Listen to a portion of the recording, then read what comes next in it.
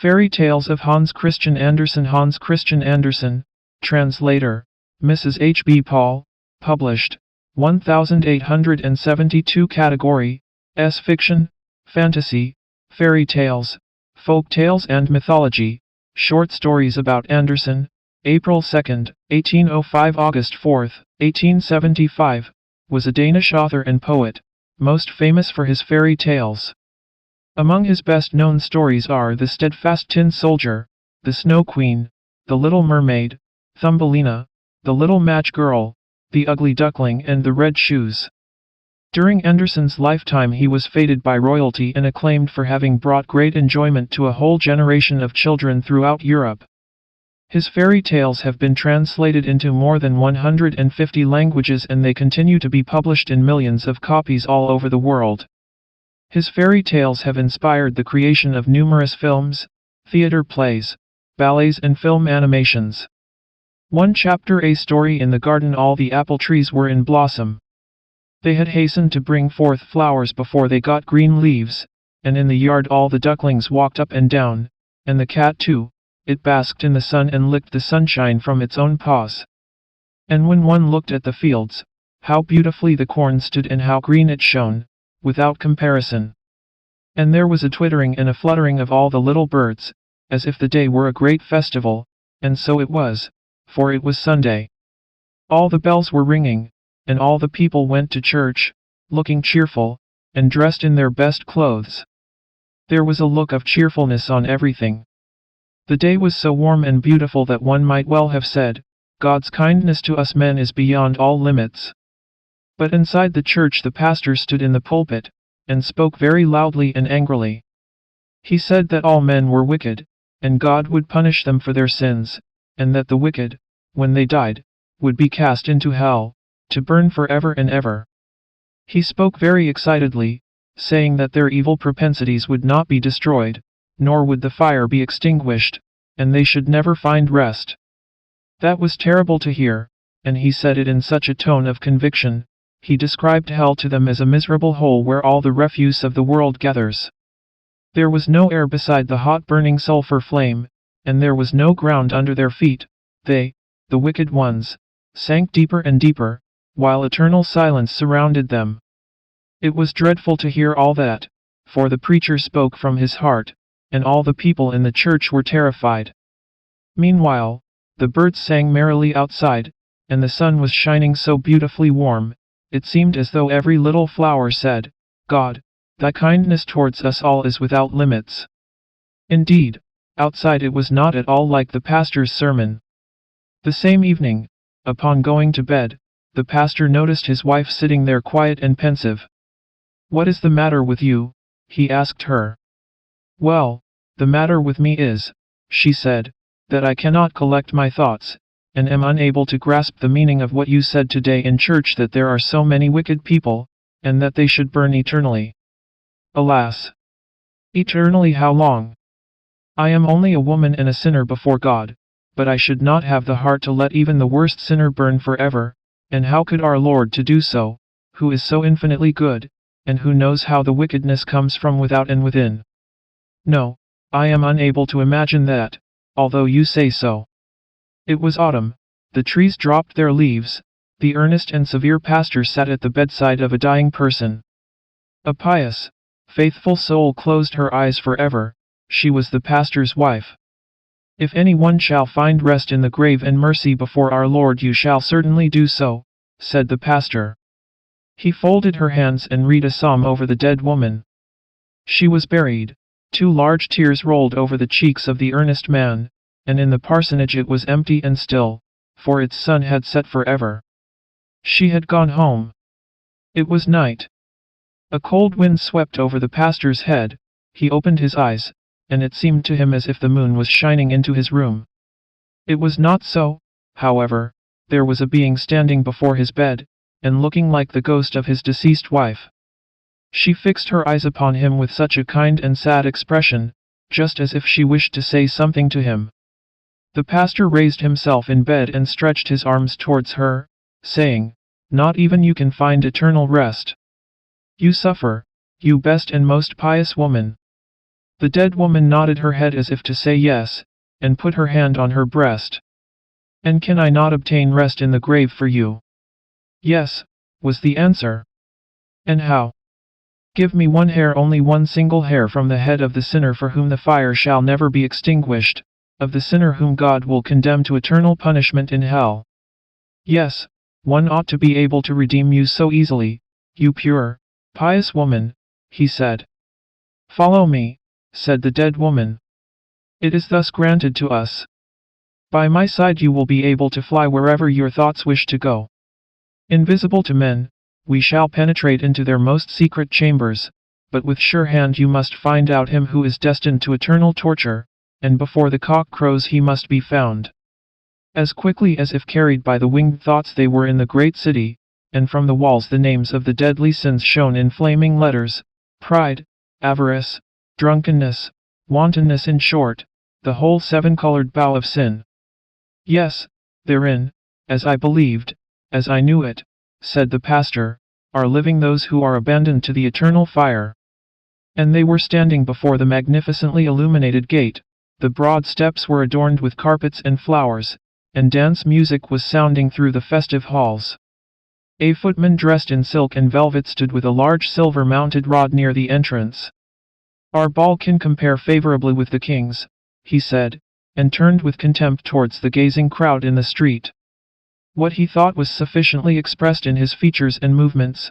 Miserable beggars, who are looking in, you are nothing in comparison to me. Pride, said the dead woman, do you see him? The footman, asked the pastor.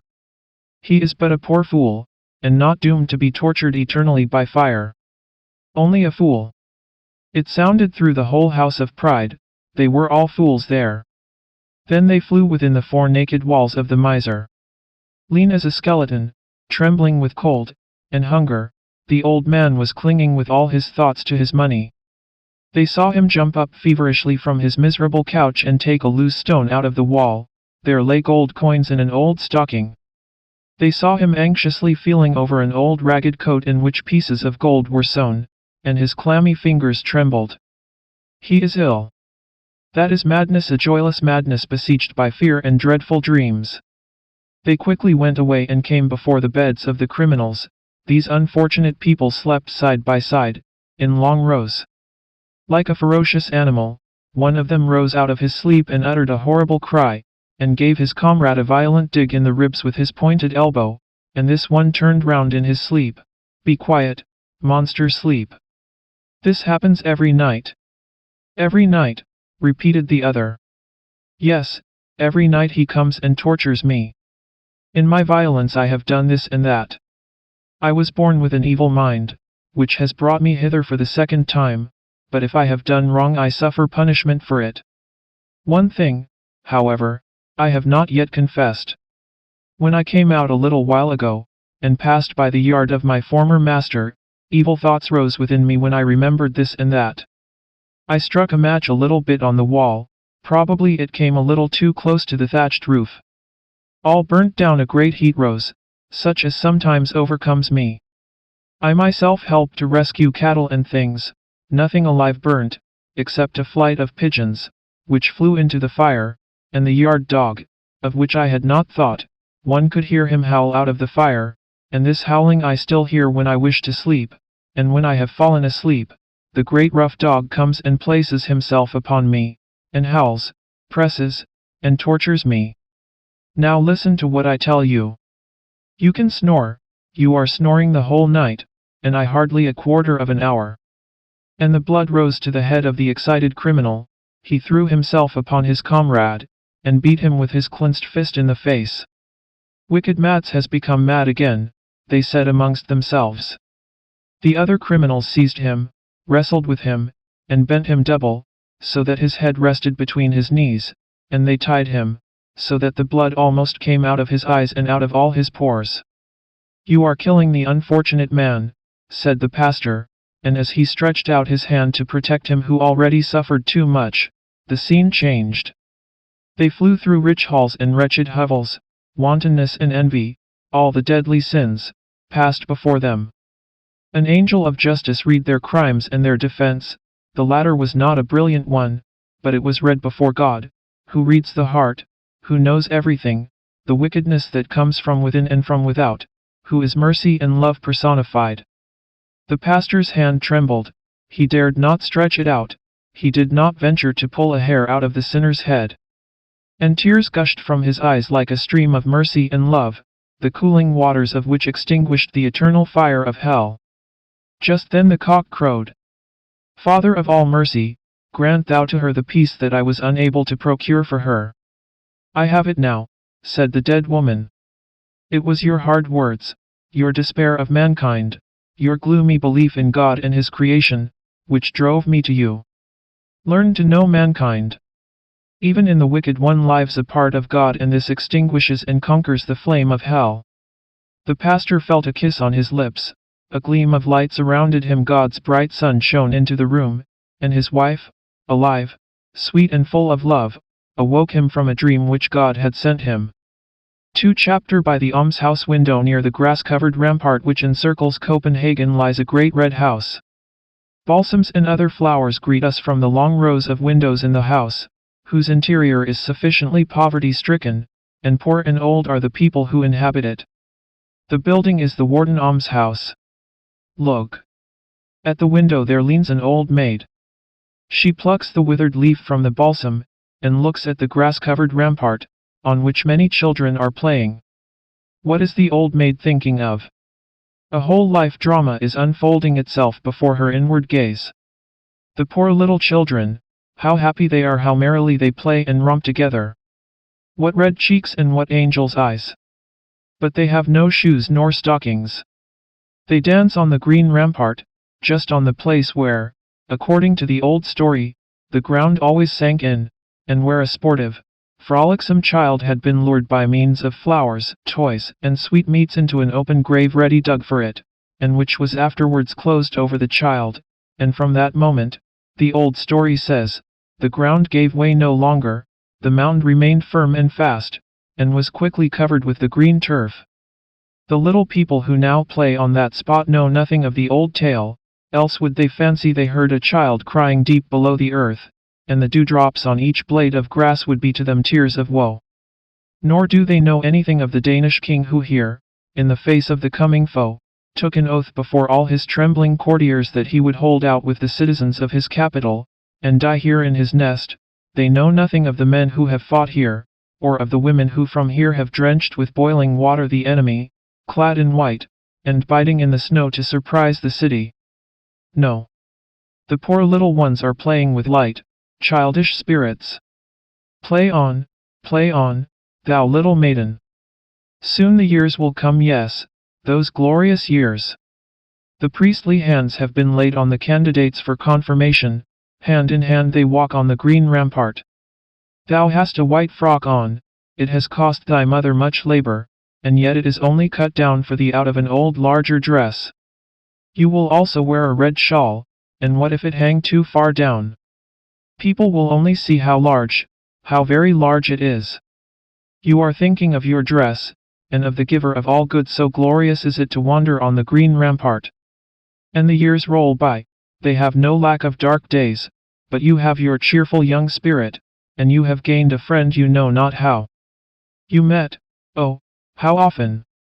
You walk together on the rampart in the fresh spring, on the high days and holidays, when all the world come out to walk upon the ramparts, and all the bells of the church steeples seem to be singing a song of praise for the coming spring.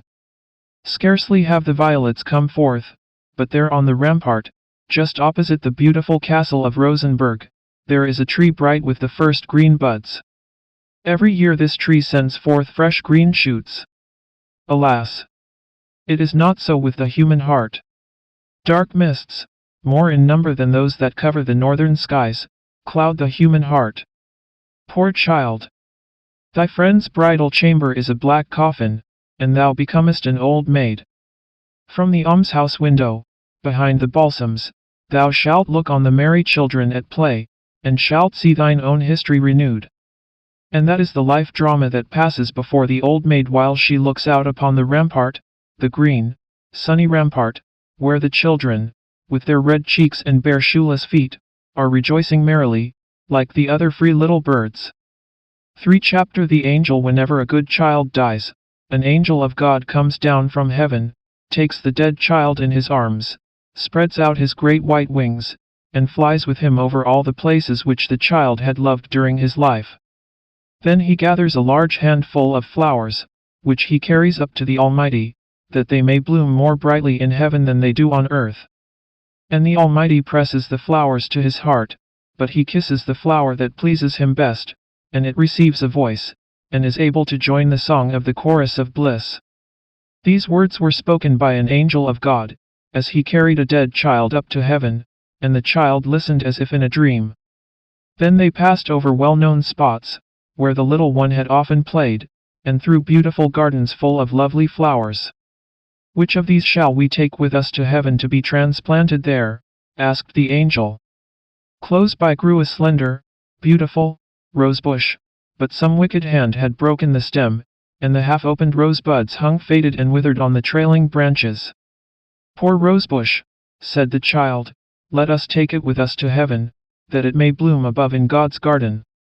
The angel took up the rosebush, then he kissed the child, and the little one half opened his eyes. The angel gathered also some beautiful flowers, as well as a few humble buttercups and heartsease. Now we have flowers enough, said the child, but the angel only nodded. He did not fly upward to heaven. It was night, and quite still in the great town. Here they remained, and the angel hovered over a small, narrow street, in which lay a large heap of straw, ashes, and sweepings from the houses of people who had removed. There lay fragments of plates, pieces of plaster, rags, old hats, and other rubbish not pleasant to see. Amidst all this confusion, the angel pointed to the pieces of a broken flower pot, and to a lump of earth which had fallen out of it. The earth had been kept from falling to pieces by the roots of a withered field flower, which had been thrown amongst the rubbish. We will take this with us, said the angel. I will tell you why as we fly along. And as they flew, the angel related the history. Down in that narrow lane, in a low cellar, lived a poor sick boy. He had been afflicted from his childhood, and even in his best days he could just manage to walk up and down the room on crutches once or twice, but no more. During some days in summer, the sunbeams would lie on the floor of the cellar for about half an hour. In this spot the poor sick boy would sit warming himself in the sunshine, and watching the red blood through his delicate fingers as he held them before his face. Then he would say he had been out, yet he knew nothing of the green forest in its spring verdure, till a neighbor's son brought him a green bough from a beech tree. This he would place over his head, and fancy that he was in the beech wood while the sun shone, and the birds caroled gaily. One spring day the neighbor's boy brought him some field flowers, and among them was one to which the root still adhered. This he carefully planted in a flower pot, and placed in a window seat near his bed. And the flower had been planted by a fortunate hand, for it grew, put forth fresh shoots, and blossomed every year. It became a splendid flower garden to the sick boy, and his little treasure upon earth. He watered it, and cherished it, and took care it should have the benefit of every sunbeam that found its way into the cellar, from the earliest morning ray to the evening sunset. The flower entwined itself even in his dreams, for him it bloomed, for him spread its perfume. And it gladdened his eyes, and to the flower he turned, even in death, when the Lord called him. He has been 1 year with God. During that time the flower has stood in the window, withered and forgotten, till at length cast out among the sweepings into the street, on the day of the lodger's removal. And this poor flower, withered and faded as it is, we have added to our nosegay, because it gave more real joy than the most beautiful flower in the garden of a queen. But how do you know all this? Asked the child whom the angel was carrying to heaven. I know it, said the angel, because I myself was the poor sick boy who walked upon crutches, and I know my own flower well. Then the child opened his eyes and looked into the glorious happy face of the angel, and at the same moment they found themselves in that heavenly home where all is happiness and joy. And God pressed the dead child to his heart, and wings were given him so that he could fly with the angel, hand in hand. Then the Almighty pressed all the flowers to his heart, but he kissed the withered field flower, and it received a voice.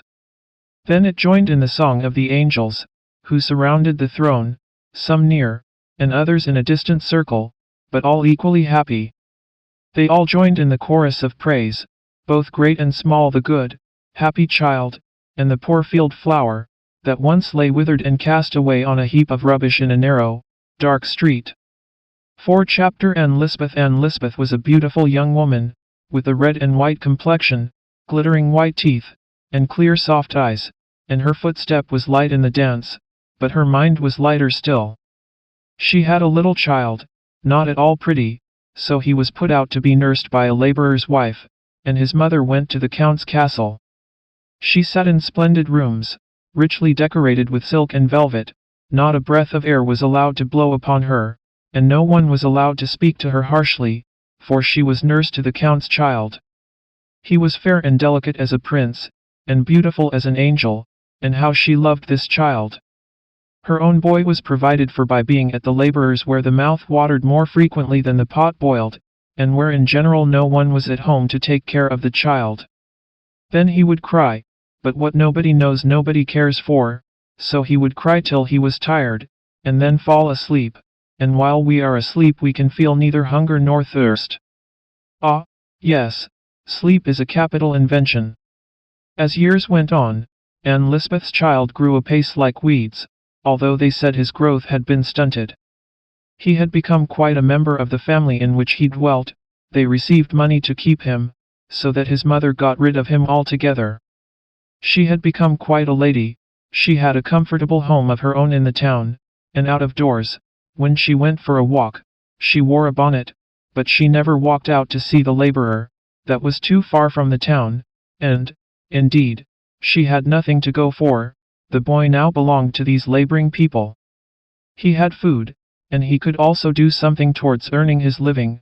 He took care of Mary's red cow, for he knew how to tend cattle and make himself useful.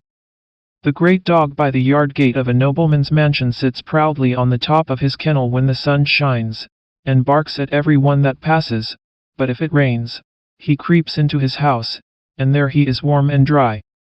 Anne Lisbeth's boy also sat in the sunshine on the top of the fence, cutting out a little toy. If it was springtime, he knew of 3 strawberry plants in blossom, which would certainly bear fruit. This was his most hopeful thought, though it often came to nothing. And he had to sit out in the rain in the worst weather, and get wet to the skin, and let the cold wind dry the clothes on his back afterwards. If he went near the farmyard belonging to the count, he was pushed and knocked about, for the men and the maids said he was so horrible ugly, but he was used to all this, for nobody loved him. This was how the world treated Anne Lisbeth's boy, and how could it be otherwise? It was his fate to be beloved by no one. Hitherto he had been a land crab. The land at last cast him adrift. He went to sea in a wretched vessel, and sat at the helm, while the skipper sat over the grog can. He was dirty and ugly, half frozen, and half starved. He always looked as if he never had enough to eat, which was really the case. Late in the autumn, when the weather was rough, windy, and wet, and the cold penetrated through the thickest clothing, especially at sea, a wretched boat went out to sea with only 2 men on board, or, more correctly, a man and a half, for it was the skipper and his boy. There had only been a kind of twilight all day, and it soon grew quite dark, and so bitterly cold, that the skipper took a dram to warm him. The bottle was old, and the glass too. It was perfect in the upper part, but the foot was broken off, and it had therefore been fixed upon a little carved block of wood, painted blue. A dram is a great comfort, and 2 are better still, thought the skipper, while the boy sat at the helm, which he held fast in his hard-seamed hands. He was ugly, and his hair was matted, and he looked crippled and stunted. They called him the field laborer's boy, though in the church register he was entered as Anne Lisbeth's son. The wind cut through the rigging, and the boat cut through the sea. The sails, filled by the wind, swelled out and carried them along in wild career. It was wet and rough above and below, and might still be worse. Hold! What is that? What has struck the boat? Was it a waterspout, or a heavy sea rolling suddenly upon them? Heaven help us, cried the boy at the helm, as the boat heeled over and lay on its beam ends. It had struck on a rock, which rose from the depths of the sea, and sank at once, like an old shoe in a puddle. It sank at once with mouse and man, as the saying is. There might have been mice on board, but only 1 man and a half, the skipper and the laborer's boy. No one saw it but the scheming seagulls and the fishes beneath the water, and even they did not see it properly, for they darted back with terror as the boat filled with water and sank. There it lay, scarcely a fathom below the surface, and those 2 were provided for, buried, and forgotten. The glass with the foot of blue wood was the only thing that did not sink, for the wood floated and the glass drifted away to be cast upon the shore and broken, where and when, is indeed of no consequence. It had served its purpose, and it had been loved, which Anne Lisbeth's boy had not been. But in heaven no soul will be able to say, never loved. Anne Lisbeth had now lived in the town many years. She was called Madam, and felt dignified in consequence. She remembered the old, noble days, in which she had driven in the carriage, and had associated with Countess and Baroness. Her beautiful, noble child had been a dear angel, and possessed the kindest heart. He had loved her so much, and she had loved him in return. They had kissed and loved each other, and the boy had been her joy, her second life. Now he was 14 years of age, tall, handsome, and clever. She had not seen him since she carried him in her arms, neither had she been for years to the Count's palace. It was quite a journey thither from the town. I must make one effort to go, said Anne Lisbeth, to see my darling, the Count's sweet child, and press him to my heart. Certainly he must long to see me, too, the young Count. No doubt he thinks of me and loves me, as in those days when he would fling his angel arms round my neck, and lisp Anne Liz. It was music to my ears. Yes, I must make an effort to see him again. She drove across the country in a grazier's cart, and then got out, and continued her journey on foot, and thus reached the Count's castle. It was as great and magnificent as it had always been, and the garden looked the same as ever.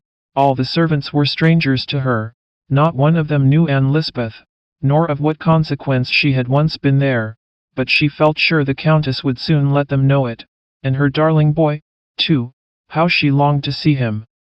Now that Anne Lisbeth was at her journey's end, she was kept waiting a long time, and for those who wait, time passes slowly. But before the great people went in to dinner, she was called in and spoken to very graciously. She was to go in again after dinner, and then she would see her sweet boy once more. How tall and slender and thin he had grown, but the eyes and the sweet angel mouth were still beautiful. He looked at her, but he did not speak. He certainly did not know who she was. He turned round and was going away, but she seized his hand and pressed it to her lips. Well, well, he said, and with that he walked out of the room. He who filled her every thought. He whom she loved best, and who was her whole earthly pride. Anne Lisbeth went forth from the castle into the public road, feeling mournful and sad. He whom she had nursed day and night, and even now carried about in her dreams, had been cold and strange, and had not a word or thought respecting her. A great black raven darted down in front of her on the high road, and croaked dismally. Ah, said she, what bird of ill omen art thou? Presently she passed the laborer's hut. His wife stood at the door, and the 2 women spoke to each other. You look well, said the woman. You're fat and plump. You are well off. Oh yes, answered Anne Lisbeth. The boat went down with them, continued the woman. Hans the skipper and the boy were both drowned, so there's an end of them. I always thought the boy would be able to help me with a few dollars. He'll never cost you anything more, Anne Lisbeth. So they were drowned, repeated Anne Lisbeth, but she said no more, and the subject was dropped. She felt very low-spirited, because her Count child had shown no inclination to speak to her who loved him so well, and who had traveled so far to see him. The journey had cost money too, and she had derived no great pleasure from it. Still she said not a word of all this. She could not relieve her heart by telling the laborer's wife, lest the latter should think she did not enjoy her former position at the castle. Then the raven flew over her, screaming again as he flew. "The black wretch," said Anne Lisbeth. "He will end by frightening me today." She had brought coffee and chicory with her, for she thought it would be a charity to the poor woman to give them to her to boil a cup of coffee, and then she would take a cup herself. The woman prepared the coffee, and in the meantime Anne Lisbeth seated her in a chair and fell asleep. Then she dreamed of something which she had never dreamed before. Singularly enough, she dreamed of her own child, who had wept and hungered in the laborer's hut, and had been knocked about in heat and in cold, and who was now lying in the depths of the sea, in a spot only known by God. She fancied she was still sitting in the hut, where the woman was busy preparing the coffee, for she could smell the coffee berries roasting. But suddenly it seemed to her that there stood on the threshold a beautiful young form, as beautiful as the Count's child, and this apparition said to her, "The world is passing away, hold fast to me, for you are my mother after all, you have an angel in heaven, hold me fast," and the child angel stretched out his hand and seized her. Then there was a terrible crash, as of a world crumbling to pieces, and the angel child was rising from the earth, and holding her by the sleeve so tightly that she felt herself lifted from the ground, but, on the other hand, something heavy hung to her feet and dragged her down, and it seemed as if hundreds of women were clinging to her, and crying, "If thou art to be saved, we must be saved too. Hold fast, hold fast." And then they all hung on her, but there were too many, and as they clung the sleeve was torn, and Anne Lisbeth fell down in horror, and awoke. Indeed, she was on the point of falling over in reality with the chair on which she sat, but she was so startled and alarmed that she could not remember what she had dreamed, only that it was something very dreadful. They drank their coffee and had a chat together, and then Anne Lisbeth went away towards the little town where she was to meet the carrier, who was to drive her back to her own home. But when she came to him she found that he would not be ready to start till the evening of the next day. Then she began to think of the expense, and what the distance would be to walk. She remembered that the route by the seashore was 2 miles shorter than by the high road, and as the weather was clear, and there would be moonlight, she determined to make her way on foot, and to start at once, that she might reach home the next day. The sun had set, and the evening bells sounded through the air from the tower of the village church, but to her it was not the bells, but the cry of the frogs in the marshes. Then they ceased, and all around became still, not a bird could be heard, they were all at rest, even the owl had not left her hiding place, deep silence reigned on the margin of the wood by the seashore. As Anne Lisbeth walked on she could hear her own footsteps in the sands, even the waves of the sea were at rest, and all in the deep waters had sunk into silence. There was quiet among the dead and the living in the deep sea. Anne Lisbeth walked on, thinking of nothing at all, as people say, or rather her thoughts wandered, but not away from her, for thought is never absent from us, it only slumbers. Many thoughts that have lain dormant are roused at the proper time, and begin to stir in the mind and the heart, and seem even to come upon us from above. It is written, that a good deed bears a blessing for its fruit, and it is also written, that the wages of sin is death. Much has been said and much written which we pass over or know nothing of. A light arises within us, and then forgotten things make themselves remembered, and thus it was with Anne Lisbeth.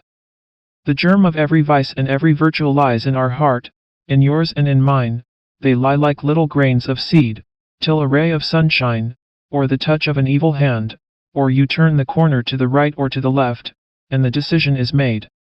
The little seed is stirred, it swells, and shoots up, and pours its sap into your blood, directing your course either for good or evil. Troublesome thoughts often exist in the mind, fermenting there, which are not realized by us while the senses are as it were slumbering, but still they are there. Anne Lisbeth walked on thus with her senses half asleep, but the thoughts were fermenting within her. From one Shrove Tuesday to another, much may occur to weigh down the heart, it is the reckoning of a whole year, much may be forgotten, sins against heaven in word and thought, sins against our neighbor, and against our own conscience. We are scarcely aware of their existence, and Anne Lisbeth did not think of any of her errors. She had committed no crime against the law of the land, she was an honorable person, in a good position that she knew. She continued her walk along by the margin of the sea. What was it she saw lying there? An old hat. A man's hat. Now when might that have been washed overboard? She drew nearer. She stopped to look at the hat. Ha! What was lying yonder? She shuddered, yet it was nothing save a heap of grass and tangled seaweed flung across a long stone, but it looked like a corpse. Only tangled grass, and yet she was frightened at it. As she turned to walk away, much came into her mind that she had heard in her childhood, old superstitions of specters by the seashore, of the ghosts of drowned but unburied people, whose corpses had been washed up on the desolate beach. The body, she knew, could do no harm to anyone, but the spirit could pursue the lonely wanderer, attach itself to him, and demand to be carried to the churchyard, that it might rest in consecrated ground. Hold fast! Hold fast! The spectre would cry, and as Anne Lisbeth murmured these words to herself, the whole of her dream was suddenly recalled to her memory, when the mother had clung to her, and uttered these words, when, amid the crashing of worlds, her sleeve had been torn, and she had slipped from the grasp of her child, who wanted to hold her up in that terrible hour. Her child, her own child, which she had never loved, lay now buried in the sea, and might rise up, like a spectre, from the waters, and cry, "Hold fast, carry me to consecrated ground." As these thoughts passed through her mind, fear gave speed to her feet, so that she walked faster and faster. Fear came upon her as if a cold, clammy hand had been laid upon her heart, so that she almost fainted. As she looked across the sea, all there grew darker, a heavy mist came rolling onwards, and clung to bush and tree, distorting them into fantastic shapes. She turned and glanced at the moon, which had risen behind her. It looked like a pale, rayless surface, and a deadly weight seemed to hang upon her limbs. Hold, thought she, and then she turned round a second time to look at the moon. A white face appeared quite close to her, with a mist, hanging like a garment from its shoulders. Stop! Carry me to consecrated earth, sounded in her ears, in strange, hollow tones. The sound did not come from frogs or ravens. She saw no sign of such creatures. A grave. Dig me a grave, was repeated quite loud. Yes, it was indeed the spectre of her child. The child that lay beneath the ocean, and whose spirit could have no rest until it was carried to the churchyard, and until a grave had been dug for it in consecrated ground. She would go there at once, and there she would dig.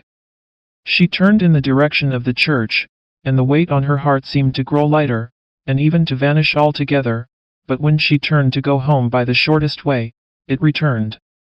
Stop! Stop! And the words came quite clear, though they were like the croak of a frog, or the wail of a bird. A grave. Dig me a grave. The mist was cold and damp, her hands and face were moist and clammy with horror, a heavy weight again seized her and clung to her, her mind became clear for thoughts that had never before been there. In these northern regions, a beechwood often buds in a single night and appears in the morning sunlight in its full glory of youthful green. So, in a single instant, can the consciousness of the sin that has been committed in thoughts, words, and actions of our past life, be unfolded to us.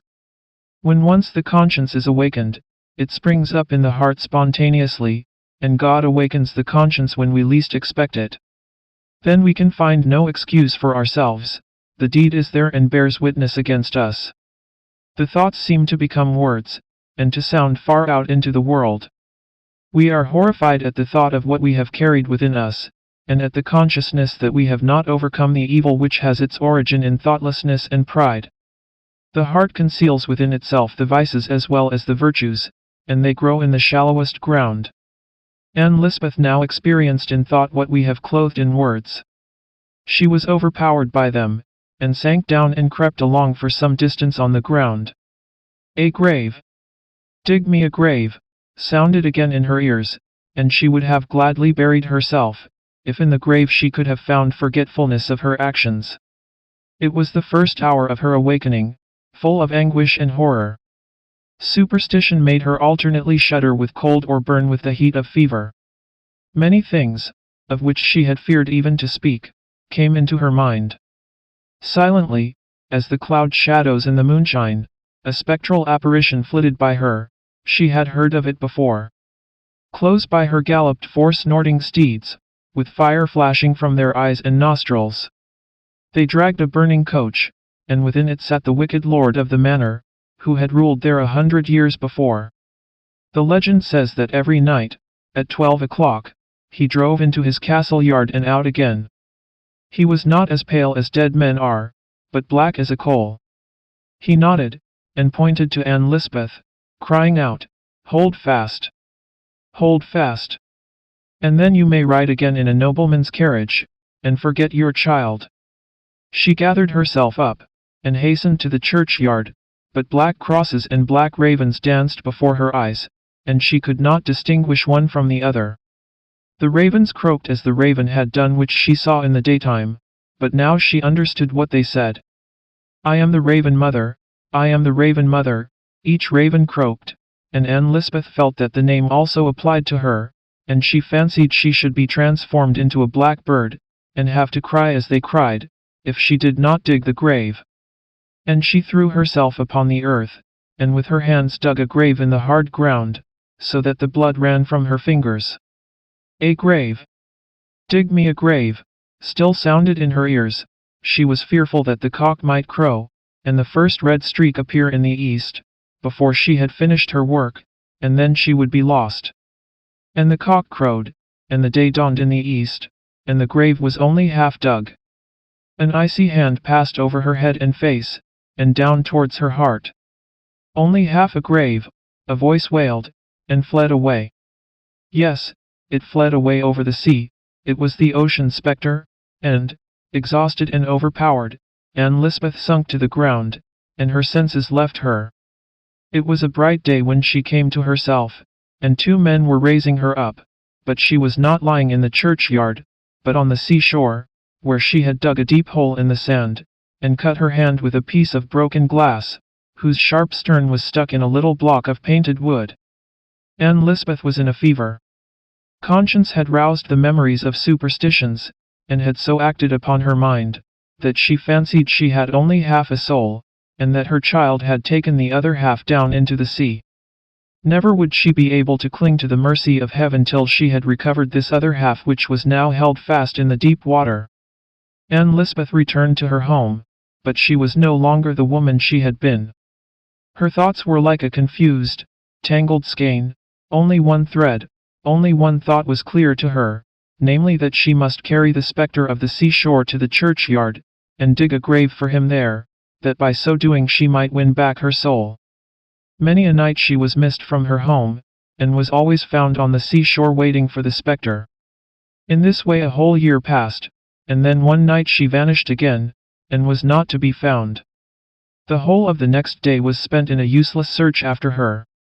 Towards evening, when the clerk entered the church to toll the vesper bell, he saw by the altar Anne Lisbeth, who had spent the whole day there. Her powers of body were almost exhausted, but her eyes flashed brightly, and on her cheeks was a rosy flush.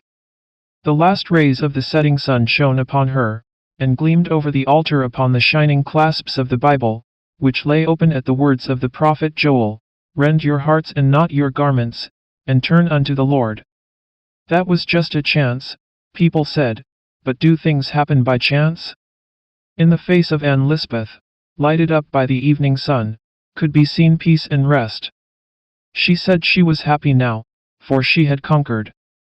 The spectre of the shore, her own child, had come to her the night before, and had said to her, "Thou hast dug me only half a grave, but thou hast now, for a year and a day, buried me altogether in thy heart, and it is there a mother can best hide her child."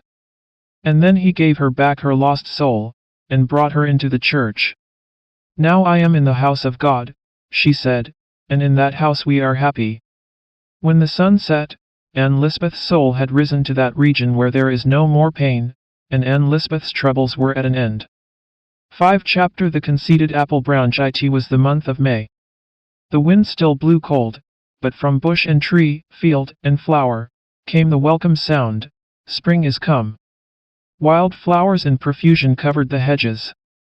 Under the little apple tree, spring seemed busy, and told his tale from one of the branches which hung fresh and blooming, and covered with delicate pink blossoms that were just ready to open. The branch well knew how beautiful it was. This knowledge exists as much in the leaf as in the blood. I was therefore not surprised when a nobleman's carriage, in which sat the young countess, stopped in the road just by. She said that an apple branch was a most lovely object, and an emblem of spring in its most charming aspect. Then the branch was broken off for her, and she held it in her delicate hand, and sheltered it with her silk parasol. Then they drove to the castle, in which were lofty halls and splendid drawing rooms. Pure white curtains fluttered before the open windows, and beautiful flowers stood in shining, transparent vases, and in one of them, which looked as if it had been cut out of newly fallen snow, the apple branch was placed, among some fresh, light twigs of beech. It was a charming sight. Then the branch became proud, which was very much like human nature. People of every description entered the room, and, according to their position in society, so dared they to express their admiration. Some few said nothing, others expressed too much, and the apple branch very soon got to understand that there was as much difference in the characters of human beings as in those of plants and flowers. Some are all for pomp and parade, others have a great deal to do to maintain their own importance, while the rest might be spared without much loss to society. So thought the apple branch, as he stood before the open window, from which he could see out over gardens and fields, where there were flowers and plants enough for him to think and reflect upon, some rich and beautiful, some poor and humble indeed. Poor, despised herbs, said the apple branch, there is really a difference between them and such as I am. How unhappy they must be, if they can feel as those in my position do. There is a difference indeed, and so there ought to be, or we should all be equals. And the apple branch looked with a sort of pity upon them, especially on a certain little flower that is found in fields and in ditches. No one bound these flowers together in a nosegay, they were too common, they were even known to grow between the paving stones, shooting up everywhere, like bad weeds, and they bore the very ugly name of dog flowers or dandelions. Poor, despised plants, said the apple bough, it is not your fault that you are so ugly, and that you have such an ugly name, but it is with plants as with men there must be a difference. A difference, cried the sunbeam, as he kissed the blooming apple branch, and then kissed the yellow dandelion out in the fields. All were brothers, and the sunbeam kissed them, the poor flowers as well as the rich. The apple bough had never thought of the boundless love of God, which extends over all the works of creation, over everything which lives and moves and has its being in him. He had never thought of the good and beautiful which are so often hidden, but can never remain forgotten by him, not only among the lower creation, but also among men. The sunbeam, the ray of light, knew better. You do not see very far, nor very clearly, he said to the apple branch. Which is the despised plant you so specially pity? The dandelion, he replied. No one ever places it in a nosegay, it is often trodden underfoot, there are so many of them, and when they run to seed, they have flowers like wool, which fly away in little pieces over the roads, and cling to the dresses of the people. They are only weeds, but of course there must be weeds. Oh, I am really very thankful that I was not made like one of these flowers. There came presently across the fields a whole group of children, the youngest of whom was so small that it had to be carried by the others, and when he was seated on the grass, among the yellow flowers, he laughed aloud with joy, kicked out his little legs, rolled about, plucked the yellow flowers, and kissed them in childlike innocence. The elder children broke off the flowers with long stems, bent the stalks one round the other, to form links, and made first a chain for the neck, then one to go across the shoulders, and hang down to the waist, and at last a wreath to wear round the head, so that they looked quite splendid in their garlands of green stems and golden flowers. But the eldest among them gathered carefully the faded flowers, on the stem of which was grouped together the seed, in the form of a white feathery coronal. These loose, airy wool flowers are very beautiful, and look like fine snowy feathers or down. The children held them to their mouths, and tried to blow away the whole coronal with one puff of the breath. They had been told by their grandmothers that whoever did so would be sure to have new clothes before the end of the year. The despised flower was by this raised to the position of a prophet or foreteller of events. "Do you see," said the sunbeam, "do you see the beauty of these flowers? Do you see their powers of giving pleasure?" "Yes, to children," said the apple bough.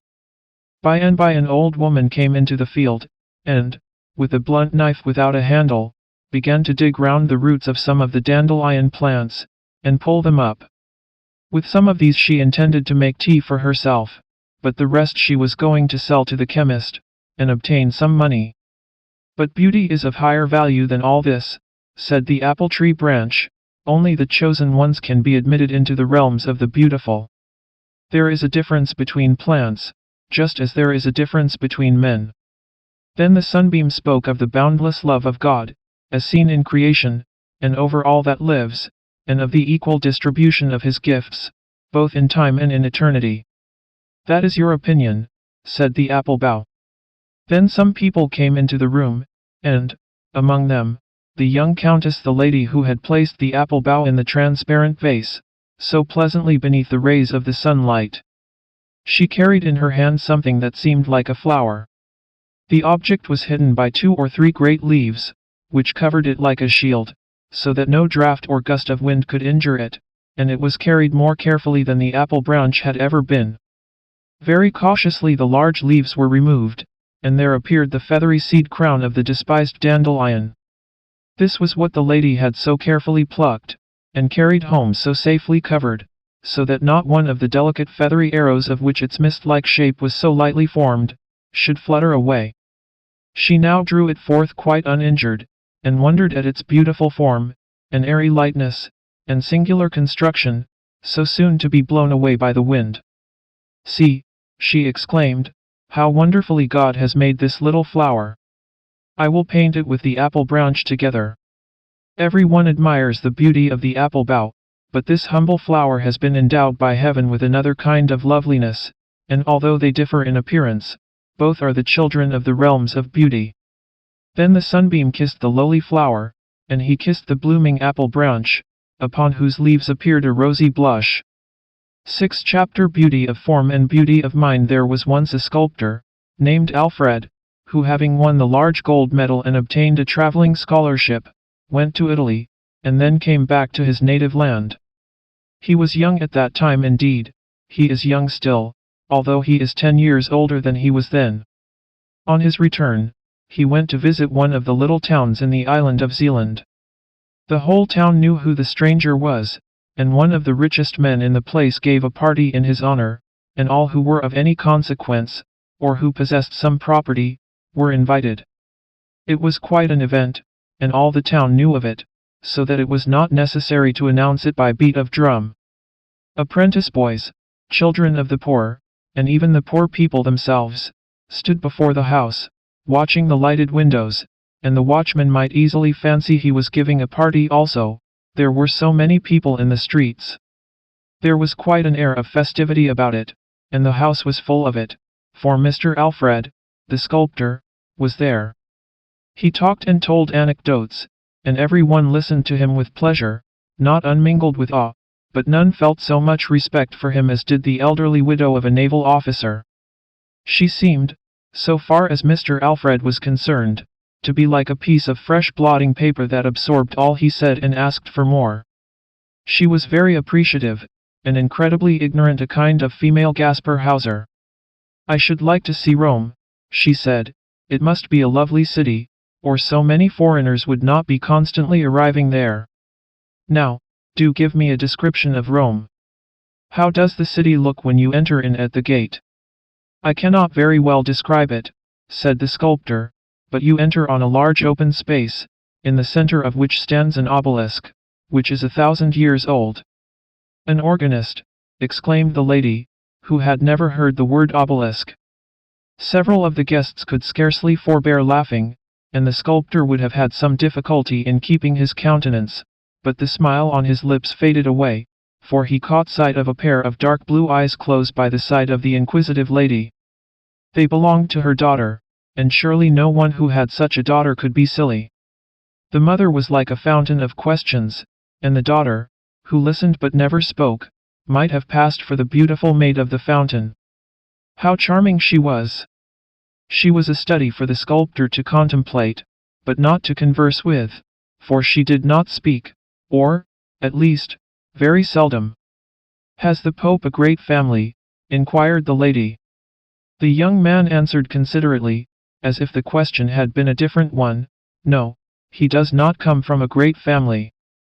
"That is not what I asked," persisted the widow. "I mean, has he a wife and children?" "The Pope is not allowed to marry," replied the gentleman. "I don't like that," was the lady's remark.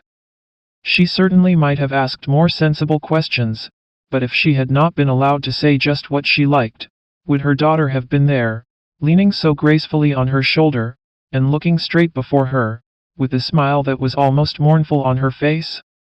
Mr. Alfred again spoke of Italy, and of the glorious colors in Italian scenery, the purple hills, the deep blue of the Mediterranean, the azure of southern skies, whose brightness and glory could only be surpassed in the north by the deep blue eyes of a maiden, and he said this with a peculiar intonation, but she who should have understood his meaning looked quite unconscious of it, which also was charming. "Beautiful Italy," sighed some of the guests. "Oh, to travel there," exclaimed others. "Charming! Charming!" echoed from every voice. "I may perhaps win $100,000 in the lottery," said the naval officer's widow, "and if I do, we will travel, I and my daughter, and you, Mr. Alfred, must be our guide. We can all three travel together, with one or two more of our good friends." And she nodded in such a friendly way at the company, that each imagined himself to be the favored person who was to accompany them to Italy. "Yes, we must go," she continued, "but not to those parts where there are robbers. We will keep to Rome. In the public roads one is always safe." The daughter sighed very gently, and how much there may be in a sigh, or attributed to it. The young man attributed a great deal of meaning to this sigh. Those deep blue eyes, which had been lit up this evening in honor of him, must conceal treasures, treasures of heart and mind, richer than all the glories of Rome, and so when he left the party that night, he had lost it completely to the young lady. The house of the naval officer's widow was the one most constantly visited by Mr. Alfred, the sculptor. It was soon understood that his visits were not intended for that lady, though they were the persons who kept up the conversation. He came for the sake of the daughter. They called her Kayla. Her name was really Karen Malena, and these two names had been contracted into the one name Kayla. She was really beautiful, but some said she was rather dull, and slept late of a morning. "She has been accustomed to that," her mother said. "She is a beauty, and they are always easily tired. She does sleep rather late, but that makes her eyes so clear." What power seemed to lie in the depths of those dark eyes? The young man felt the truth of the proverb, "Still waters run deep," and his heart had sunk into their depths. He often talked of his adventures, and the mamma was as simple and eager in her questions as on the first evening they met. It was a pleasure to hear Alfred describe anything. He showed them colored plates of Naples, and spoke of excursions to Mount Vesuvius, and the eruptions of fire from it. The naval officer's widow had never heard of them before. "Good heavens!" she exclaimed. "So that is a burning mountain, but is it not very dangerous to the people who live near it?"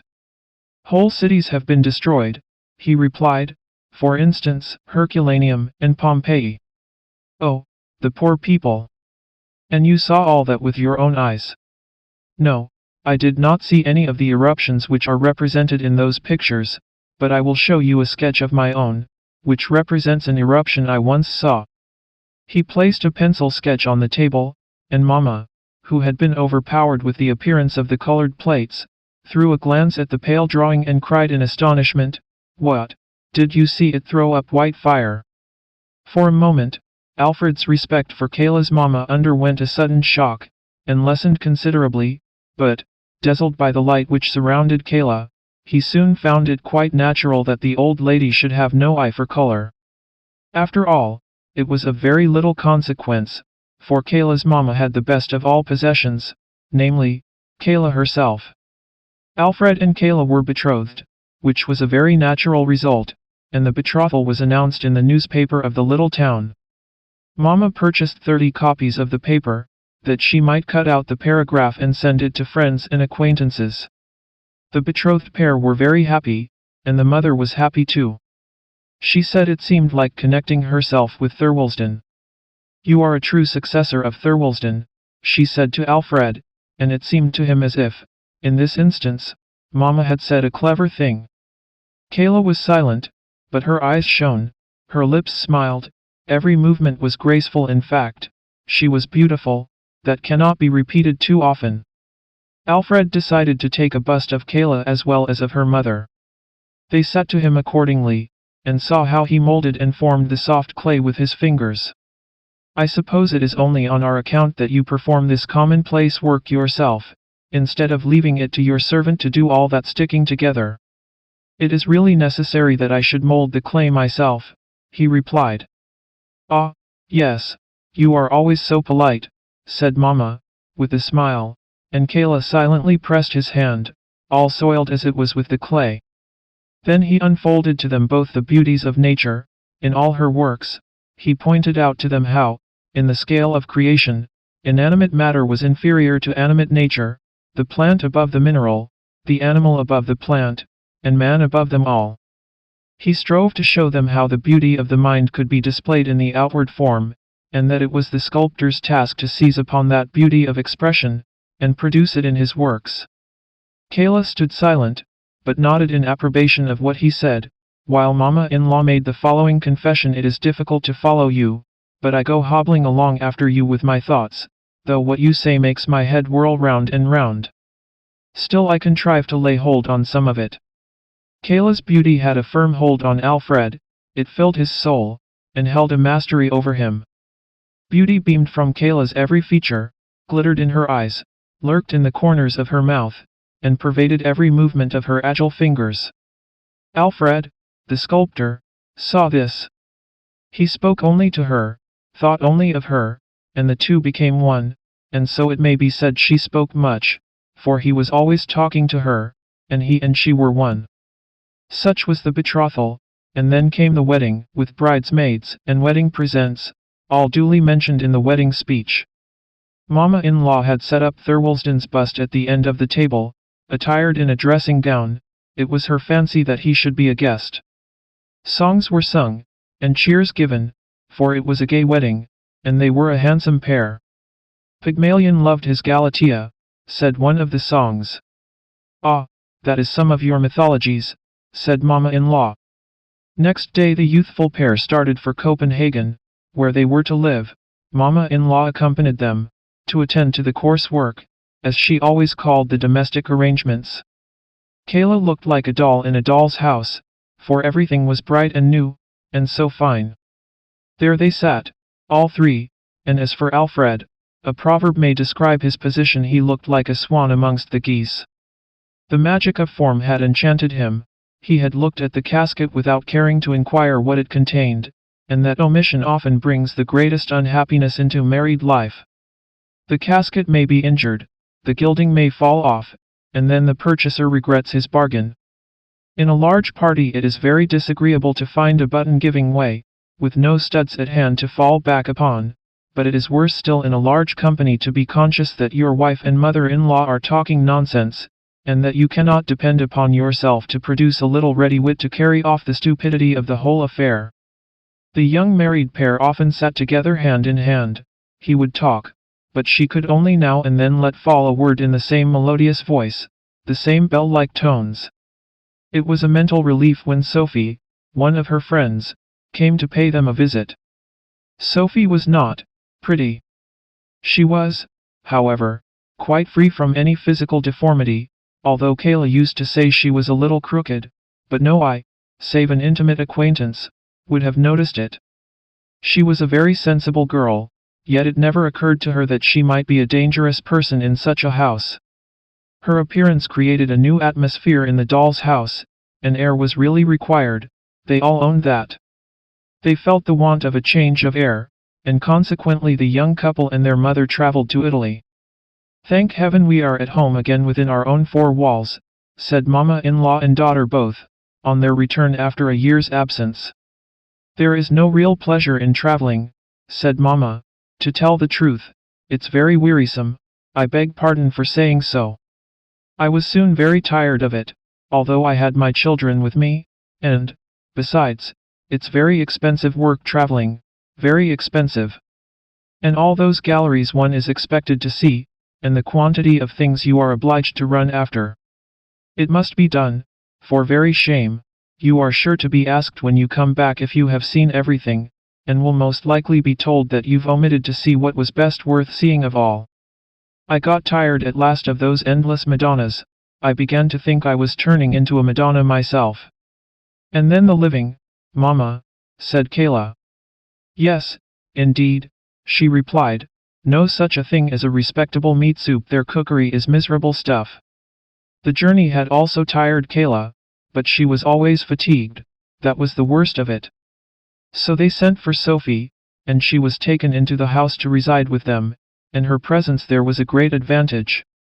Mama-in-law acknowledged that Sophie was not only a clever housewife, but well informed and accomplished, though that could hardly be expected in a person of her limited means. She was also a generous-hearted, faithful girl. She showed that thoroughly while Kayla lay sick, fading away. When the casket is everything, the casket should be strong, or else all is over. And all was over with the casket, for Kayla died. She was beautiful, said her mother. She was quite different from the beauties they call antiques, for they are so damaged. A beauty ought to be perfect, and Kayla was a perfect beauty. Alfred wept, and Mama wept, and they both wore mourning. The black dress suited Mama very well, and she wore mourning the longest. She had also to experience another grief in seeing Alfred marry again, marry Sophie, who was nothing at all to look at. He's gone to the very extreme, said Mama-in-law. He has gone from the most beautiful to the ugliest, and he has forgotten his first wife. Men have no constancy. My husband was a very different man, but then he died before me. Pygmalion loved his Galatea, was in the song they sung at my first wedding, said Alfred. I once fell in love with a beautiful statue, which awoke to life in my arms, but the kindred soul, which is a gift from heaven, the angel who can feel and sympathize with and elevate us, I have not found and won till now. You came, Sophie, not in the glory of outward beauty, though you are even fairer than is necessary. The chief thing still remains.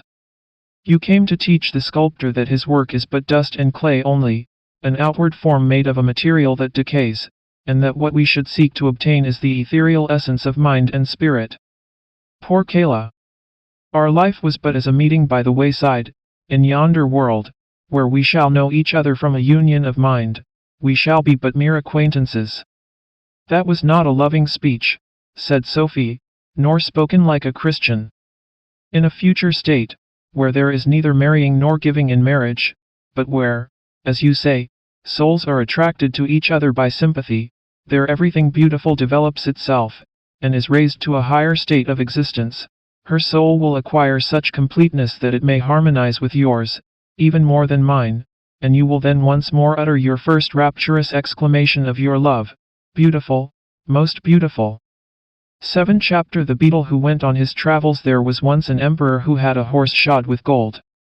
He had a golden shoe on each foot, and why was this? He was a beautiful creature, with slender legs, bright, intelligent eyes, and a mane that hung down over his neck like a veil. He had carried his master through fire and smoke in the battlefield, with the bullets whistling round him. He had kicked and bitten, and taken part in the fight, when the enemy advanced, and, with his master on his back, he had dashed over the fallen foe, and saved the golden crown and the emperor's life, which was of more value than the brightest gold. This is the reason of the emperor's horse wearing golden shoes. A beetle came creeping forth from the stable, where the farrier had been shoeing the horse. Great ones, first, of course, said he, and then the little ones, but size is not always a proof of greatness. He stretched out his thin leg as he spoke. And pray what do you want? Asked the farrier. Golden shoes, replied the beetle. Why, You must be out of your senses, cried the farrier. Golden shoes for you, indeed. Yes, certainly, golden shoes, replied the beetle. Am I not just as good as that great creature yonder, who is waited upon and brushed, and has food and drink placed before him? And don't I belong to the royal stables? But why does the horse have golden shoes? Asked the farrier. Of course you understand the reason. Understand? Well, I understand that it is a personal slight to me, cried the beetle. It is done to annoy me, so I intend to go out into the world and seek my fortune. Go along with you, said the farrier. You're a rude fellow, cried the beetle, as he walked out of the stable, and then he flew for a short distance, till he found himself in a beautiful flower garden, all fragrant with roses and lavender. The ladybirds, with red and black shells on their backs, and delicate wings, were flying about, and one of them said, Is it not sweet and lovely here? Oh, how beautiful everything is! I am accustomed to better things, said the beetle. Do you call this beautiful? Why, there is not even a dung heap. Then he went on, and under the shadow of a large haystack he found a caterpillar crawling along. How beautiful this world is, said the caterpillar. The sun is so warm, I quite enjoy it. And soon I shall go to sleep, and die as they call it, but I shall wake up with beautiful wings to fly with, like a butterfly. How conceited you are, exclaimed the beetle. Fly about as a butterfly, indeed. What of that? I have come out of the emperor's stable, and no one there, not even the emperor's horse, who, in fact, wears my cast-off golden shoes, has any idea of flying, excepting myself. To have wings and fly. Why, I can do that already, and so saying, he spread his wings and flew away. I don't want to be disgusted, he said to himself, and yet I can't help it. Soon after, he fell down upon an extensive lawn, and for a time pretended to sleep, but at last fell asleep in earnest. Suddenly a heavy shower of rain came falling from the clouds. The beetle woke up with the noise and would have been glad to creep into the earth for shelter, but he could not. He was tumbled over and over with the rain, sometimes swimming on his stomach and sometimes on his back, and as for flying, that was out of the question. He began to doubt whether he should escape with his life, so he remained, quietly lying where he was. After a while the weather cleared up a little, and the beetle was able to rub the water from his eyes, and look about him. He saw something gleaming, and he managed to make his way up to it. It was linen which had been laid to bleach on the grass.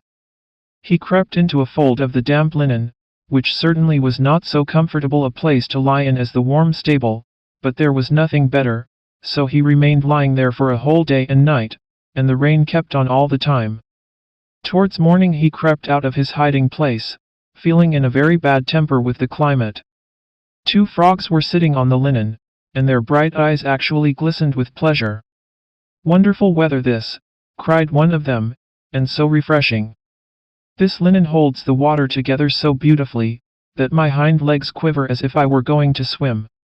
I should like to know, said another, if the swallow who flies so far in her many journeys to foreign lands, ever met with a better climate than this. What delicious moisture! It is as pleasant as lying in a wet ditch. I am sure anyone who does not enjoy this has no love for his fatherland. Have you ever been in the emperor's stable? Asked the beetle. There the moisture is warm and refreshing, that's the climate for me, but I could not take it with me on my travels. Is there not even a dunghill here in this garden, where a person of rank, like myself, could take up his abode and feel at home? But the frogs either did not or would not understand him. I never ask a question twice, said the beetle, after he had asked this one 3 times, and received no answer. Then he went on a little farther and stumbled against a piece of broken crockery ware, which certainly ought not to have been lying there. But as it was there, it formed a good shelter against wind and weather to several families of earwigs who dwelt in it.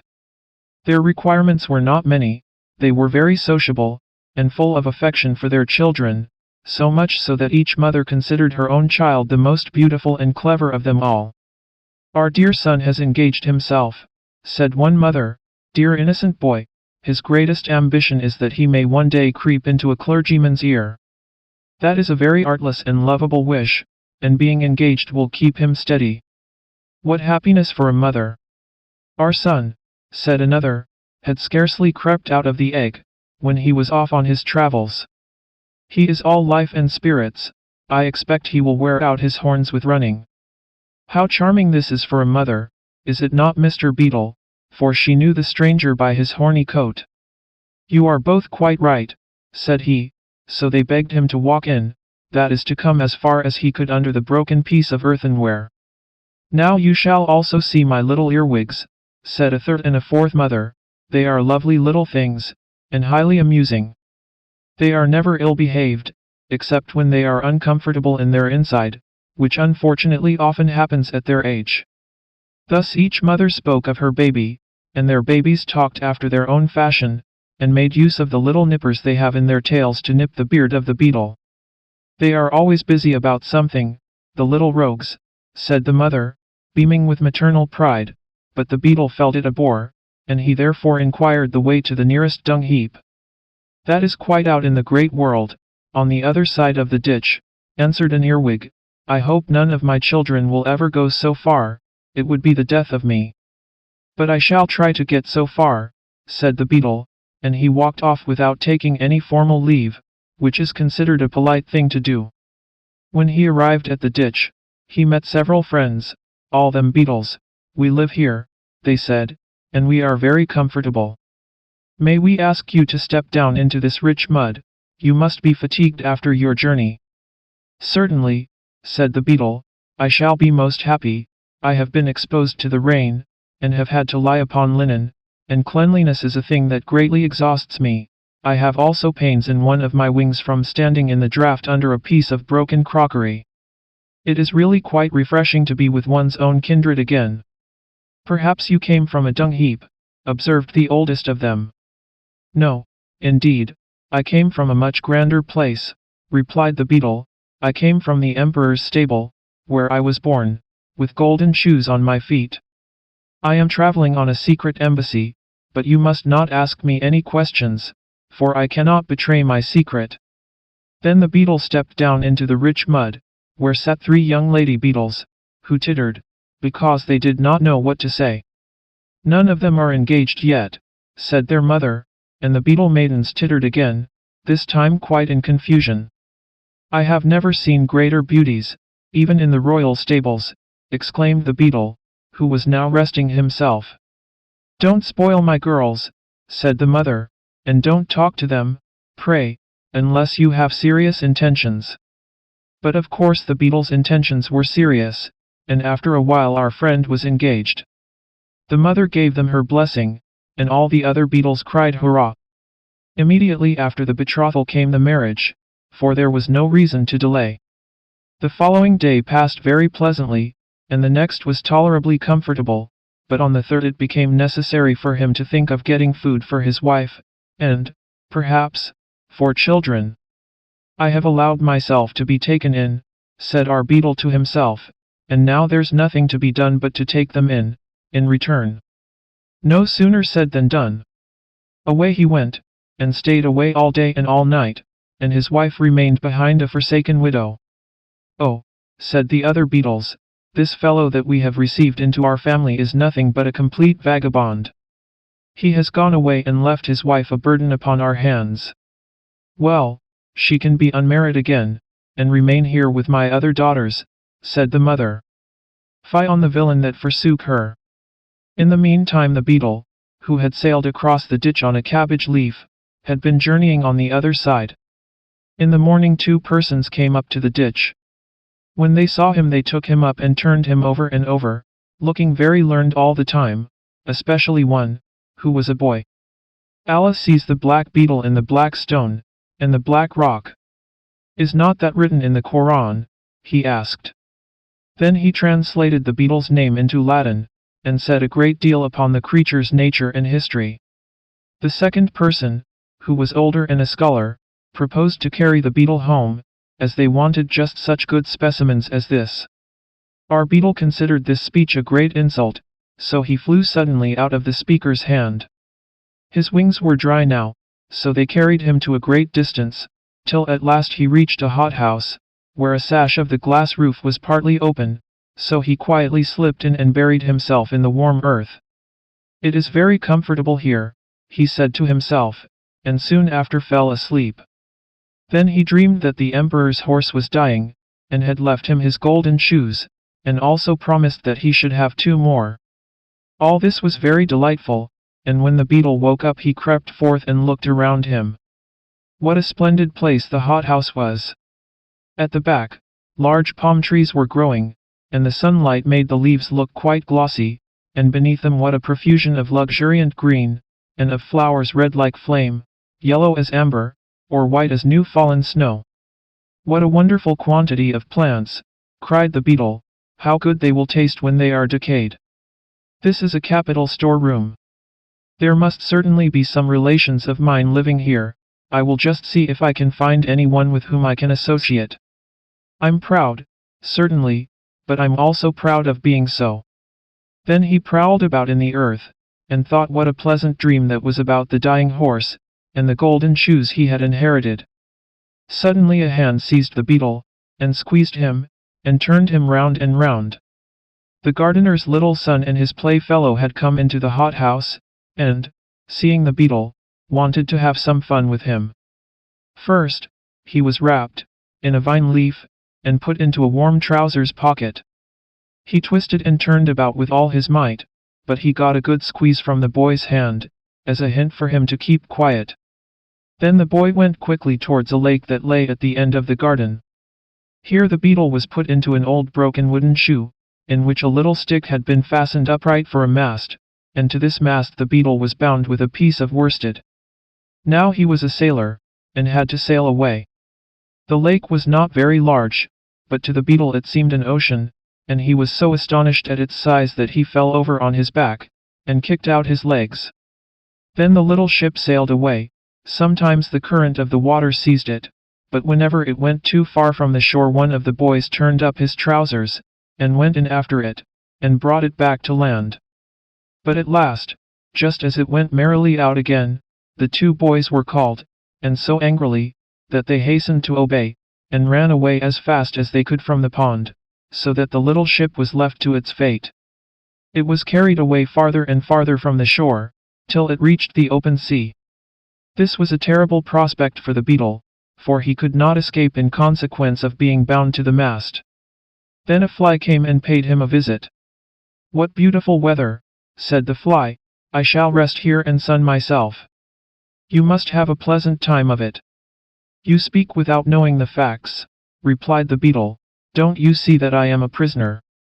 "Ah, but I'm not a prisoner," remarked the fly, and away he flew. "Well, now I know the world," said the beetle to himself. "It's an abominable world. I'm the only respectable person in it. First, they refuse me my golden shoes, then I have to lie on damp linen, and to stand in a draught, and to crown all, they fasten a wife upon me.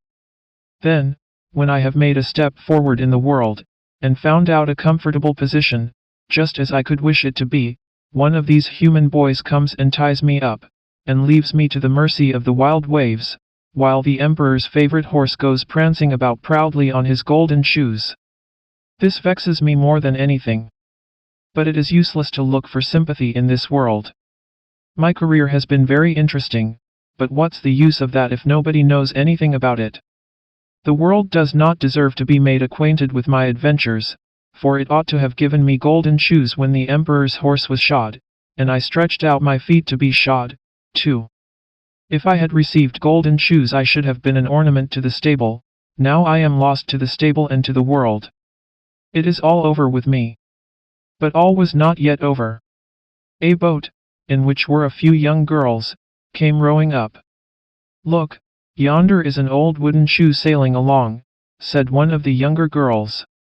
"And there's a poor little creature bound fast in it," said another. The boat now came close to our beetle's ship, and the young girls fished it out of the water.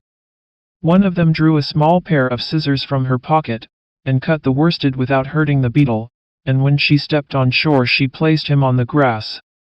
"There," she said, "creep away, or fly, if thou canst. It is a splendid thing to have thy liberty." Away flew the beetle, straight through the open window of a large building.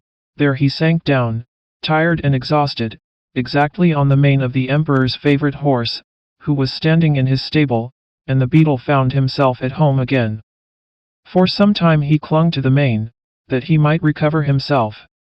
"Well," he said, "here I am, seated on the emperor's favorite horse, sitting upon him as if I were the emperor himself. But what was it the farrier asked me? Ah, I remember now, that's a good thought. He asked me why the golden shoes were given to the horse. The answer is quite clear to me, now. They were given to the horse on my account." And this reflection put the beetle into a good temper. The sun's rays also came streaming into the stable, and shone upon him, and made the place lively and bright. "Traveling expands the mind very much," said the beetle. "The world is not so bad after all, if you know how to take things as they come." 8. Chapter The bell in the narrow streets of a large town people often heard in the evening, when the sun was setting, and his last rays gave a golden tint to the chimney pots, a strange noise which resembled the sound of a church bell. It only lasted an instant, for it was lost in the continual roar of traffic and hum of voices which rose from the town. "The evening bell is ringing," people used to say, "the sun is setting." Those who walked outside the town, where the houses were less crowded and interspersed by gardens and little fields, saw the evening sky much better, and heard the sound of the bell much more clearly. It seemed as though the sound came from a church, deep in the calm, fragrant wood, and thither people looked with devout feelings. A considerable time elapsed. One said to the other, "I really wonder if there is a church out in the wood. The bell has indeed a strange sweet sound. Shall we go there and see what the cause of it is?" The rich drove, the poor walked, but the way seemed to them extraordinarily long, and when they arrived at a number of willow trees on the border of the wood they sat down, looked up into the great branches and thought they were now really in the wood. A confectioner from the town also came out and put up a stall there. Then came another confectioner who hung a bell over his stall, which was covered with pitch to protect it from the rain, but the clapper was wanting. When people came home they used to say that it had been very romantic, and that really means something else than merely taking tea. 3 persons declared that they had gone as far as the end of the wood. They had always heard the strange sound, but there it seemed to them as if it came from the town. One of them wrote verses about the bell, and said that it was like the voice of a mother speaking to an intelligent and beloved child. No tune, he said, was sweeter than the sound of the bell. The emperor of the country heard of it, and declared that he who would really find out where the sound came from should receive the title of bell ringer to the world, even if there was no bell at all. Now many went out into the wood for the sake of this splendid birth, but only one of them came back with some sort of explanation. None of them had gone far enough, nor had he, and yet he said that the sound of the bell came from a large owl in a hollow tree. It was a wisdom owl, which continually knocked its head against the tree, but he was unable to say with certainty whether its head or the hollow trunk of the tree was the cause of the noise. He was appointed bell ringer to the world, and wrote every year a short dissertation on the owl, but by this means people did not become any wiser than they had been before. It was just Confirmation Day. The clergyman had delivered a beautiful and touching sermon. The candidates were deeply moved by it. It was indeed a very important day for them. They were all at once transformed from mere children to grown-up people. The childish soul was to fly over, as it were, into a more reasonable being. The sun shone most brightly, and the sound of the great unknown bell was heard more distinctly than ever. They had a mind to go thither, all except 3. One of them wished to go home and try on her ball dress, for this very dress and the ball were the cause of her being confirmed this time, otherwise she would not have been allowed to go. The second, a poor boy, had borrowed a coat and a pair of boots from the son of his landlord to be confirmed in, and he had to return them at a certain time. The third said that he never went into strange places if his parents were not with him. He had always been a good child, and wished to remain so, even after being confirmed, and they ought not to tease him for this. They, however, did it all the same. These three, therefore, did not go, the others went on. The sun was shining, the birds were singing, and the confirmed children sang too, holding each other by the hand, for they had no position yet, and they were all equal in the eyes of God. Two of the smallest soon became tired and returned to the town. Two little girls sat down and made garlands of flowers. They, therefore, did not go on.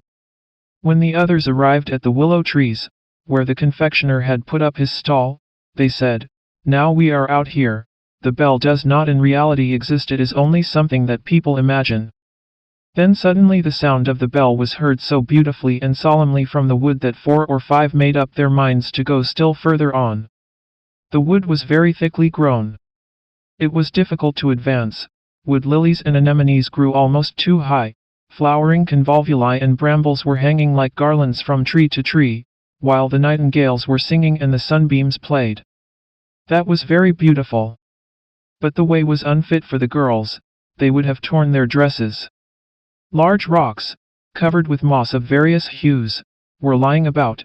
The fresh spring water rippled forth with a peculiar sound. "I don't think that can be the bell," said one of the confirmed children, and then he lay down and listened. "We must try to find out if it is." And there he remained, and let the others walk on. They came to a hut built of the bark of trees and branches. A large crab apple tree spread its branches over it, as if it intended to pour all its fruit on the roof, upon which roses were blooming. The long boughs covered the gable, where a little bell was hanging. Was this the one they had heard? All agreed that it must be so, except one who said that the bell was too small and too thin to be heard at such a distance, and that it had quite a different sound to that which had so touched men's hearts. He who spoke was a king's son, and therefore the others said that such a one always wishes to be cleverer than other people.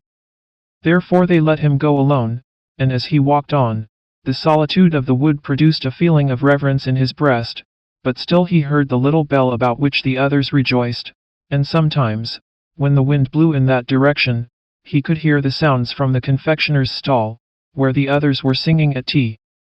But the deep sounds of the bell were much stronger. Soon it seemed to him as if an organ played an accompaniment. The sound came from the left, from the side where the heart is.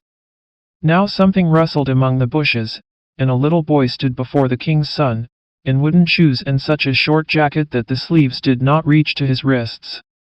They knew each other. The boy was the one who had not been able to go with them because he had to take the coat and boots back to his landlord's son. That he had done, and had started again in his wooden shoes and old clothes, for the sound of the bell was too enticing. He felt he must go on. "We might go together," said the king's son. But the poor boy with the wooden shoes was quite ashamed. He pulled at the short sleeves of his jacket, and said that he was afraid he could not walk so fast. Besides, he was of opinion that the bell ought to be sought at the right, for there was all that was grand and magnificent. "Then we shall not meet," said the king's son, nodding to the poor boy, who went into the deepest part of the wood, where the thorns tore his shabby clothes and scratched his hands, face, and feet until they bled. The king's son also received several good scratches, but the sun was shining on his way, and it is he whom we will now follow, for he was a quick fellow. "I will and must find the bell," he said, "if I have to go to the end of the world." Ugly monkeys sat high in the branches and clenched their teeth. "Shall we beat him?" they said. "Shall we thrash him? He is a king's son." But he walked on undaunted, deeper and deeper into the wood, where the most wonderful flowers were growing. There were standing white star lilies with blood-red stamens, sky-blue tulips shining when the wind moved them, apple trees covered with apples like large glittering soap bubbles. Only think how resplendent these trees were in the sunshine. All around were beautiful green meadows, where hart and hind played in the grass. There grew magnificent oaks and beech trees, and if the bark was split of any of them, long blades of grass grew out of the clefts. There were also large smooth lakes in the wood, on which the swans were swimming about and flapping their wings. The king's son often stood still and listened. Sometimes he thought that the sound of the bell rose up to him out of one of these deep lakes, but soon he found that this was a mistake, and that the bell was ringing still farther in the wood. Then the sun set. The clouds were as red as fire, it became quiet in the wood. He sank down on his knees, sang an evening hymn and said, "I shall never find what I am looking for." Now the sun is setting, and the night, the dark night, is approaching. Yet I may perhaps see the round sun once more before he disappears beneath the horizon. I will climb up these rocks, they are as high as the highest trees. And then, taking hold of the creepers and roots, he climbed up on the wet stones, where water snakes were wriggling and the toads, as it were, barked at him. He reached the top before the sun, seen from such a height, had quite set. Oh, what a splendor! The sea, the great majestic sea, which was rolling its long waves against the shore, stretched out before him, and the sun was standing like a large bright altar, and there where sea and heaven met all melted together in the most glowing colors. The wood was singing, and his heart too. The whole of nature was one large holy church, in which the trees and hovering clouds formed the pillars, the flowers and grass the woven velvet carpet, and heaven itself was the great cupola. Up there the flame color vanished as soon as the sun disappeared, but millions of stars were lighted, diamond lamps were shining, and the king's son stretched his arms out towards heaven, towards the sea, and towards the wood. Then suddenly the poor boy with the short-sleeved jacket and the wooden shoes appeared. He had arrived just as quickly on the road he had chosen. And they ran towards each other and took one another's hand, in the great cathedral of nature and poesy, and above them sounded the invisible holy bell. Happy spirits surrounded them, singing hallelujahs and rejoicing. 9 Chapter The Bell Deep. Ding dong. Ding dong. It sounds up from the bell deep in the Othensay. Every child in the old town of Othensay, on the island of Funen, knows the O, which washes the gardens round about the town, and flows on under the wooden bridges from the dam to the water mill. In the O grow the yellow water lilies and brown feathery reeds. The dark velvety flag grows there, high and thick. Old and decayed willows, slanting and tottering, hang far out over the stream beside the monk's meadow and by the bleaching ground.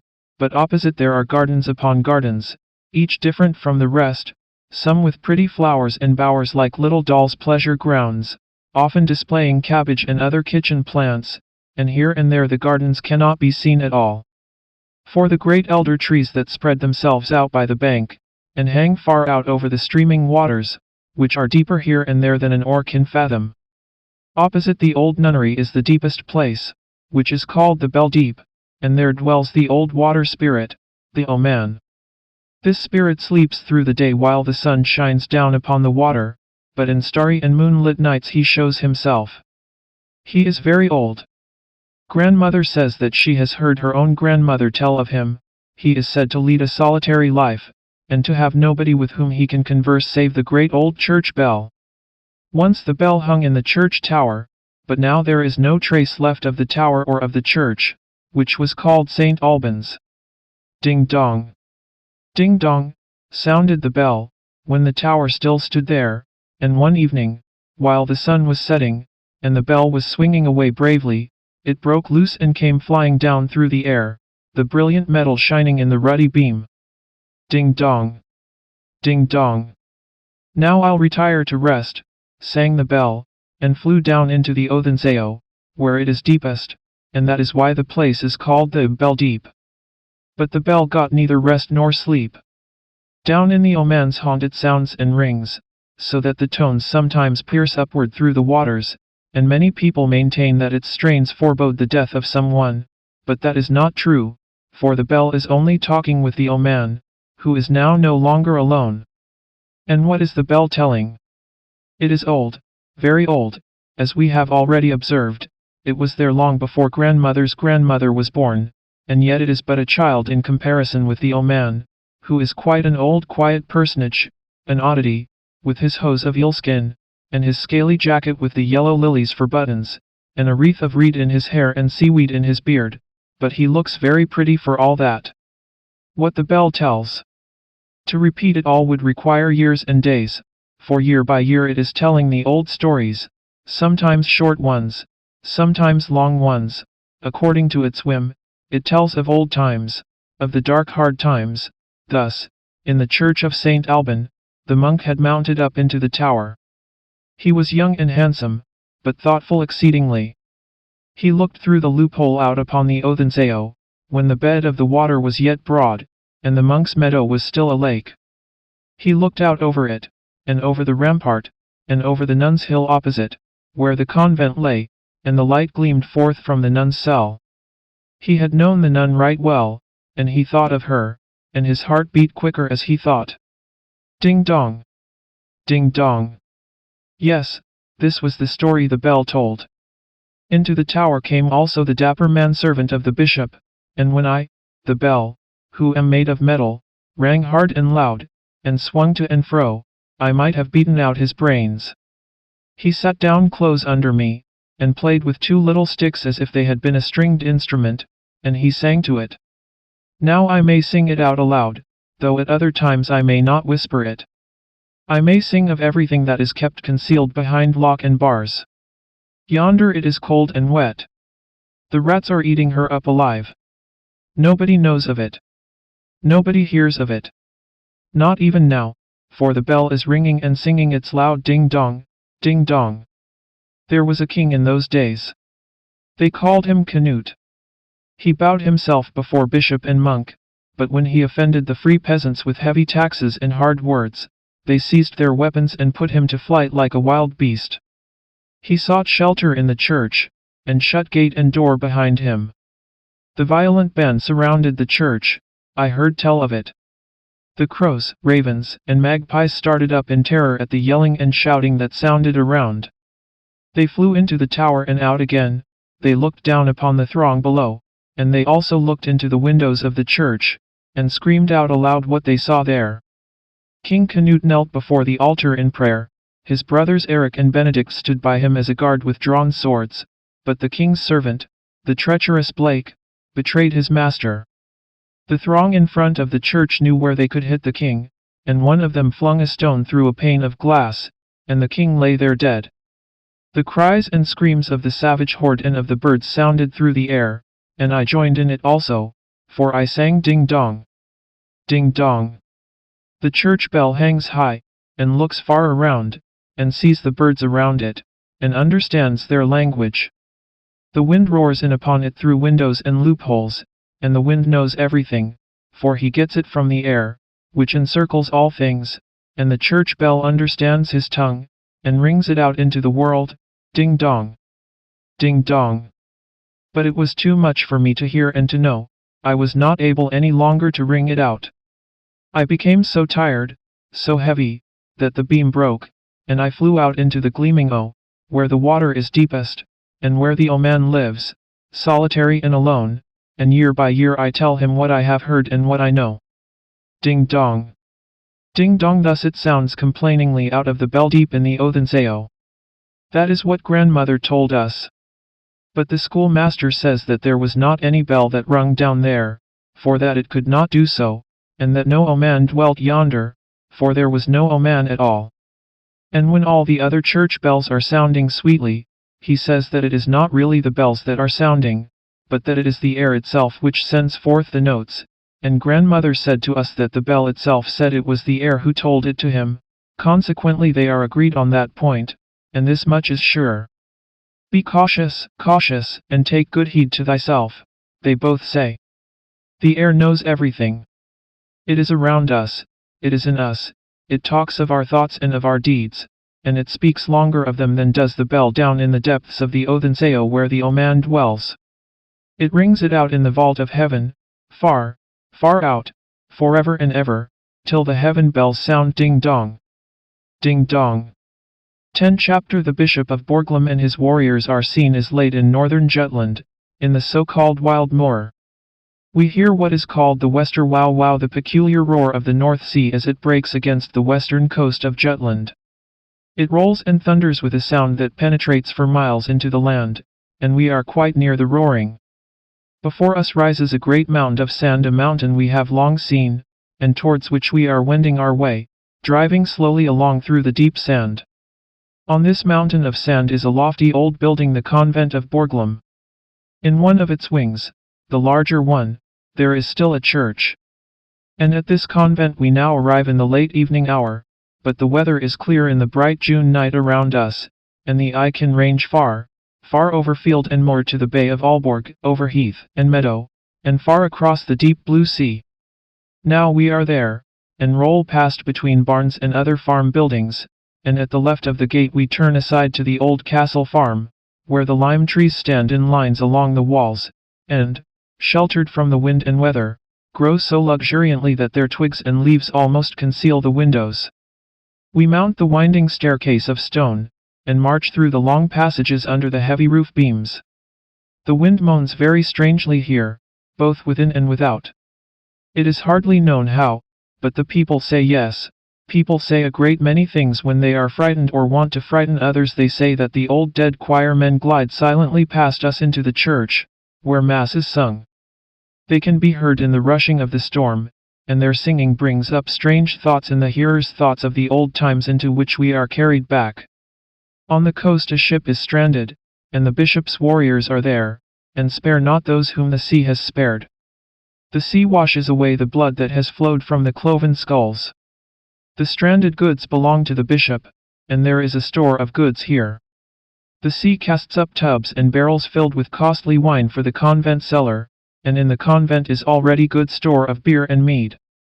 There is plenty in the kitchen, dead game and poultry, hams and sausages, and fat fish swim in the ponds without. The Bishop of Borglum is a mighty lord. He has great possessions, but still he longs for more. Everything must bow before the mighty Olaf Glob. His rich cousin at Thailand is dead, and his widow is to have the rich inheritance. But how comes it that one relation is always harder towards another than even strangers would be? The widow's husband had possessed all Thailand, with the exception of the church property. Her son was not at home. In his boyhood he had already started on a journey, for his desire was to see foreign lands and strange people. For years there had been no news of him. Perhaps he had been long laid in the grave, and would never come back to his home, to rule where his mother then ruled. What has a woman to do with rule? Said the bishop. He summoned the widow before a law court, but what did he gain thereby? The widow had never been disobedient to the law, and was strong in her just rights. Bishop Olaf of Borglum, what dost thou purpose? What writest thou on yonder smooth parchment, sealing it with thy seal, and entrusting it to the horsemen and servants, who ride away, far away, to the city of the Pope? It is the time of falling leaves and of stranded ships, and soon icy winter will come. Twice had icy winter returned before the bishop welcomed the horsemen and servants back to their home. They came from Rome with a papal decree, a ban, or bull, against the widow who had dared to offend the pious bishop. Cursed be she and all that belongs to her. Let her be expelled from the congregation and the church. Let no man stretch forth a helping hand to her, and let friends and relations avoid her as a plague and a pestilence. What will not bend must break, said the Bishop of Borglum, and all forsake the widow, but she holds fast to her God. He is her helper and defender. One servant only, an old maid, remained faithful to her, and with the old servant, the widow herself followed the plough, and the crop grew, although the land had been cursed by the Pope and by the bishop. Thou child of perdition, I will yet carry out my purpose, cried the Bishop of Borglum. Now will I lay the hand of the Pope upon thee, to summon thee before the tribunal that shall condemn thee. Then did the widow yoke the last 2 oxen that remained to her to a wagon, and mounted up on the wagon, with her old servant, and travelled away across the heath out of the Danish land.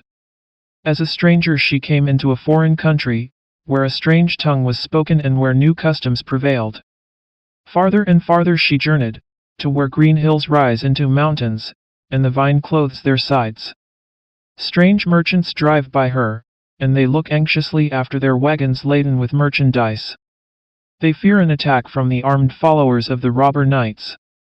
The 2 poor women, in their humble vehicle drawn by 2 black oxen, travel fearlessly through the dangerous sunken road and through the darksome forest. And now they were in Franconia. And there met them a stalwart knight, with a train of 12 armed followers. He paused, gazed at the strange vehicle, and questioned the women as to the goal of their journey and the place whence they came. Then one of them mentioned Thailand in Denmark, and spoke of her sorrows, of her woes, which were soon to cease, for so divine providence had willed it. For the stranger knight is the widow's son. He seized her hand, he embraced her, and the mother wept. For years she had not been able to weep, but had only bitten her lips till the blood started. It is the time of falling leaves and of stranded ships, and soon will icy winter come. The sea rolled wine tubs to the shore for the bishop's cellar. In the kitchen the deer roasted on the spit before the fire. At Borglum it was warm and cheerful in the heated rooms, while cold winter raged without, when a piece of news was brought to the bishop. Jens Glob, of Thailand, has come back, and his mother with him. Jens Glob laid a complaint against the bishop, and summoned him before the temporal and the spiritual court. That will avail him little, said the bishop. Best leave off thy efforts, Knight Jens. Again it is the time of falling leaves and stranded ships. Icy winter comes again, and the white bees are swarming, and sting the traveler's face till they melt. Keen weather today, say the people, as they step in. Jens Glob stands so deeply wrapped in thought, that he singes the skirt of his wide garment. Thou Borglum bishop, he exclaims, I shall subdue thee after all. Under the shield of the Pope, the law cannot reach thee, but Jens Glob shall reach thee. Then he writes a letter to his brother-in-law, Olaf Hayes, in Salingland, and prays that night to meet him on Christmas Eve, at Mass, in the church at Wittenberg. The bishop himself is to read the Mass, and consequently will journey from Borglum to Thailand, and this is known to Jens Glob. Moorland and meadow are covered with ice and snow. The marsh will bear horse and rider, the bishop with his priests and armed men. They ride the shortest way, through the waving reeds, where the wind moans sadly. Blow thy brazen trumpet, thou trumpeter clad in fox skin. It sounds merrily in the clear air. So they ride on over heath and moorland over what is the garden of Fata Morgana in the hot summer, though now icy, like all the country towards the church of Wittenberg. The wind is blowing his trumpet too, blowing it harder and harder. He blows up a storm, a terrible storm that increases more and more. Towards the church they ride, as fast as they may through the storm. The church stands firm, but the storm careers on over field and moorland, over land and sea. Borglum's bishop reaches the church, but Olaf Hayes will scarce do so, however hard he may ride. He journeys with his warriors on the farther side of the bay, in order that he may help Jens Glob, now that the bishop is to be summoned before the judgment seat of the highest. The church is the judgment hall, the altar is the council table. The lights burn clear in the heavy brass candelabra. The storm reads out the accusation and the sentence, roaming in the air over moor and heath, and over the rolling waters. No ferryboat can sail over the bay in such weather as this. Olaf Hayes makes halt at Ottisward. There he dismisses his warriors, presents them with their horses and harness, and gives them leave to ride home and greet his wife. He intends to risk his life alone in the roaring waters, but they are to bear witness for him that it is not his fault if Jens Glob stands without reinforcement in the church at Wittenberg. The faithful warriors will not leave him, but follow him out into the deep waters. 10 of them are carried away, but Olaf Hayes and 2 of the youngest men reach the farther side. They have still 4 miles to ride. It is past midnight. It is Christmas. The wind has abated. The church is lighted up, the gleaming radiance shines through the window frames, and pours out over meadow and heath. The Mass has long been finished, silence reigns in the church, and the wax is heard dropping from the candles to the stone pavement. And now Olaf Hayes arrives.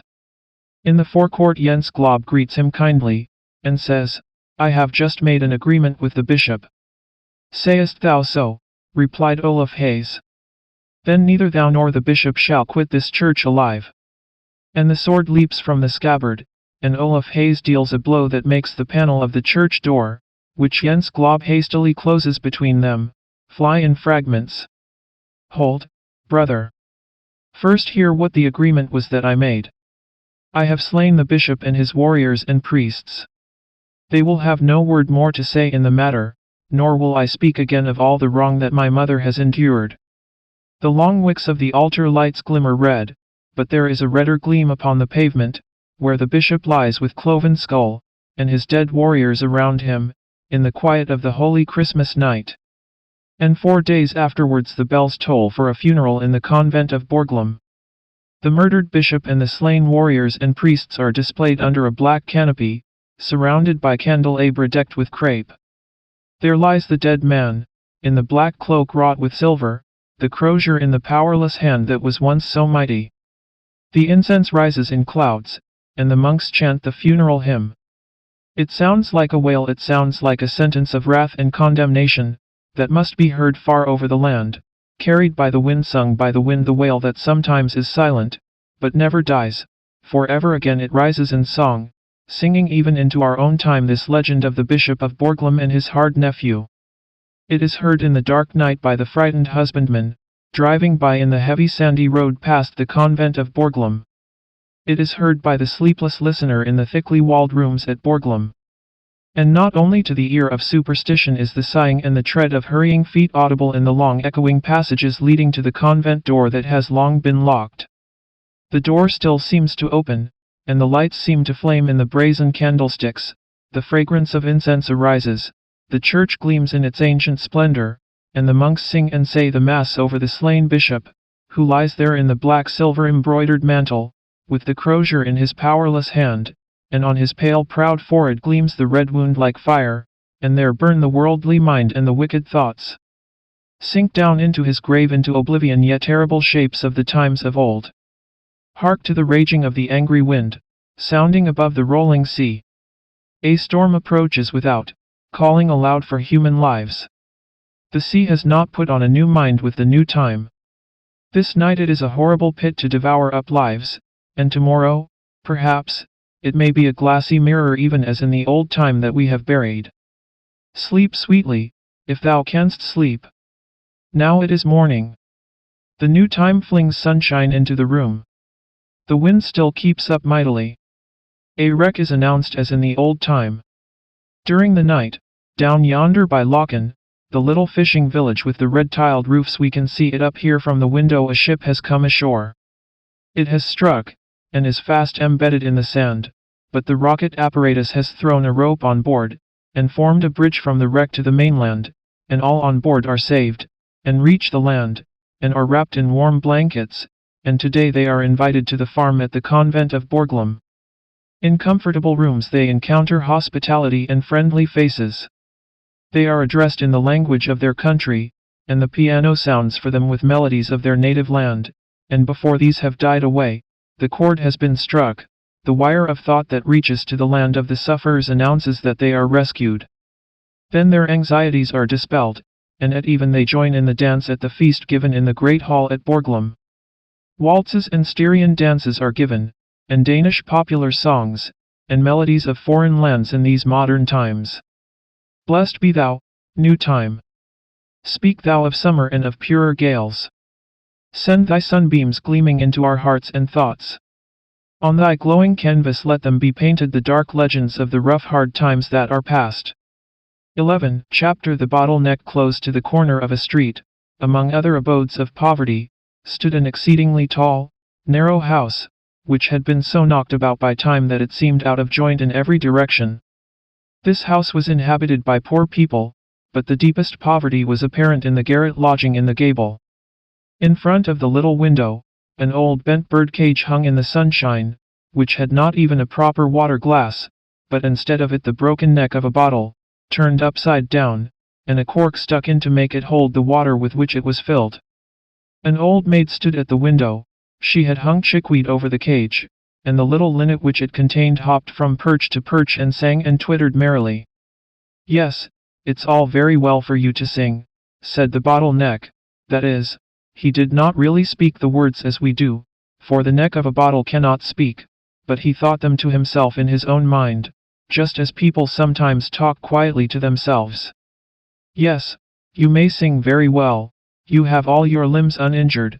You should feel what it is like to lose your body, and only have a neck and a mouth left, with a cork stuck in it, as I have. You wouldn't sing then, I know. After all, it is just as well that there are some who can be happy. I have no reason to sing, nor could I sing now if I were ever so happy, but when I was a whole bottle, and they rubbed me with a cork, didn't I sing then? I used to be called a complete lark." I remember when I went out to a picnic with the furrier's family, on the day his daughter was betrothed. It seems as if it only happened yesterday. I have gone through a great deal in my time.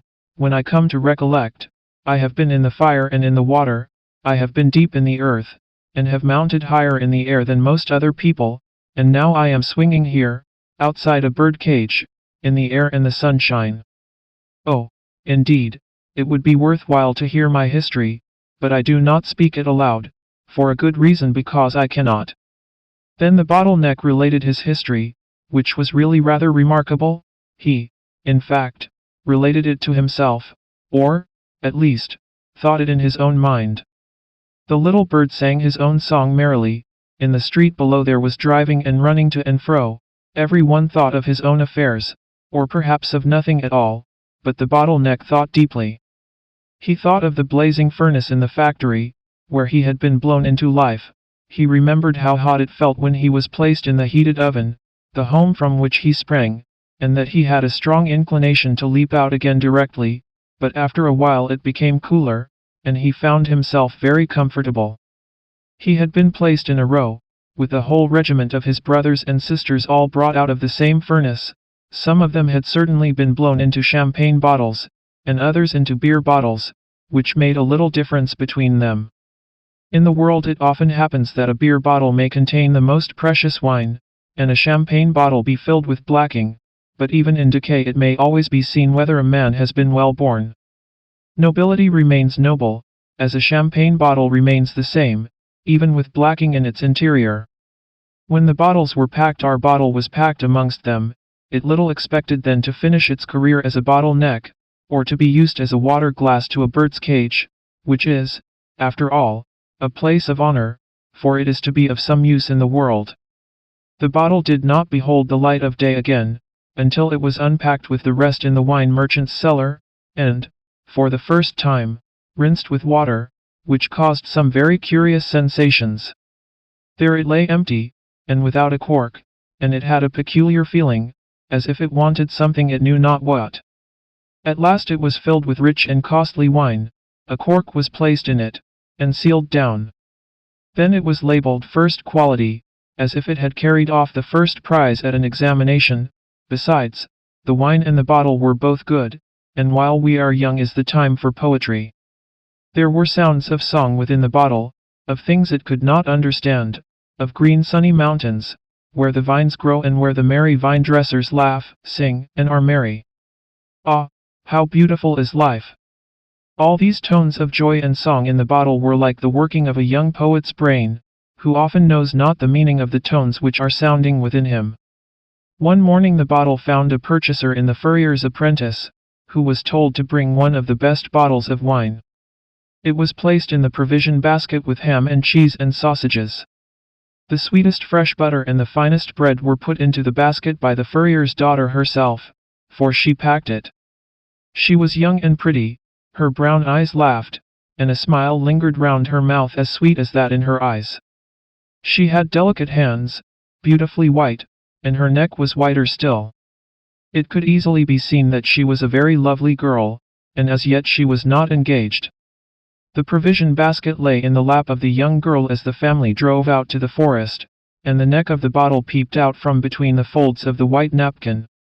There was the red wax on the cork, and the bottle looked straight at the young girl's face, and also at the face of the young sailor who sat near her.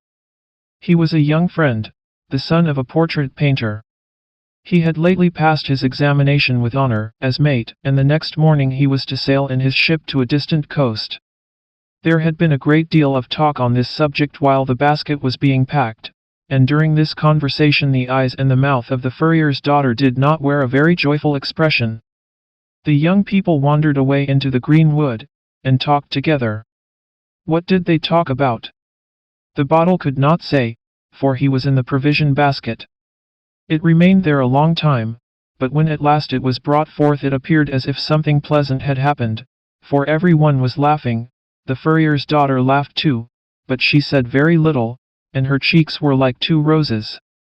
Then her father took the bottle and the corkscrew into his hands. What a strange sensation it was to have the cork drawn for the first time. The bottle could never after that forget the performance of that moment. Indeed, there was quite a convulsion within him as the cork flew out, and a gurgling sound as the wine was poured forth into the glasses. "Long life to the betrothed!"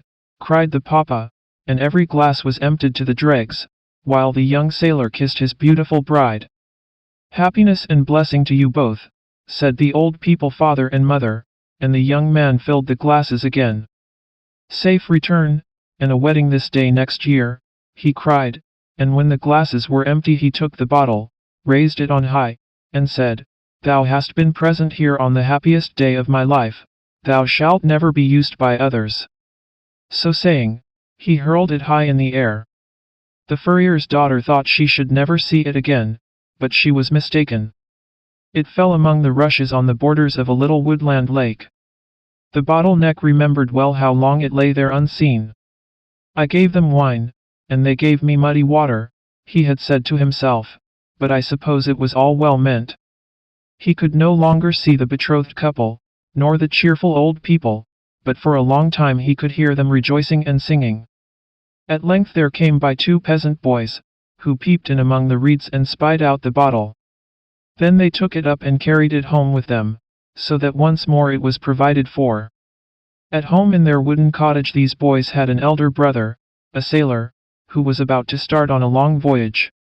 He had been there the day before to say farewell, and his mother was now very busy packing up various things for him to take with him on his voyage. In the evening his father was going to carry the parcel to the town to see his son once more, and take him a farewell greeting from his mother.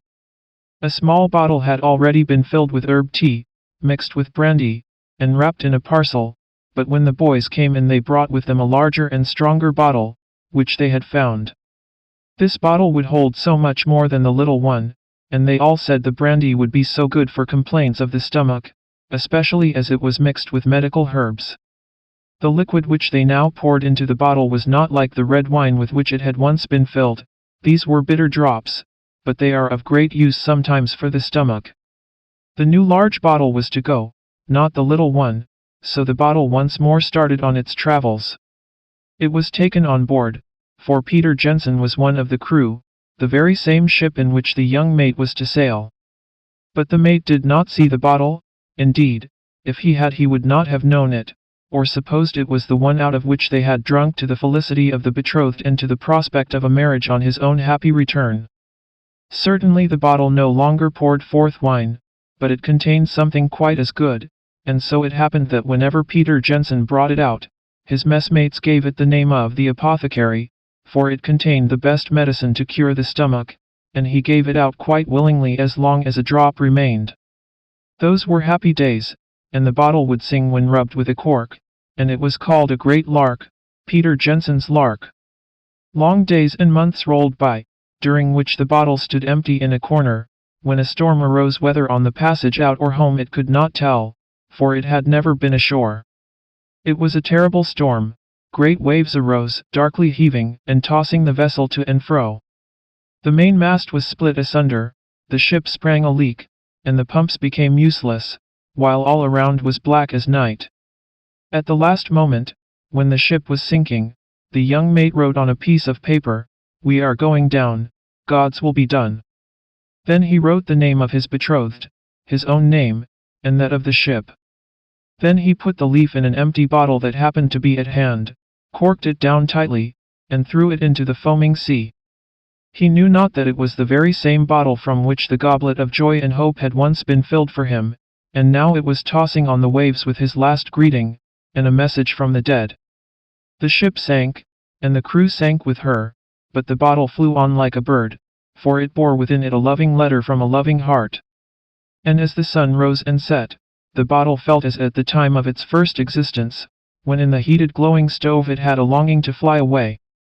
It outlived the storms and the calm, it struck against no rocks, was not devoured by sharks, but drifted on for more than a year, sometimes towards the north, sometimes towards the south, just as the current carried it.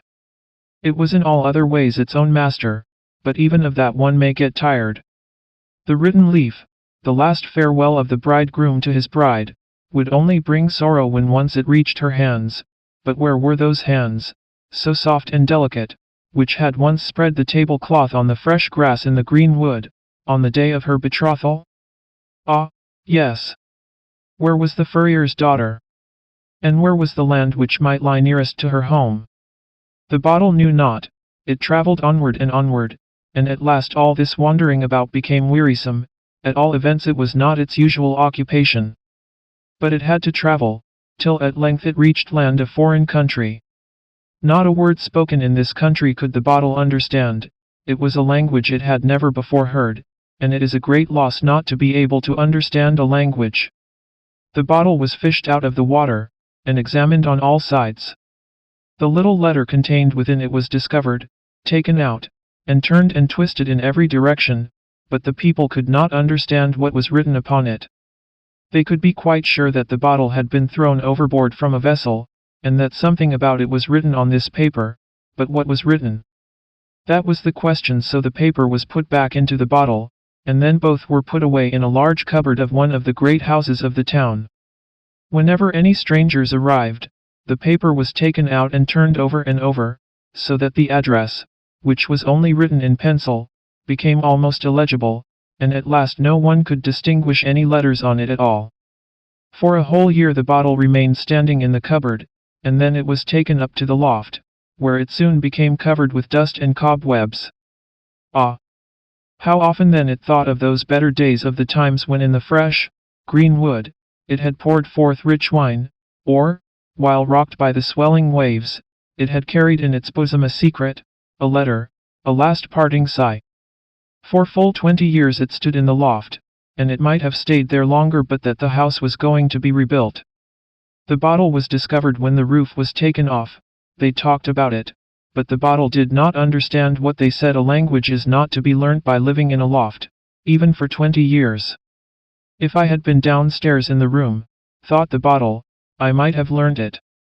It was now washed and rinsed, which process was really quite necessary, and afterwards it looked clean and transparent, and felt young again in its old age, but the paper which it had carried so faithfully was destroyed in the washing. They filled the bottle with seeds, though it scarcely knew what had been placed in it. Then they corked it down tightly, and carefully wrapped it up. There not even the light of a torch or lantern could reach it, much less the brightness of the sun or moon. And yet, thought the bottle, men go on a journey that they may see as much as possible, and I can see nothing. However, it did something quite as important. It traveled to the place of its destination, and was unpacked. What trouble they have taken with that bottle over yonder, said one, and very likely it is broken after all.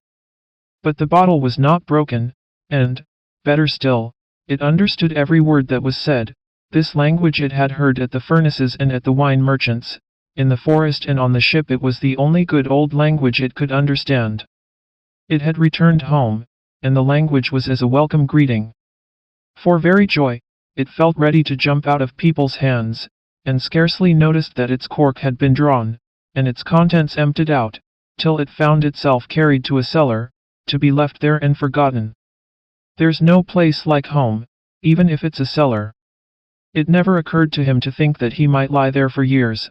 He felt so comfortable. For many long years he remained in the cellar, till at last some people came to carry away the bottles, and ours amongst the number. Out in the garden there was a great festival. Brilliant lamps hung in festoons from tree to tree, and paper lanterns, through which the light shone till they looked like transparent tulips. It was a beautiful evening, and the weather mild and clear. The stars twinkled, and the new moon, in the form of a crescent, was surrounded by the shadowy disk of the whole moon, and looked like a grey globe with a golden rim. It was a beautiful sight for those who had good eyes. The illumination extended even to the most retired of the garden walks, at least not so retired that any one need lose himself there. In the borders were placed bottles, each containing a light, and among them the bottle with which we are acquainted, and whose fate it was, one day, to be only a bottle neck, and to serve as a water glass to a bird's cage. Everything here appeared lovely to our bottle, for it was again in the green wood, amid joy and feasting. Again it heard music and song, and the noise and murmur of a crowd, especially in that part of the garden where the lamps blazed, and the paper lanterns displayed their brilliant colors. It stood in a distant walk certainly, but a place pleasant for contemplation, and it carried a light, and was at once useful and ornamental. In such an hour it is easy to forget that one has spent 20 years in a loft, and a good thing it is to be able to do so. Close before the bottle passed a single pair, like the bridal pair, the mate and the furrier's daughter who had so long ago wandered in the wood.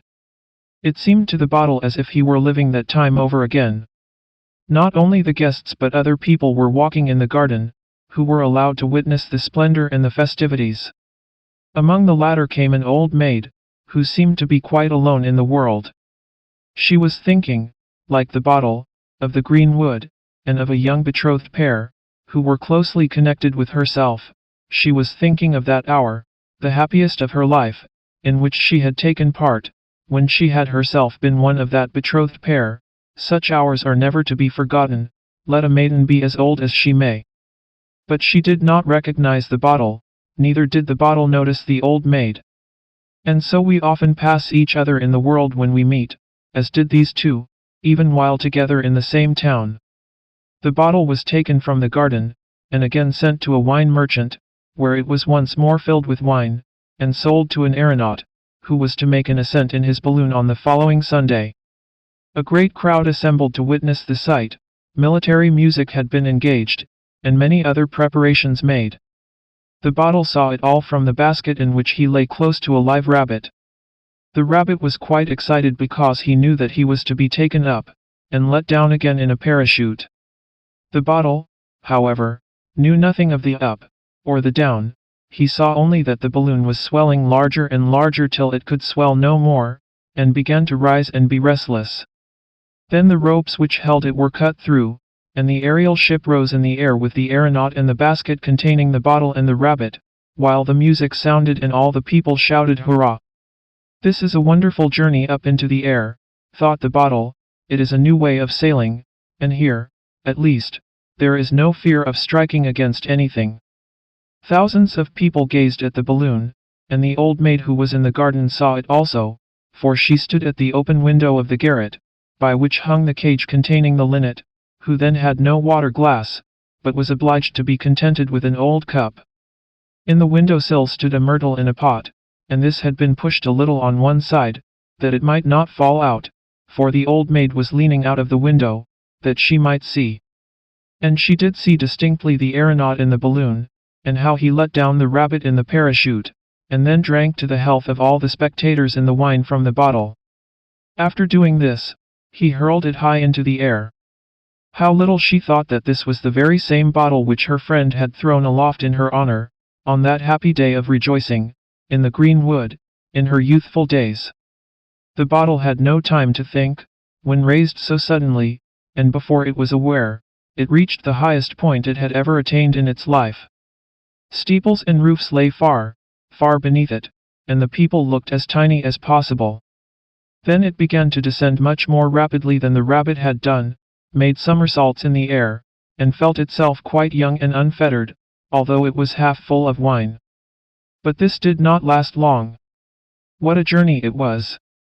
All the people could see the bottle, for the sun shone upon it. The balloon was already far away, and very soon the bottle was far away also, for it fell upon a roof, and broke in pieces. But the pieces had got such an impetus in them, that they could not stop themselves. They went jumping and rolling about, till at last they fell into the courtyard, and were broken into still smaller pieces. Only the neck of the bottle managed to keep whole, and it was broken off as clean as if it had been cut with a diamond. "That would make a capital bird's glass," said one of the cellarmen, but none of them had either a bird or a cage, and it was not to be expected they would provide one just because they had found a bottle neck that could be used as a glass.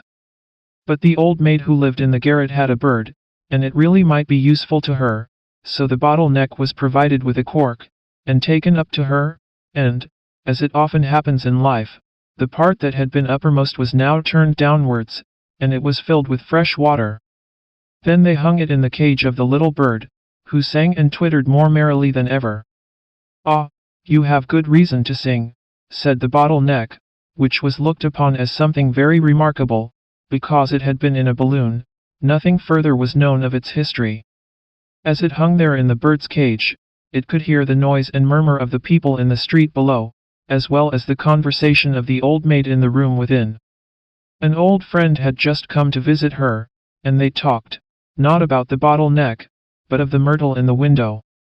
"No, you must not spend $1 for your daughter's bridal bouquet," said the old maid. "You shall have a beautiful little bunch for a nosegay, full of blossoms.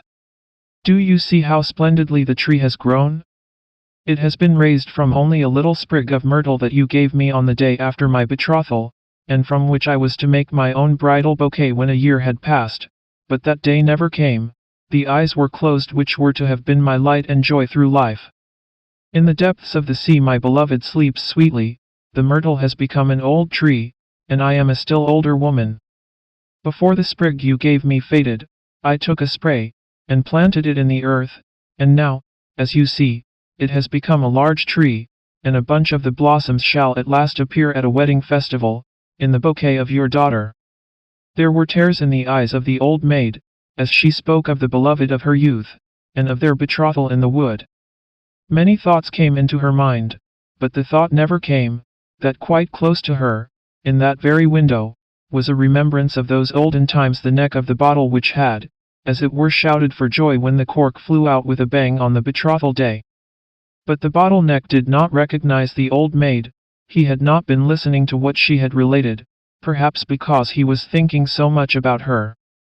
12 Chapter The buckwheat. Very often, after a violent thunderstorm, a field of buckwheat appears blackened and singed, as if a flame of fire had passed over it. The country people say that this appearance is caused by lightning, but I will tell you what the sparrow says, and the sparrow heard it from an old willow tree which grew near a field of buckwheat, and is there still. It is a large venerable tree, though a little crippled by age. The trunk has been split, and out of the crevice grass and brambles grow. The tree bends forward slightly, and the branches hang quite down to the ground just like green hair. Corn grows in the surrounding fields, not only rye and barley, but oats, pretty oats that, when ripe, look like a number of little golden canary birds sitting on a bough. The corn has a smiling look, and the heaviest and richest ears bend their heads low as if in pious humility. Once there was also a field of buckwheat, and this field was exactly opposite to old willow tree. The buckwheat did not bend like the other grain, but erected its head proudly and stiffly on the stem. "I am as valuable as any other corn," said he, "and I am much handsomer. My flowers are as beautiful as the bloom of the apple blossom, and it is a pleasure to look at us. Do you know of anything prettier than we are, you old willow tree?" And the willow tree nodded his head, as if he would say, "Indeed I do." But the buckwheat spread itself out with pride, and said, "Stupid tree, he is so old that grass grows out of his body." There arose a very terrible storm. All the field flowers folded their leaves together, or bowed their little heads, while the storm passed over them, but the buckwheat stood erect in its pride. "Bend your head as we do," said the flowers. "I have no occasion to do so," replied the buckwheat. "Bend your head as we do," cried the ears of corn. "The angel of the storm is coming, his wings spread from the sky above to the earth beneath. He will strike you down before you can cry for mercy." "But I will not bend my head," said the buckwheat. "Close your flowers and bend your leaves," said the old willow tree. "Do not look at the lightning when the cloud bursts, even men cannot do that. In a flash of lightning heaven opens, and we can look in, but the sight will strike even human beings blind. What then must happen to us, who only grow out of the earth, and are so inferior to them, if we venture to do so?" "Inferior, indeed," said the buckwheat. "Now I intend to have a peep into heaven." Proudly and boldly he looked up, while the lightning flashed across the sky as if the whole world were in flames. When the dreadful storm had passed, the flowers and the corn raised their drooping heads in the pure still air, refreshed by the rain, but the buckwheat lay like a weed in the field, burnt to blackness by the lightning. The branches of the old willow tree rustled in the wind, and large water drops fell from his green leaves as if the old willow were weeping. Then the sparrows asked why he was weeping, when all around him seemed so cheerful. "See," they said, "how the sun shines, and the clouds float in the blue sky. Do you not smell the sweet perfume from flower and bush? Wherefore do you weep, old willow tree? Then the willow told them of the haughty pride of the buckwheat, and of the punishment which followed in consequence. This is the story told me by the sparrows one evening when I begged them to relate some tale to me. 13 Chapter The Butterfly. There was once a butterfly who wished for a bride, and, as may be supposed, he wanted to choose a very pretty one from among the flowers. He glanced, with a very critical eye, at all the flower beds, and found that the flowers were seated quietly and demurely on their stalks, just as maidens should sit before they are engaged, but there was a great number of them, and it appeared as if his search would become very wearisome. The butterfly did not like to take too much trouble, so he flew off on a visit to the daisies. The French call this flower marguerite, and they say that the little daisy can prophesy. Lovers pluck off the leaves, and as they pluck each leaf, they ask a question about their lovers, thus, does he or she love me? Ardently? Distractedly? Very much? A little? Not at all, and so on. Everyone speaks these words in his own language. The butterfly came also to Marguerite to inquire, but he did not pluck off her leaves. He pressed a kiss on each of them, for he thought there was always more to be done by kindness. Darling Marguerite Daisy, he said to her, you are the wisest woman of all the flowers. Pray tell me which of the flowers I shall choose for my wife. Which will be my bride? When I know, I will fly directly to her, and propose. But Marguerite did not answer him. She was offended that he should call her a woman when she was only a girl, and there is a great difference. He asked her a second time, and then a third, but she remained dumb, and answered not a word. Then he would wait no longer, but flew away, to commence his wooing at once. It was in the early spring, when the crocus and the snowdrop were in full bloom. They are very pretty, thought the butterfly, charming little lasses, but they are rather formal. Then, as the young lads often do, he looked out for the elder girls. He next flew to the anemones. These were rather sour to his taste. The violet, a little too sentimental. The lime blossoms, too small, and besides, there was such a large family of them. The apple blossoms, though they looked like roses, bloomed today, but might fall off tomorrow, with the first wind that blew, and he thought that a marriage with one of them might last too short a time. The pea blossom pleased him most of all. She was white and red, graceful and slender, and belonged to those domestic maidens who have a pretty appearance, and can yet be useful in the kitchen. He was just about to make her an offer, when, close by the maiden, he saw a pod, with a withered flower hanging at the end. Who is that? He asked. That is my sister, replied the pea blossom. Oh, indeed, and you will be like her some day, said he, and he flew away directly, for he felt quite shocked. A honeysuckle hung forth from the hedge, in full bloom, but there were so many girls like her, with long faces and sallow complexions. No, he did not like her. But which one did he like? Spring went by, and summer drew towards its close. Autumn came, but he had not decided. The flowers now appeared in their most gorgeous robes, but all in vain. They had not the fresh, fragrant air of youth. For the heart asks for fragrance, even when it is no longer young, and there is very little of that to be found in the dahlias or the dry chrysanthemums. Therefore the butterfly turned to the mint on the ground. You know, this plant has no blossom, but it is sweetness all over, full of fragrance from head to foot, with the scent of a flower in every leaf. I will take her, said the butterfly, and he made her an offer. But the mint stood silent and stiff, as she listened to him. At last she said, friendship, if you please, nothing more. I am old, and you are old, but we may live for each other just the same. As to marrying, no, don't let us appear ridiculous at our age. And so it happened that the butterfly got no wife at all. He had been too long choosing, which is always a bad plan. And the butterfly became what is called an old bachelor. It was late in the autumn, with rainy and cloudy weather. The cold wind blew over the bowed backs of the willows, so that they creaked again. It was not the weather for flying about in summer clothes, but fortunately the butterfly was not out in it. He had got a shelter by chance. It was in a room heated by a stove, and as warm as summer. He could exist here, he said, well enough. But it is not enough merely to exist, said he. I need freedom, sunshine, and a little flower for a companion. Then he flew against the window pane, and was seen and admired by those in the room, who caught him, and stuck him on a pin, in a box of curiosities. They could not do more for him.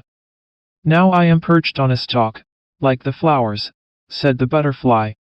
It is not very pleasant, certainly. I should imagine it is something like being married, for here I am stuck fast. And with this thought he consoled himself a little. That seems very poor consolation, said one of the plants in the room, that grew in a pot. Ah, thought the butterfly, one can't very well trust these plants in pots, they have too much to do with mankind. 14 Chapter A cheerful temper. From my father I received the best inheritance, namely a good temper. And who was my father? That has nothing to do with the good temper, but I will say he was lively, good-looking, round, and fat. He was both in appearance and character a complete contradiction to his profession. And pray what was his profession and his standing in respectable society? Well, perhaps, if in the beginning of a book these were written and printed, many, when they read it, would lay the book down and say, it seems to me a very miserable title, I don't like things of this sort. And yet my father was not a skin dresser nor an executioner, on the contrary, his employment placed him at the head of the grandest people of the town, and it was his place by right. He had to precede the bishop, and even the princes of the blood, he always went first. He was a hearse driver. There, now, the truth is out. And I will own, that when people saw my father perched up in front of the omnibus of death, dressed in his long, wide, black cloak, and his black-edged, three-cornered hat on his head, and then glanced at his round, jocund face, round as the sun, they could not think much of sorrow or the grave. That face said, it is nothing, it will all end better than people think. So I have inherited from him, not only my good temper, but a habit of going often to the churchyard, which is good, when done in a proper humor, and then also I take in the Intelligencer, just as he used to do. I am not very young, I have neither wife nor children, nor a library, but, as I said, I read the Intelligencer, which is enough for me. It is to me a delightful paper, and so it was to my father. It is of great use, for it contains all that a man requires to know, the names of the preachers at the church, and the new books which are published, where houses, servants, clothes, and provisions may be obtained. And then what a number of subscriptions to charities, and what innocent verses. Persons seeking interviews and engagements, all so plainly and naturally stated. Certainly, a man who takes in the Intelligencer may live merrily and be buried contentedly, and by the end of his life will have such a capital stock of paper that he can lie on a soft bed of it, unless he prefers wood shavings for his resting place. The newspaper and the churchyard were always exciting objects to me. My walks to the latter were like bathing places to my good humor. Every one can read the newspaper for himself, but come with me to the churchyard while the sun shines and the trees are green, and let us wander among the graves. Each of them is like a closed book, with the back uppermost, on which we can read the title of what the book contains, but nothing more. I had a great deal of information from my father, and I have noticed a great deal myself. I keep it in my diary, in which I write for my own use and pleasure a history of all who lie here, and a few more beside. Now we are in the churchyard. Here, behind the white iron railings, once a rose tree grew, it is gone now, but a little bit of evergreen, from a neighboring grave, stretches out its green tendrils, and makes some appearance. There rests a very unhappy man, and yet while he lived he might be said to occupy a very good position. He had enough to live upon, and something to spare, but owing to his refined tastes the least thing in the world annoyed him. If he went to a theater of an evening, instead of enjoying himself he would be quite annoyed if the machinist had put too strong a light into one side of the moon, or if the representations of the sky hung over the scenes when they ought to have hung behind them, or if a palm tree was introduced into a scene representing the zoological gardens of Berlin, or a cactus in a view of Tyrol, or a beech tree in the north of Norway. As if these things were of any consequence. Why did he not leave them alone? Who would trouble themselves about such trifles? Especially at a comedy, where everyone is expected to be amused. Then sometimes the public applauded too much, or too little, to please him. They are like wet wood, he would say, looking round to see what sort of people were present. This evening, nothing fires them. Then he would vex and fret himself because they did not laugh at the right time, or because they laughed in the wrong places, and so he fretted and worried himself till at last the unhappy man fretted himself into the grave. Here rests a happy man, that is to say, a man of high birth and position, which was very lucky for him, otherwise he would have been scarcely worth notice. It is beautiful to observe how wisely nature orders these things. He walked about in a coat embroidered all over, and in the drawing rooms of society looked just like one of those rich pearl-embroidered bell pulls, which are only made for show, and behind them always hangs a good thick cord for use. This man also had a stout, useful substitute behind him, who did duty for him, and performed all his dirty work. And there are still, even now, these serviceable cords behind other embroidered bell ropes. It is all so wisely arranged, that a man may well be in a good humor. Here rests it makes one feel mournful to think of him, but here rests a man who, during 67 years, was never remembered to have said a good thing. He lived only in the hope of having a good idea. At last he felt convinced, in his own mind, that he really had one, and was so delighted that he positively died of joy at the thought of having at last caught an idea. Nobody got anything by it, indeed, no one even heard what the good thing was. Now I can imagine that this same idea may prevent him from resting quietly in his grave, for suppose that to produce a good effect, it is necessary to bring out his new idea at breakfast, and that he can only make his appearance on earth at midnight, as ghosts are believed generally to do, why then this good idea would not suit the hour, and the man would have to carry it down again with him into the grave that must be a troubled grave. The woman who lies here was so remarkably stingy, that during her life she would get up in the night and mew, that her neighbors might think she kept a cat. What a miser she was! Here rests a young lady, of a good family, who would always make her voice heard in society, and when she sang Mi manca la voce, it was the only true thing she ever said in her life. Here lies a maiden of another description. She was engaged to be married, but her story is one of everyday life. We will leave her to rest in the grave. Here rests a widow, who, with music in her tongue, carried gall in her heart. She used to go round among the families near, and search out their faults, upon which she preyed with all the envy and malice of her nature. This is a family grave. The members of this family held so firmly together in their opinions, that they would believe in no other. If the newspapers, or even the whole world, said of a certain subject, it is so, and a little schoolboy declared he had learned quite differently, they would take his assertion as the only true one, because he belonged to the family. And it is well known that if the yard-cock belonging to this family happened to crow at midnight, they would declare it was morning, although the watchmen and all the clocks in the town were proclaiming the hour of 12 at night.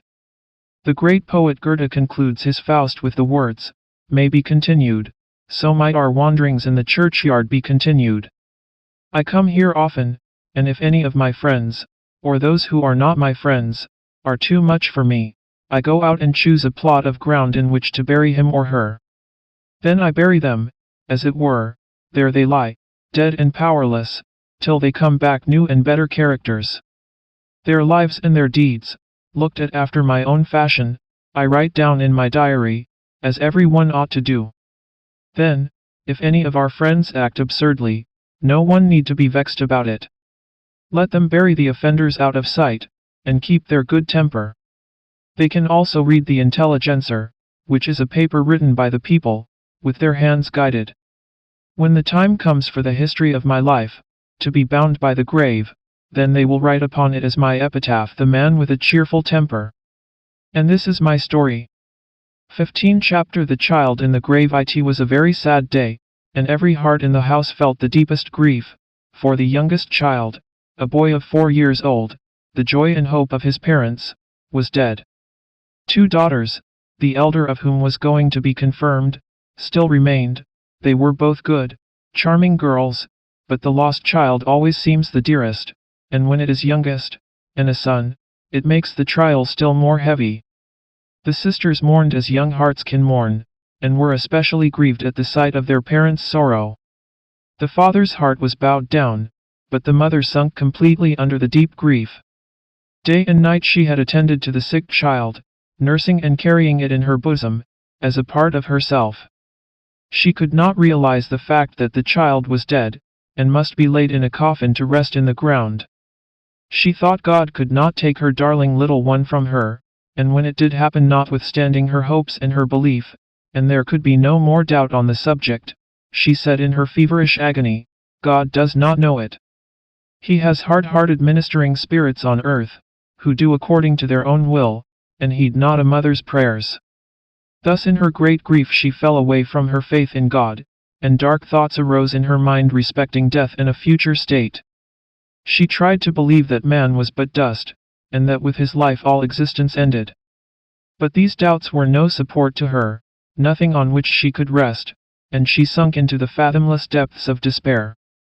In her darkest hours she ceased to weep, and thought not of the young daughters who were still left to her. The tears of her husband fell on her forehead, but she took no notice of him. Her thoughts were with her dead child. Her whole existence seemed wrapped up in the remembrances of the little one and of every innocent word it had uttered. The day of the little child's funeral came. 4 nights previously the mother had not slept, but in the morning twilight of this day she sunk from weariness into a deep sleep. In the meantime the coffin was carried into a distant room, and there nailed down, that she might not hear the blows of the hammer.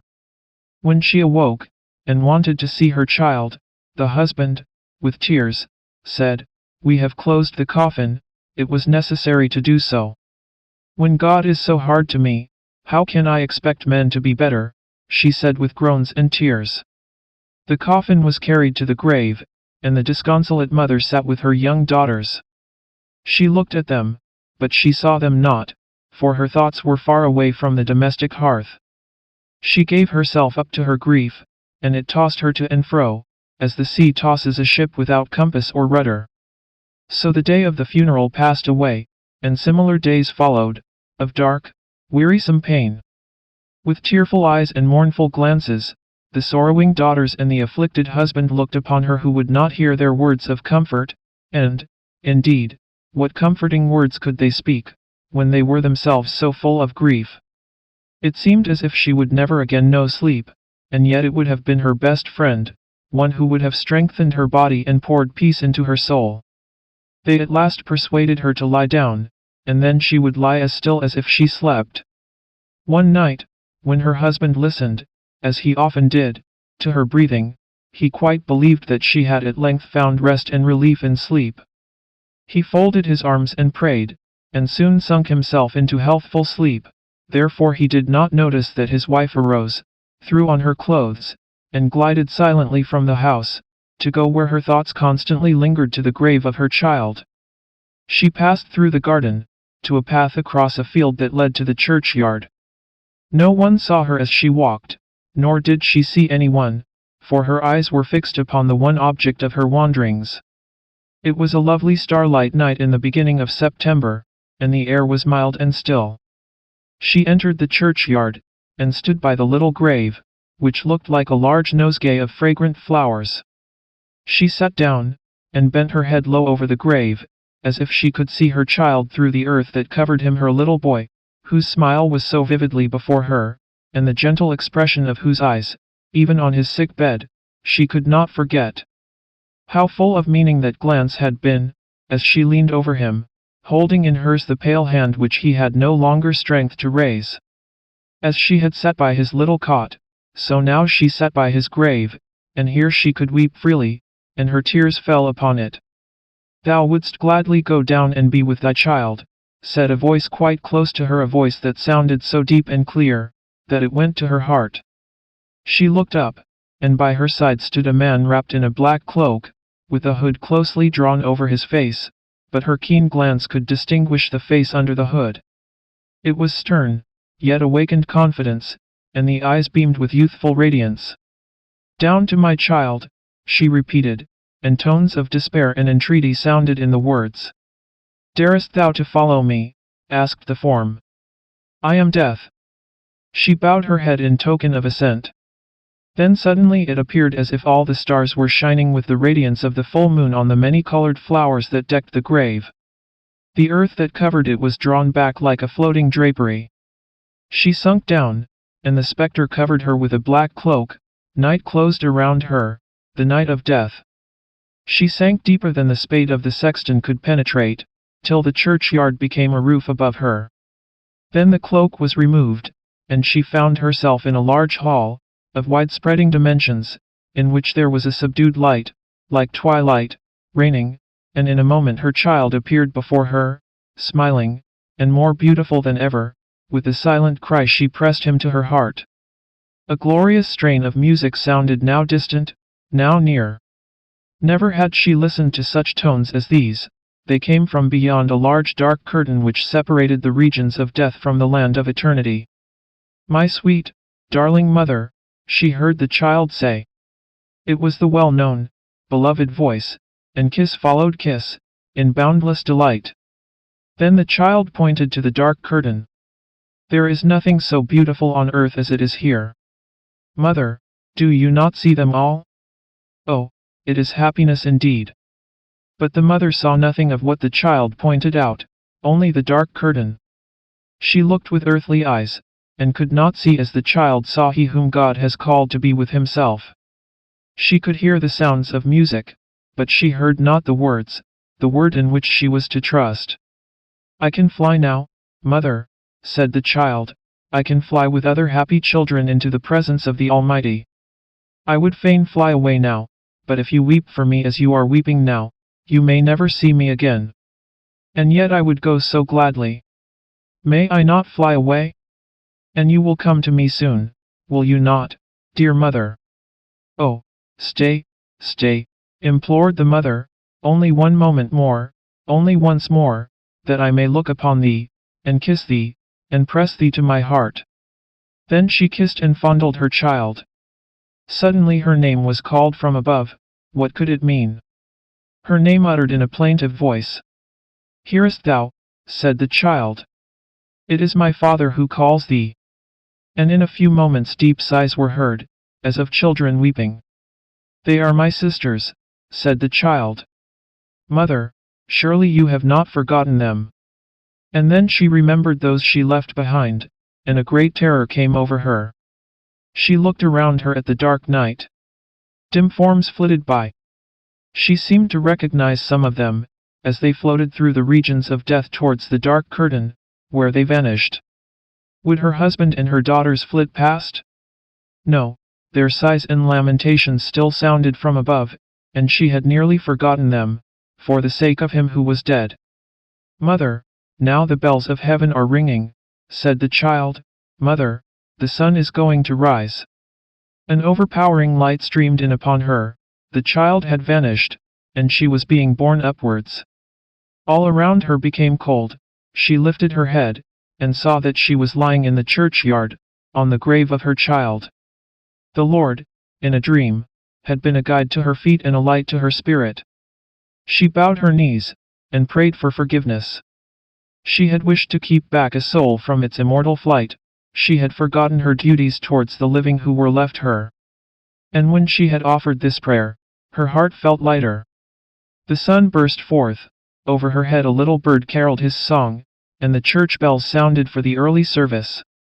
Everything around her seemed holy, and her heart was chastened. She acknowledged the goodness of God. She acknowledged the duties she had to perform, and eagerly she returned home. She bent over her husband, who still slept. Her warm, devoted kiss awakened him, and words of heartfelt love fell from the lips of both. Now she was gentle and strong as a wife can be, and from her lips came the words of faith, "Whatever he doeth is right and best." Then her husband asked, from whence hast thou all at once derived such strength and comforting faith? And as she kissed him and her children, she said, It came from God, through my child in the grave. 16 Chapter The Farmyard Cock and the Weathercock. There were two cocks, one on the dunghill, the other on the roof. They were both arrogant, but which of the two rendered most service? Tell us your opinion, we'll keep to ours just the same though. The poultry yard was divided by some planks from another yard in which there was a dunghill, and on the dunghill lay and grew a large cucumber which was conscious of being a hotbed plant. One is born to that, said the cucumber to itself. Not all can be born cucumbers, there must be other things, too. The hens, the ducks, and all the animals in the next yard are creatures too. Now I have a great opinion of the yard cock on the plank. He is certainly of much more importance than the weathercock, who is placed so high and can't even creak, much less crow. The latter has neither hens nor chicks, and only thinks of himself and perspires verdigris. No, the yard cock is really a cock. His step is a dance. His crowing is music, and wherever he goes one knows what a trumpeter is like. If he would only come in here. Even if he ate me up stump, stalk, and all, and I had to dissolve in his body, it would be a happy death, said the cucumber. In the night there was a terrible storm. The hens, chicks, and even the cock sought shelter. The wind tore down the planks between the two yards with a crash. The tiles came tumbling down, but the weathercock sat firm. He did not even turn round, for he could not, and yet he was young and freshly cast, but prudent and sedate. He had been born old, and did not at all resemble the birds flying in the air, the sparrows, and the swallows. No, he despised them, these mean little piping birds, these common whistlers. He admitted that the pigeons, large and white and shining like mother-o'-pearl, looked like a kind of weathercock, but they were fat and stupid, and all their thoughts and endeavors were directed to filling themselves with food, and besides, they were tiresome things to converse with. The birds of passage had also paid the weathercock a visit and told him of foreign countries, of airy caravans and robber stories that made one's hair stand on end. All this was new and interesting, that is, for the first time, but afterwards, as the weathercock found out, they repeated themselves and always told the same stories, and that's very tedious, and there was no one with whom one could associate, for one and all were stale and small-minded. The world is no good, he said. Everything in it is so stupid.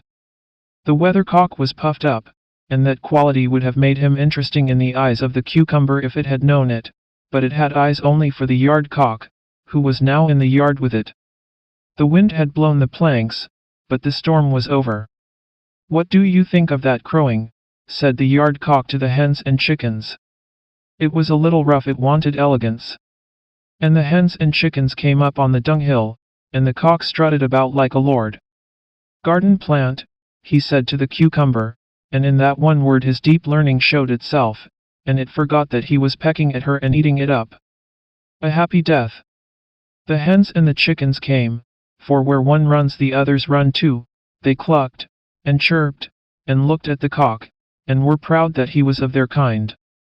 Cock-a-doodle-doo, he crowed, the chickens will grow up into great hens at once, if I cry it out in the poultry yard of the world. And hens and chicks clucked and chirped, and the cock announced a great piece of news. A cock can lay an egg.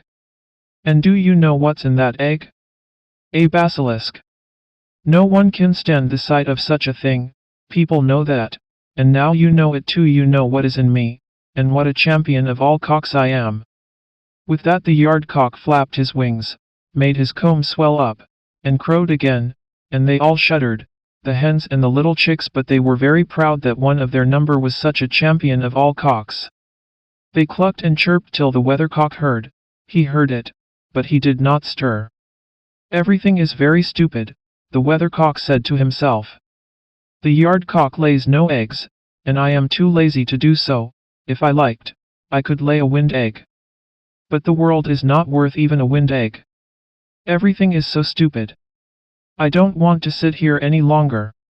With that the weathercock broke off, but he did not kill the yard cock, although the hens said that had been his intention. And what is the moral? Better to crow than to be puffed up and break off. 17 Chapter The Daisy. Now listen.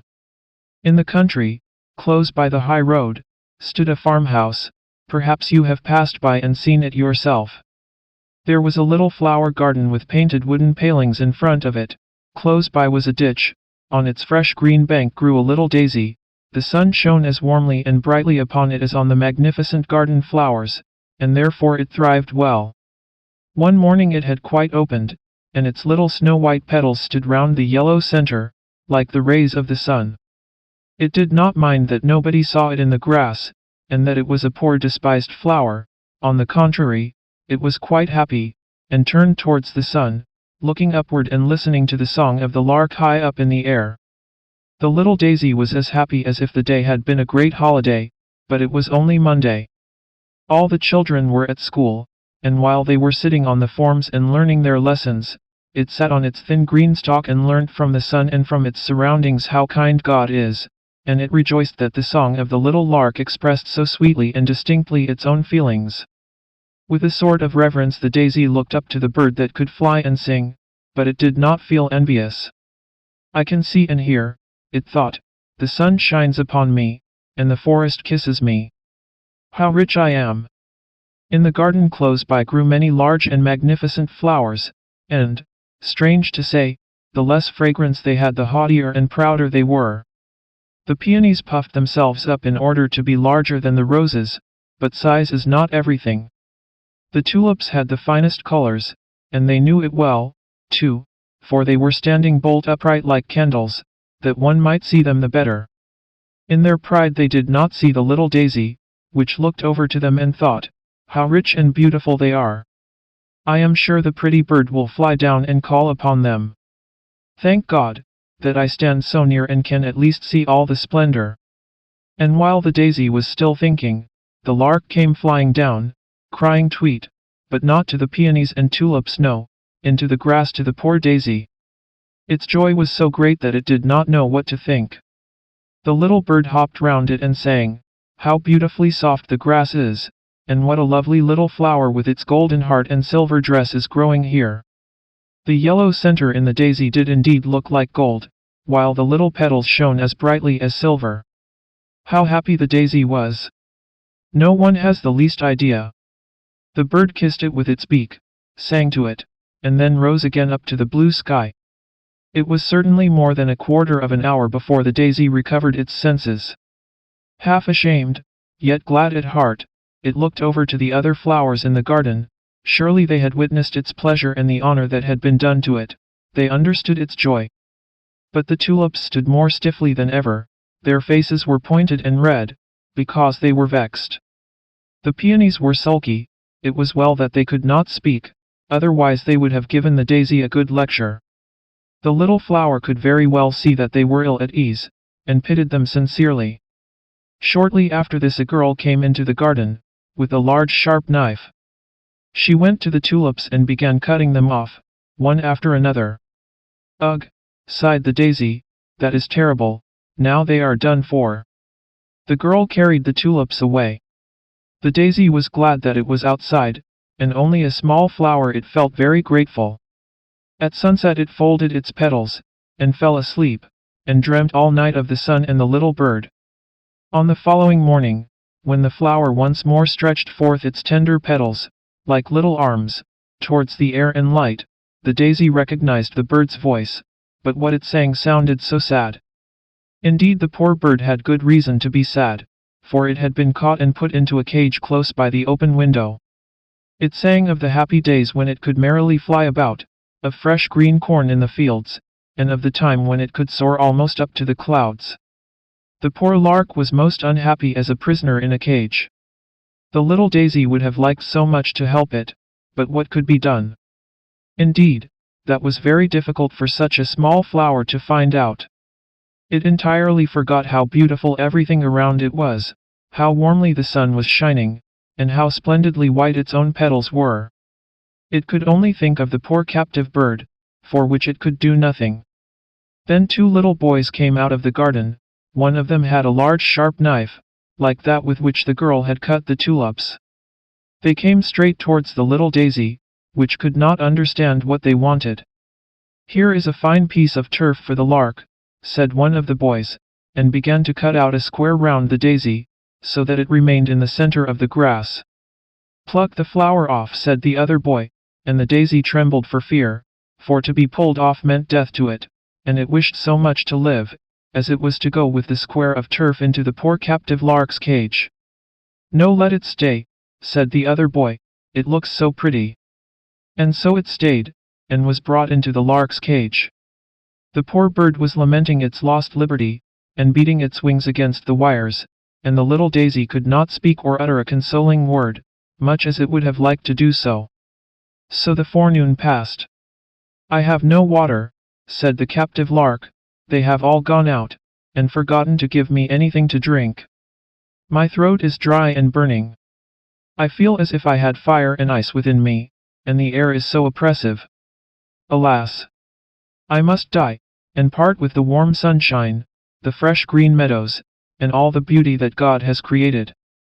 And it thrust its beak into the piece of grass, to refresh itself a little.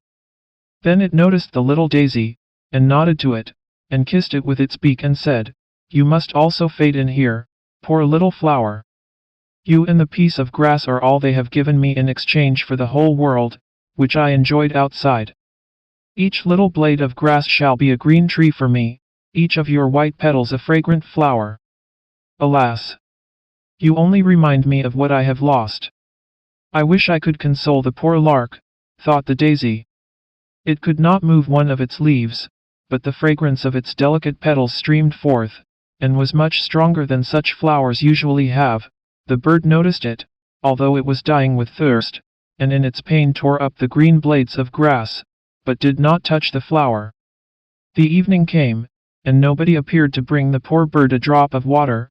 It opened its beautiful wings, and fluttered about in its anguish. A faint and mournful tweet, tweet, was all it could utter. Then it bent its little head towards the flower, and its heart broke for want and longing. The flower could not, as on the previous evening, fold up its petals and sleep. It dropped sorrowfully. The boys only came the next morning. When they saw the dead bird, they began to cry bitterly, dug a nice grave for it, and adorned it with flowers. The bird's body was placed in a pretty red box. They wished to bury it with royal honors. While it was alive and sang they forgot it, and let it suffer want in the cage. Now, they cried over it and covered it with flowers. The piece of turf, with the little daisy in it, was thrown out on the dusty highway. Nobody thought of the flower which had felt so much for the bird and had so greatly desired to comfort it. 18 Chapter The Darning Needle. There was once a darning needle who thought herself so fine that she fancied she must be fit for embroidery. "Hold me tight," she would say to the fingers, when they took her up. "Don't let me fall. If you do I shall never be found again. I am so very fine." "That is your opinion, is it?" said the fingers, as they seized her round the body. "See, I am coming with a train," said the darning needle, drawing a long thread after her, but there was no knot in the thread. The fingers then placed the point of the needle against the cook's slipper. There was a crack in the upper leather, which had to be sewn together. "What coarse work," said the darning needle, "I shall never get through. I shall break, I am breaking," and sure enough she broke. "Did I not say so?" said the darning needle. "I know I am too fine for such work as that. This needle is quite useless for sewing now," said the fingers, but they still held it fast, and the cook dropped some sealing wax on the needle, and fastened her handkerchief with it in front. "So now I am a breastpin," said the darning needle. "I knew very well I should come to honor some day. Merit is sure to rise," and she laughed, quietly to herself, for of course no one ever saw a darning needle laugh. And there she sat as proudly as if she were in a state coach, and looked all around her. "May I be allowed to ask if you are made of gold?" she inquired of her neighbor. "A pin. You have a very pretty appearance, and a curious head, although you are rather small. You must take pains to grow, for it is not everyone who has sealing wax dropped upon him." And as she spoke, the darning needle drew herself up so proudly that she fell out of the handkerchief right into the sink, which the cook was cleaning. "Now I am going on a journey," said the needle, as she floated away with the dirty water. "I do hope I shall not be lost." But she really was lost in a gutter. "I am too fine for this world," said the Darning Needle, as she lay in the gutter, "but I know who I am, and that is always some comfort." So the Darning Needle kept up her proud behavior, and did not lose her good humor. Then there floated over her all sorts of things, chips and straws, and pieces of old newspaper. "See how they sail," said the Darning Needle, "they do not know what is under them. I am here, and here I shall stick. See, there goes a chip, thinking of nothing in the world but himself, only a chip. There's a straw going by now, how he turns and twists about. Don't be thinking too much of yourself, or you may chance to run against a stone. There swims a piece of newspaper, what is written upon it has been forgotten long ago, and yet it gives itself airs. I sit here patiently and quietly. I know who I am, so I shall not move." One day something lying close to the Darning Needle glittered so splendidly that she thought it was a diamond, yet it was only a piece of broken bottle. The Darning Needle spoke to it, because it sparkled, and represented herself as a breastpin. "I suppose you are really a diamond," she said. "Why yes, something of the kind," he replied, and so each believed the other to be very valuable, and then they began to talk about the world, and the conceited people in it. "I have been in a lady's workbox," said the Darning Needle, "and this lady was the cook. She had on each hand 5 fingers, and anything so conceited as these 5 fingers I have never seen, and yet they were only employed to take me out of the box and to put me back again. Were they not high-born?" "High-born," said the Darning Needle, "no indeed, but so haughty. They were 5 brothers, all born fingers, they kept very proudly together, though they were of different lengths. The one who stood first in the rank was named the thumb. He was short and thick, and had only one joint in his back, and could therefore make but one bow, but he said that if he were cut off from a man's hand, that man would be unfit for a soldier. Sweet Tooth, his neighbor, dipped himself into sweet or sour, pointed to the sun and moon, and formed the letters when the fingers wrote. Longman, the middle finger, looked over the heads of all the others. Goldband, the next finger, wore a golden circle round his waist. And little Playman did nothing at all, and seemed proud of it. They were boasters, and boasters they will remain, and therefore I left them. And now we sit here and glitter, said the piece of broken bottle. At the same moment more water streamed into the gutter, so that it overflowed, and the piece of bottle was carried away. So he is promoted, said the Darning Needle, while I remain here. I am too fine, but that is my pride, and what do I care? And so she sat there in her pride, and had many such thoughts as these. I could almost fancy that I came from a sunbeam, I am so fine. It seems as if the sunbeams were always looking for me under the water. Ah!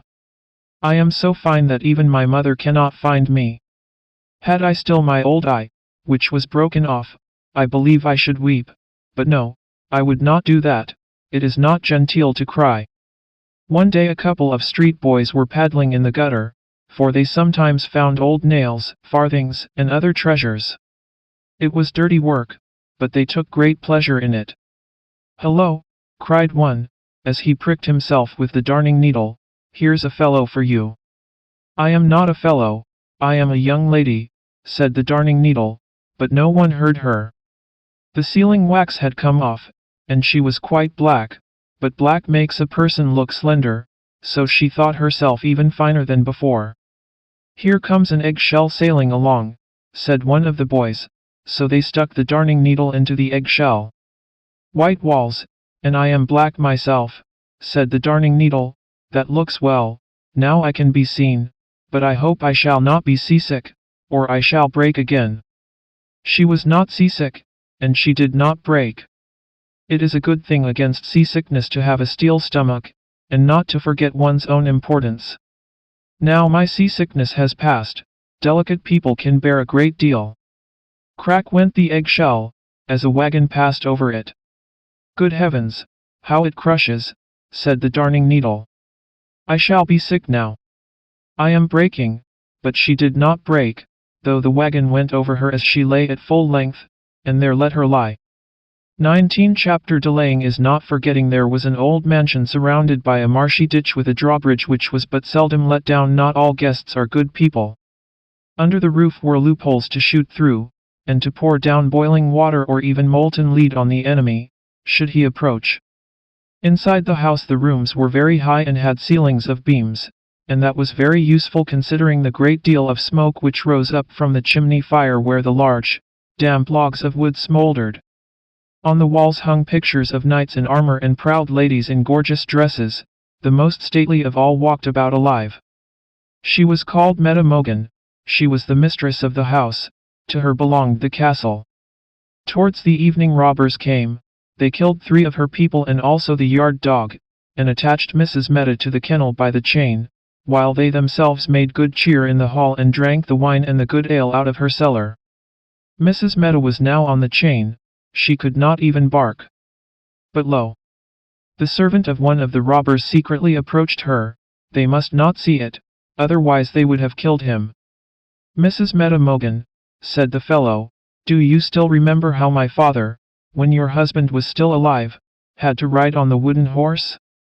You prayed for him, but it was no good. He was to ride until his limbs were paralyzed, but you stole down to him, as I steal now to you. You yourself put little stones under each of his feet that he might have support. Nobody saw it, or they pretended not to see it, for you were then the young gracious mistress. My father has told me this, and I have not forgotten it. Now I will free you, Mrs. Meta Mogan." Then they pulled the horses out of the stable and rode off in rain and wind to obtain the assistance of friends. Thus the small service done to the old man was richly rewarded, said Meta Mogan.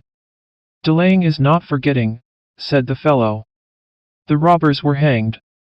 There was an old mansion. It is still there. It did not belong to Mrs. Meta Mogan. It belonged to another old noble family. We are now in the present time. The sun is shining on the gilt knob of the tower. Little wooded islands lie like bouquets on the water, and wild swans are swimming round them. In the garden grow roses. The mistress of the house is herself the finest rose petal. She beams with joy, the joy of good deeds, however, not done in the wide world, but in her heart, and what is preserved there is not forgotten. Delaying is not forgetting. Now she goes from the mansion to a little peasant hut in the field. Therein lives a poor paralyzed girl. The window of her little room looks northward. The sun does not enter here. The girl can only see a small piece of field which is surrounded by a high fence. But today the sun shines here. The warm, beautiful Son of God is within the little room. It comes from the south through the new window, where formerly the wall was. The paralyzed girl sits in the warm sunshine and can see the wood and the lake. The world had become so large, so beautiful, and only through a single word from the kind mistress of the mansion. The word was so easy, the deed so small, she said. The joy it afforded me was infinitely great and sweet.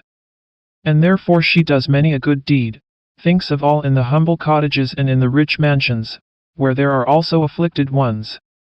It is concealed and hidden, but God does not forget it. Delayed is not forgotten. An old house stood there. It was in the large town with its busy traffic. There are rooms and halls in it, but we do not enter them. We remain in the kitchen, where it is warm and light, clean and tidy. The copper utensils are shining, the table as if polished with beeswax. The sink looks like a freshly scoured meat board.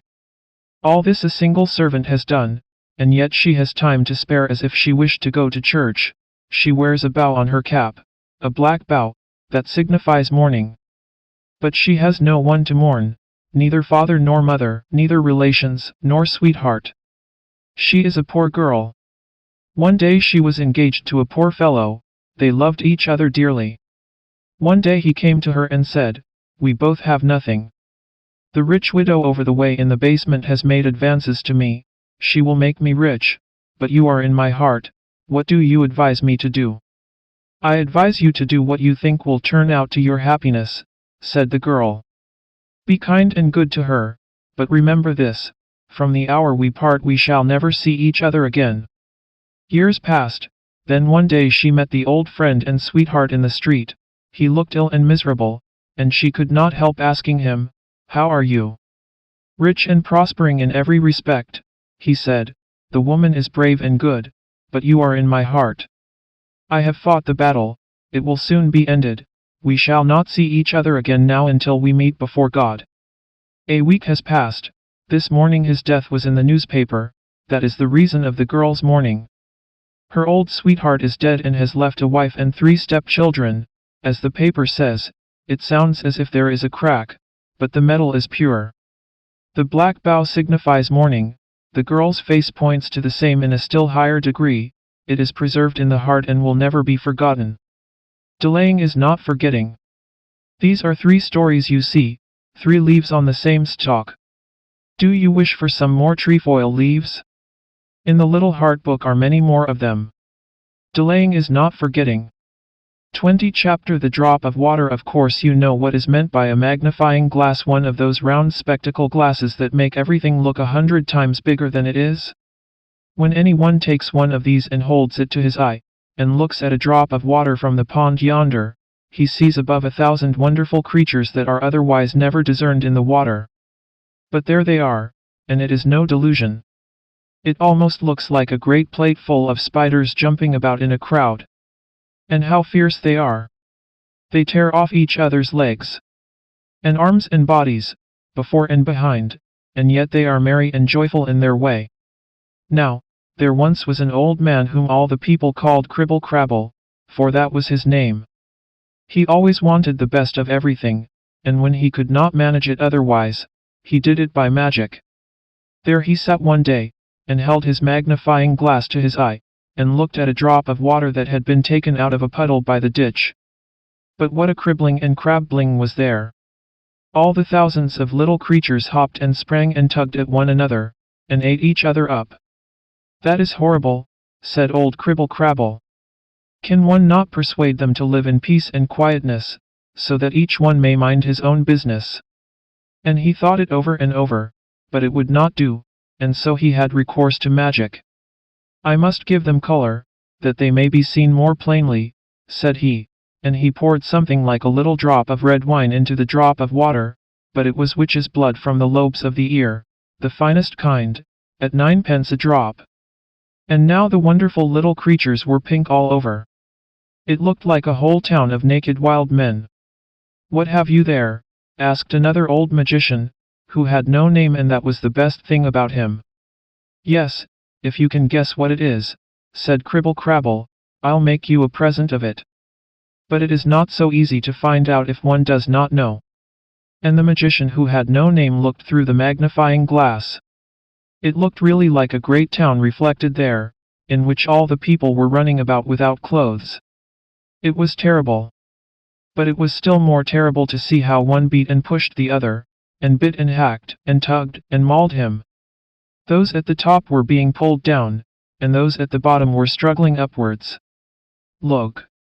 Look! His leg is longer than mine. Bah! Away with it! There is one who has a little bruise. It hurts him, but it shall hurt him still more." And they hacked away at him, and they pulled at him, and ate him up, because of the little bruise. And there was one sitting as still as any little maiden, and wishing only for peace and quietness. But now she had to come out, and they tugged at her, and pulled her about, and ate her up. "That's funny," said the magician. "Yes, but what do you think it is?" said Cribble Crabble. "Can you find that out?" "Why, one can see that easily enough," said the other. "That's Paris, or some other great city, for they're all alike." "It's a great city." "It's a drop of puddle water," said Cribble Crabble. 21 Chapter The Dryad. We are traveling to Paris to the exhibition. Now we are there. That was a journey, a flight without magic. We flew on the wings of steam over the sea and across the land. Yes, our time is the time of fairy tales. We are in the midst of Paris, in a great hotel. Blooming flowers ornament the staircases, and soft carpets the floors. Our room is a very cozy one, and through the open balcony door we have a view of a great square. Spring lives down there. It has come to Paris, and arrived at the same time with us. It has come in the shape of a glorious young chestnut tree, with delicate leaves newly opened. How the tree gleams, dressed in its spring garb, before all the other trees in the place. One of these latter had been struck out of the list of living trees. It lies on the ground with roots exposed. On the place where it stood, the young chestnut tree is to be planted, and to flourish. It still stands towering aloft on the heavy wagon which has brought it this morning a distance of several miles to Paris.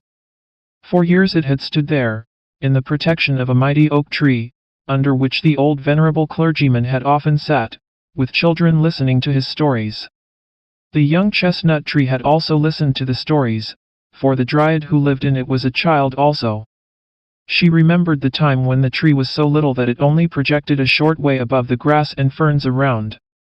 These were as tall as they would ever be, but the tree grew every year, and enjoyed the air and the sunshine, and drank the dew and the rain. Several times it was also, as it must be, well shaken by the wind and the rain, for that is a part of education. The dryad rejoiced in her life, and rejoiced in the sunshine, and the singing of the birds, but she was most rejoiced at human voices. She understood the language of men as well as she understood that of animals. Butterflies, cockchafers, dragonflies, everything that could fly came to pay a visit. They could all talk.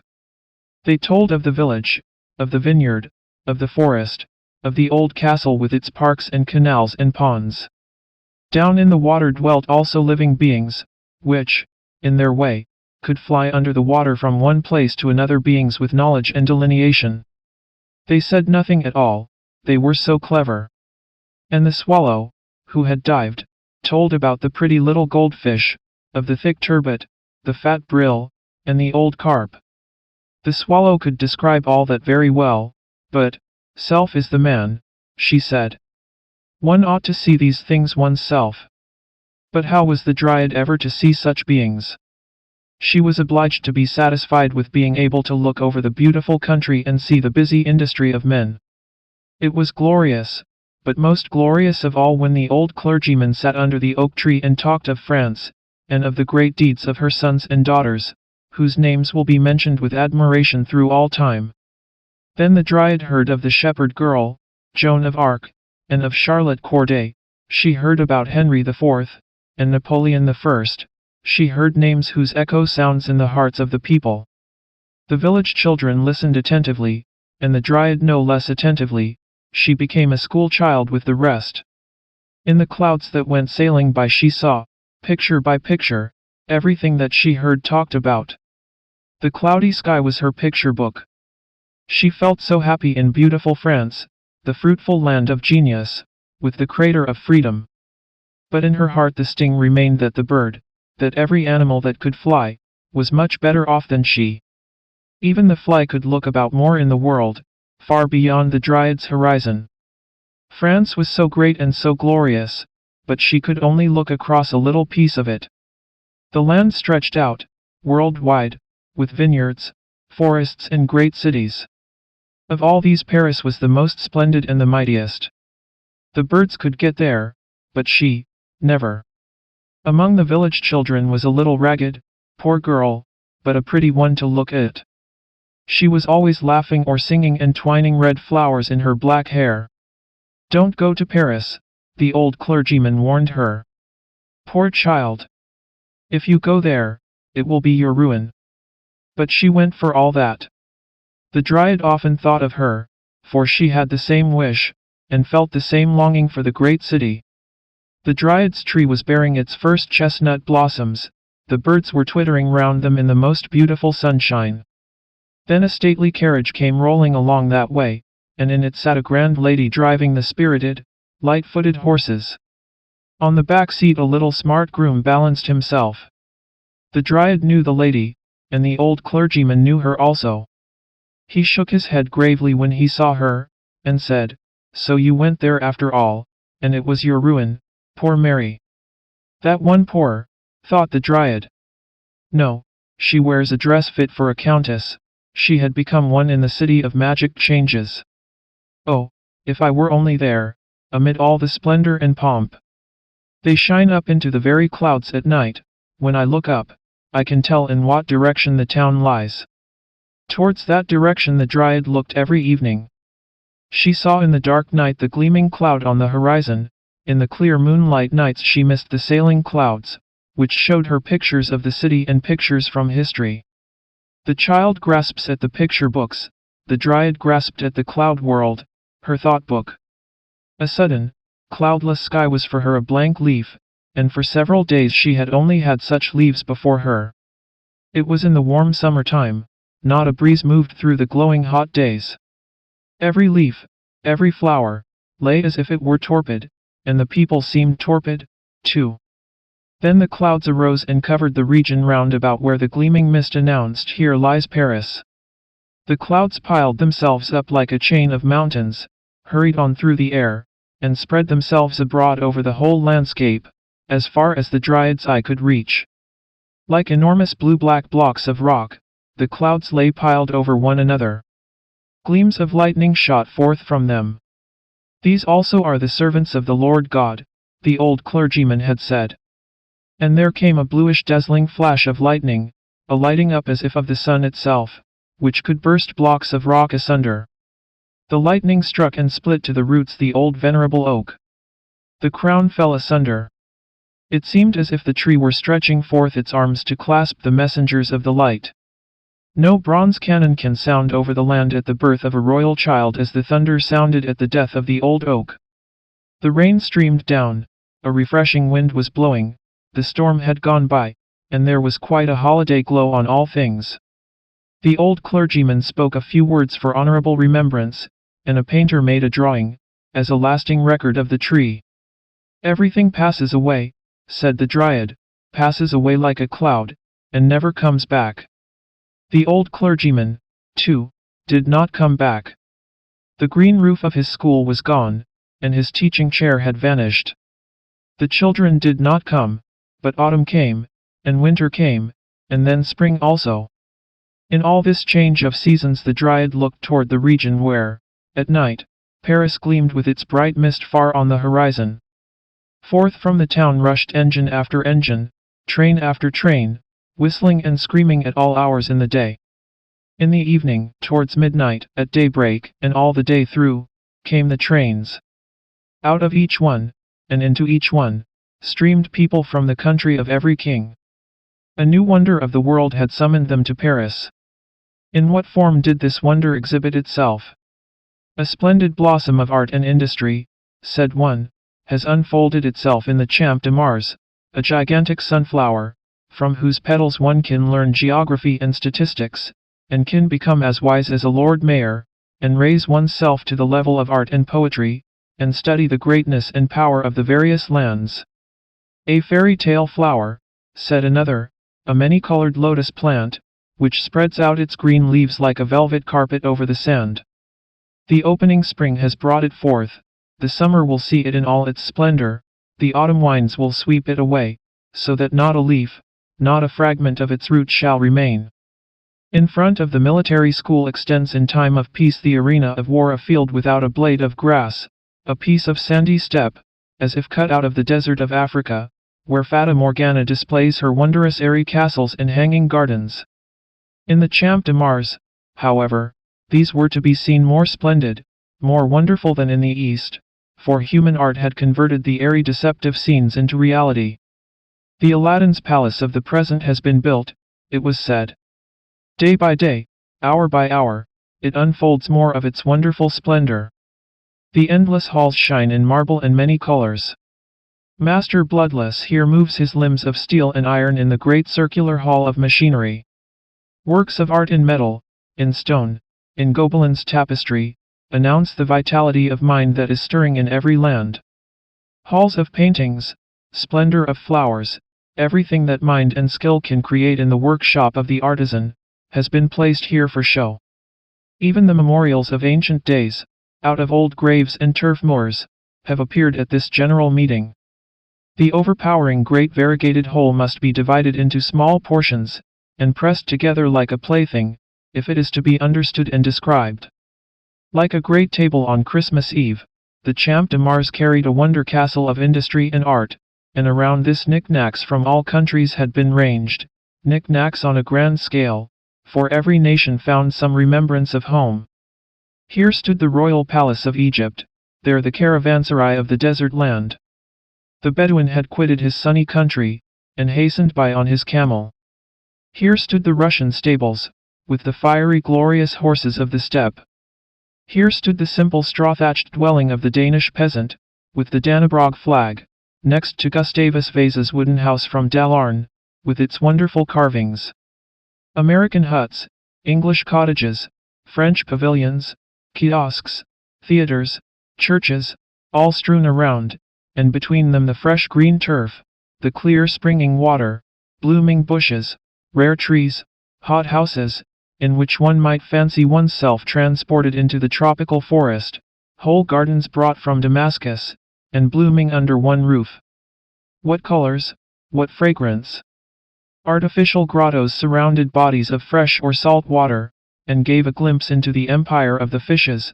The visitor seemed to wander at the bottom of the sea, among fishes and polypi. All this, they said, the Champ de Mars offers, and around the great richly spread table the crowd of human beings moves like a busy swarm of ants, on foot or in little carriages, for not all feet are equal to such a fatiguing journey. Hither they swarm from morning till late in the evening. Steamer after steamer, crowded with people, glides down the Seine. The number of carriages is continually on the increase. The swarm of people on foot and on horseback grows more and more dense. Carriages and omnibuses are crowded, stuffed, and embroidered with people. All these tributary streams flow in one direction towards the exhibition. On every entrance the flag of France is displayed. Around the world's bazaar wave the flags of all nations. There is a humming and a murmuring from the hall of the machines. From the towers the melody of the chimes is heard. With the tones of the organs in the churches mingle the hoarse nasal songs from the cafes of the East. It is a kingdom of Babel, a wonder of the world. In very truth it was. That's what all the reports said, and who did not hear them? The Dryad knew everything that is told here of the new wonder in the city of cities. Fly away, ye birds. Fly away to sea, and then come back and tell me, said the Dryad. The wish became an intense desire, became the one thought of a life. Then, in the quiet silent night, while the full moon was shining, the Dryad saw a spark fly out of the moon's disk, and fall like a shooting star. And before the tree, whose leaves waved to and fro as if they were stirred by a tempest, stood a noble, mighty, and grand figure. In tones that were at once rich and strong, like the trumpet of the last judgment bidding farewell to life and summoning to the great account, it said, "Thou shalt go to the city of magic, thou shalt take root there, and enjoy the mighty rushing breezes, the air and the sunshine there. But the time of thy life shall then be shortened, the line of years that awaited thee here amid the free nature shall shrink to but a small tale. Poor Dryad! It shall be thy destruction. Thy yearning and longing will increase, thy desire will grow more stormy, the tree itself will be as a prison to thee, thou wilt quit thy cell and give up thy nature to fly out and mingle among men. Then the years that would have belonged to thee will be contracted to half the span of the ephemeral fly, that lives but a day, one night, and thy life taper shall be blown out, the leaves of the tree will wither and be blown away, to become green never again." Thus the words sounded. And the light vanished away, but not the longing of the Dryad. She trembled in the wild fever of expectation. "I shall go there," she cried, rejoicingly. "Life is beginning and swells like a cloud, nobody knows whither it is hastening." When the grey dawn arose and the moon turned pale and the clouds were tinted red, the wished-for hour struck. The words of promise were fulfilled. People appeared with spades and poles, they dug round the roots of the tree, deeper and deeper, and beneath it. A wagon was brought out, drawn by many horses, and the tree was lifted up, with its roots and the lumps of earth that adhered to them. Matting was placed around the roots, as though the tree had its feet in a warm bag. And now the tree was lifted on the wagon and secured with chains. The journey began, the journey to Paris. There the tree was to grow as an ornament to the city of French glory. The twigs and the leaves of the chestnut tree trembled in the first moments of its being moved, and the Dryad trembled in the pleasurable feeling of expectation. "Away! Away, It sounded in every beat of her pulse. Away. Away sounded in words that flew trembling along. The Dryad forgot to bid farewell to the regions of home. She thought not of the waving grass and of the innocent daisies, which had looked up to her as to a great lady, a young princess playing at being a shepherdess out in the open air. The chestnut tree stood upon the wagon, and nodded his branches. Whether this meant farewell or forward, the Dryad knew not. She dreamed only of the marvelous new things, that seemed yet so familiar, and that were to unfold themselves before her. No child's heart rejoicing in innocence, no heart whose blood danced with passion had set out on the journey to Paris more full of expectation than she. Her farewell sounded in the words away. Away. The wheels turned, the distant approached, the present vanished. The region was changed, even as the clouds change. New vineyards, forests, villages, villas appeared, came nearer, vanished. The chestnut tree moved forward, and the Dryad went with it. Steam engine after steam engine rushed past, sending up into the air vapory clouds, that formed figures which told of Paris, whence they came, and whither the Dryad was going. Everything around knew it, and must know whither she was bound. It seemed to her as if every tree she passed stretched out its leaves towards her, with the prayer, "Take me with you. Take me with you," for every tree enclosed a longing Dryad. What changes during this flight! Houses seemed to be rising out of the earth more and more, thicker and thicker. The chimneys rose like flower pots ranged side by side, or in rows one above the other, on the roofs. Great inscriptions in letters a yard long, and figures in various colors, covering the walls from cornice to basement, came brightly out. "Where does Paris begin, and when shall I be there?" asked the Dryad. The crowd of people grew, the tumult and the bustle increased, carriage followed upon carriage, people on foot and people on horseback were mingled together, all around were shops on shops, music and song, crying and talking. The Dryad, in her tree, was now in the midst of Paris. The great heavy wagon all at once stopped on a little square planted with trees. The high houses around had all of them balconies to the windows, from which the inhabitants looked down upon the young fresh chestnut tree, which was coming to be planted here as a substitute for the dead tree that lay stretched on the ground. The passers-by stood still and smiled in admiration of its pure vernal freshness. The older trees, whose buds were still closed, whispered with their waving branches, "Welcome! Welcome!" The fountain, throwing its jet of water high up in the air, to let it fall again in the wide stone basin, told the wind to sprinkle the newcomer with pearly drops, as if it wished to give him a refreshing draught to welcome him. The Dryad felt how her tree was being lifted from the wagon to be placed in the spot where it was to stand. The roots were covered with earth, and fresh turf was laid on top. Blooming shrubs and flowers in pots were ranged around, and thus a little garden arose in the square. The tree that had been killed by the fumes of gas, the steam of kitchens, and the bad air of the city, was put upon the wagon and driven away. The passers-by looked on. Children and old men sat upon the bench, and looked at the green tree. And we who are telling this story stood upon a balcony, and looked down upon the green spring site that had been brought in from the fresh country air, and said, what the old clergyman would have said, "Poor Dryad! I am happy! I am happy!" The Dryad cried, rejoicing, "And yet I cannot realize, cannot describe what I feel. Everything is as I fancied it, and yet as I did not fancy it." The houses stood there, so lofty, so close. The sunlight shone on only one of the walls, and that one was stuck over with bills and placards, before which the people stood still, and this made a crowd. Carriages rushed past, carriages rolled past, light ones and heavy ones mingled together. Omnibuses, those overcrowded moving houses, came rattling by, horsemen galloped among them, even carts and wagons asserted their rights. The Dryad asked herself if these high-grown houses, which stood so close around her, would not remove and take other shapes, like the clouds in the sky, and draw aside, so that she might cast a glance into Paris, and over it. Notre Dame must show itself, the Vendôme column, and the wondrous building which had called and was still calling so many strangers to the city. but the houses did not stir from their places. It was yet day when the lamps were lit. The gas jets gleamed from the shops, and shone even into the branches of the trees, so that it was like sunlight in summer. The stars above made their appearance, the same to which the Dryad had looked up in her home. She thought she felt a clear pure stream of air which went forth from them. She felt herself lifted up and strengthened, and felt an increased power of seeing through every leaf and through every fiber of the root. Amid all the noise and the turmoil, the colors, and the lights, she knew herself watched by mild eyes. From the side streets sounded the merry notes of fiddles and wind instruments. Up! To the dance! To the dance! To jollity and pleasure! That was their invitation.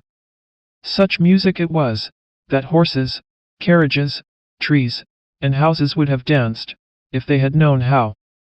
The charm of intoxicating delight filled the bosom of the Dryad. How glorious, how splendid it is, she cried, rejoicingly. Now I am in Paris. The next day that dawned, the next night that fell, offered the same spectacle, similar bustle, similar life, changing, indeed, yet always the same, and thus it went on through the sequence of days. Now I know every tree, every flower on the square here. I know every house, every balcony, every shop in this narrow cut-off corner, where I am denied the sight of this great mighty city. Where are the arches of triumph, the boulevards, the wondrous building of the world? I see nothing of all this. As if shut up in a cage, I stand among the high houses, which I now know by heart, with their inscriptions, signs, and placards, all the painted confectionery, that is no longer to my taste. Where are all the things of which I heard, for which I longed, and for whose sake I wanted to come hither? What have I seized, found, won? I feel the same longing I felt before. I feel that there is a life I should wish to grasp and to experience. I must go out into the ranks of living men, and mingle among them. I must fly about like a bird. I must see and feel, and become human altogether. I must enjoy the one half-day, instead of vegetating for years in everyday sameness and weariness, in which I become ill, and at last sink and disappear like the dew on the meadows. I will gleam like the cloud, gleam in the sunshine of life, look out over the whole like the cloud, and pass away like it, no one know it whither. Thus sighed the Dryad, and she prayed, take from me the years that were destined for me, and give me but half of the life of the ephemeral fly. Deliver me from my prison. Give me human life, human happiness, only a short span, only the one night, if it cannot be otherwise, and then punish me for my wish to live, my longing for life. Strike me out of thy list. Let my shell, the fresh young tree, wither, or be hewn down, and burnt to ashes, and scattered to all the winds. A rustling went through the leaves of the tree, there was a trembling in each of the leaves, it seemed as if fire streamed through it. A gust of wind shook its green crown, and from the midst of that crown a female figure came forth. In the same moment she was sitting beneath the brightly illuminated leafy branches, young and beautiful to behold, like poor Mary, to whom the clergyman had said, "The great city will be thy destruction." The Dryad sat at the foot of the tree at her house door, which she had locked, and whose key had thrown away. So young, so fair. The stars saw her, and blinked at her. The gas lamps saw her, and gleamed and beckoned to her. How delicate she was, and yet how blooming, a child, and yet a grown maiden. Her dress was fine as silk, green as the freshly opened leaves on the crown of the tree, in her nut-brown hair clung a half-opened chestnut blossom. She looked like the goddess of spring. For one short minute she sat motionless, then she sprang up, and, light as a gazelle, she hurried away. She ran and sprang like the reflection from the mirror that, carried by the sunshine, is cast, now here, now there. Could anyone have followed her with his eyes, he would have seen how marvelously her dress and her form changed, according to the nature of the house or the place whose light happened to shine upon her. She reached the boulevards. Here a sea of light streamed forth from the gas flames of the lamps, the shops, and the cafes. Here stood in a row young and slender trees, each of which concealed its dryad, and gave shade from the artificial sunlight. The whole vast pavement was one great festive hall, where covered tables stood laden with refreshments of all kinds, from champagne and chartreuse down to coffee and beer. Here was an exhibition of flowers, statues, books, and colored stuffs. From the crowd close by the lofty houses she looked forth over the terrific stream beyond the rows of trees. Yonder heaved a stream of rolling carriages, cabriolets, coaches, omnibuses, cabs, and among them riding gentlemen and marching troops. To cross to the opposite shore was an undertaking fraught with danger to life and limb. Now lanterns shed their radiance abroad, now the gas had the upper hand. Suddenly a rocket rises. Whence? Whither? Here are sounds of soft Italian melodies. Yonder, Spanish songs are sung, accompanied by the rattle of the castanets, but strongest of all, and predominating over the rest, the street organ tunes of the moment, the exciting can-can music, which Orpheus never knew, and which was never heard by the belle Helene. Even the barrow was tempted to hop upon one of its wheels. The dryad danced, floated, flew, changing her color every moment, like a hummingbird in the sunshine. Each house, with the world belonging to it, gave her its own reflections. As the glowing lotus flower, torn from its stem, is carried away by the stream, so the dryad drifted along. Whenever she paused, she was another being, so that none was able to follow her, to recognize her, or to look more closely at her.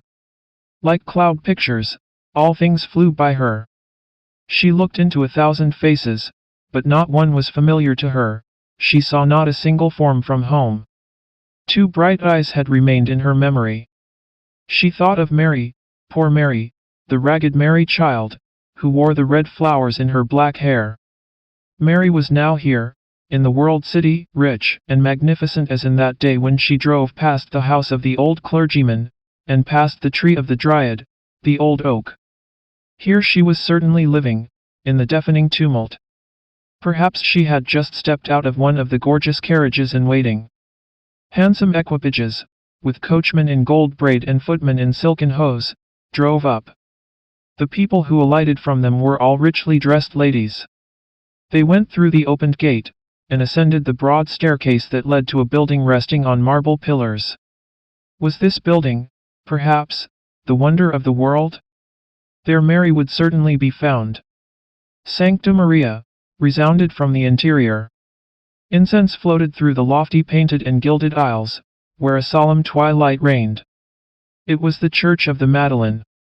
Clad in black garments of the most costly stuffs, fashioned according to the latest mode, the rich feminine world of Paris glided across the shining pavement.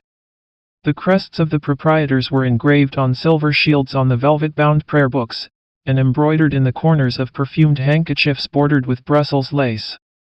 A few of the ladies were kneeling in silent prayer before the altars, others resorted to the confessionals. Anxiety and fear took possession of the dryad. She felt as if she had entered a place where she had no right to be. Here was the abode of silence, the hall of secrets. Everything was said in whispers, every word was a mystery. The dryad saw herself enveloped in lace and silk, like the women of wealth and of high birth around her. Had, perhaps, every one of them a longing in her breast, like the dryad? A deep, painful sigh was heard. Did it escape from some confessional in a distant corner, or from the bosom of the dryad? She drew the veil closer around her.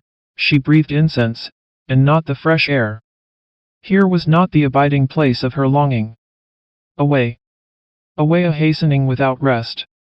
The ephemeral fly knows not repose, for her existence is flight. She was out again among the gas candelabra, by a magnificent fountain. All its streaming waters are not able to wash out the innocent blood that was spilled here. Such were the words spoken. Strangers stood around, carrying on a lively conversation, such as no one would have dared to carry on in the gorgeous hall of secrets whence the dryad came. A heavy stone slab was turned and then lifted. She did not understand why. She saw an opening that led into the depths below. The strangers stepped down, leaving the starlit air and the cheerful life of the upper world behind them. I am afraid, said one of the women who stood around, to her husband, I cannot venture to go down, nor do I care for the wonders down yonder. You had better stay here with me. Indeed, and travel home, said the man, and quit Paris without having seen the most wonderful thing of all, the real wonder of the present period, created by the power and resolution of one man. I will not go down for all that, was the reply. The wonder of the present time, it had been called. The Dryad had heard and had understood it. The goal of her ardent longing had thus been reached, and here was the entrance to it. Down into the depths below Paris? She had not thought of such a thing, but now she heard it said, and saw the strangers descending, and went after them. The staircase was of cast iron, spiral, broad, and easy. Below there burned a lamp, and farther down, another. They stood in a labyrinth of endless halls and arched passages, all communicating with each other. All the streets and lanes of Paris were to be seen here again, as in a dim reflection. The names were painted up, and every house above had its number down here also, and struck its roots under the macadamized quays of a broad canal, in which the muddy water flowed onward.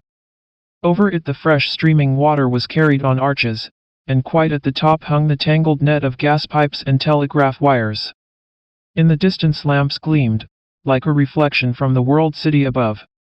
Every now and then a dull rumbling was heard. This came from the heavy wagons rolling over the entrance bridges. Whither had the Dryad come? You have, no doubt, heard of the catacombs? Now they are vanishing points in that new underground world, that wonder of the present day, the sewers of Paris. The Dryad was there, and not in the world's exhibition in the Champ de Mars. She heard exclamations of wonder and admiration. From here go forth health and life for thousands upon thousands up yonder. Our time is the time of progress, with its manifold blessings. Such was the opinion and the speech of men, but not of those creatures who had been born here, and who built and dwelt here, of the rats, namely, who were squeaking to one another in the clefts of a crumbling wall, quite plainly, and in a way the Dryad understood well. A big old father rat, with his tail bitten off, was relieving his feelings in loud squeaks, and his family gave their tribute of concurrence to every word he said. I am disgusted with this man mewing, he cried with these outbursts of ignorance. A fine magnificence, truly. All made up of gas and petroleum. I can't eat such stuff as that. Everything here is so fine and bright now, that one's ashamed of oneself, without exactly knowing why. Ah, if we only lived in the days of tallow candles. And it does not lie so very far behind us. That was a romantic time, as one may say. What are you talking of there? Asked the Dryad. I have never seen you before. What is it you are talking about? Of the glorious days that are gone, said the rat, of the happy time of our great-grandfathers and great-grandmothers. Then it was a great thing to get down here. That was a rat's nest quite different from Paris. Mother Plague used to live here then. She killed people, but never rats. Robbers and smugglers could breathe freely here. Here was the meeting place of the most interesting personages, whom one now only gets to see in the theaters where they act melodrama, up above. The time of romance is gone even in our rat's nest, and here also fresh air and petroleum have broken in. Thus squeaked the rat.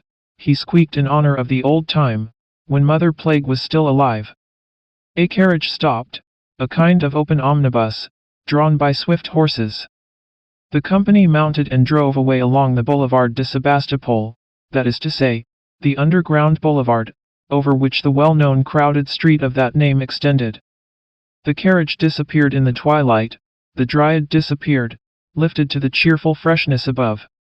Here, and not below in the vaulted passages, filled with heavy air, the wonder work must be found which she was to seek in her short lifetime. It must gleam brighter than all the gas flames, stronger than the moon that was just gliding past. Yes, certainly, she saw it yonder in the distance. It gleamed before her, and twinkled and glittered like the evening star in the sky. She saw a glittering portal open, that led to a little garden, where all was brightness and dance music. Colored lamps surrounded little lakes, in which were water plants of colored metal, from whose flowers jets of water spurted up. Beautiful weeping willows, real products of spring, hung their fresh branches over these lakes like a fresh, green, transparent, and yet screening veil. In the bushes burnt an open fire, throwing a red twilight over the quiet huts of branches, into which the sounds of music penetrated, an ear-tickling, intoxicating music, that sent the blood coursing through the veins. Beautiful girls in festive attire, with pleasant smiles on their lips, and the light spirit of youth in their hearts marries, with roses in their hair, but without carriage and postilion, flitted to and fro in the wild dance. Where were the heads? Where the feet? As if stung by tarantulas, they sprang, laughed, rejoiced, as if in their ecstasies they were going to embrace all the world. The Dryad felt herself torn with them into the whirl of the dance. Round her delicate foot clung the silken boot, chestnut brown in color, like the ribbon that floated from her hair down upon her bare shoulders. The green silk dress waved in large folds, but did not entirely hide the pretty foot and ankle. Had she come to the enchanted garden of Armida? What was the name of the place? The name glittered in gas jets over the entrance. It was Mayville.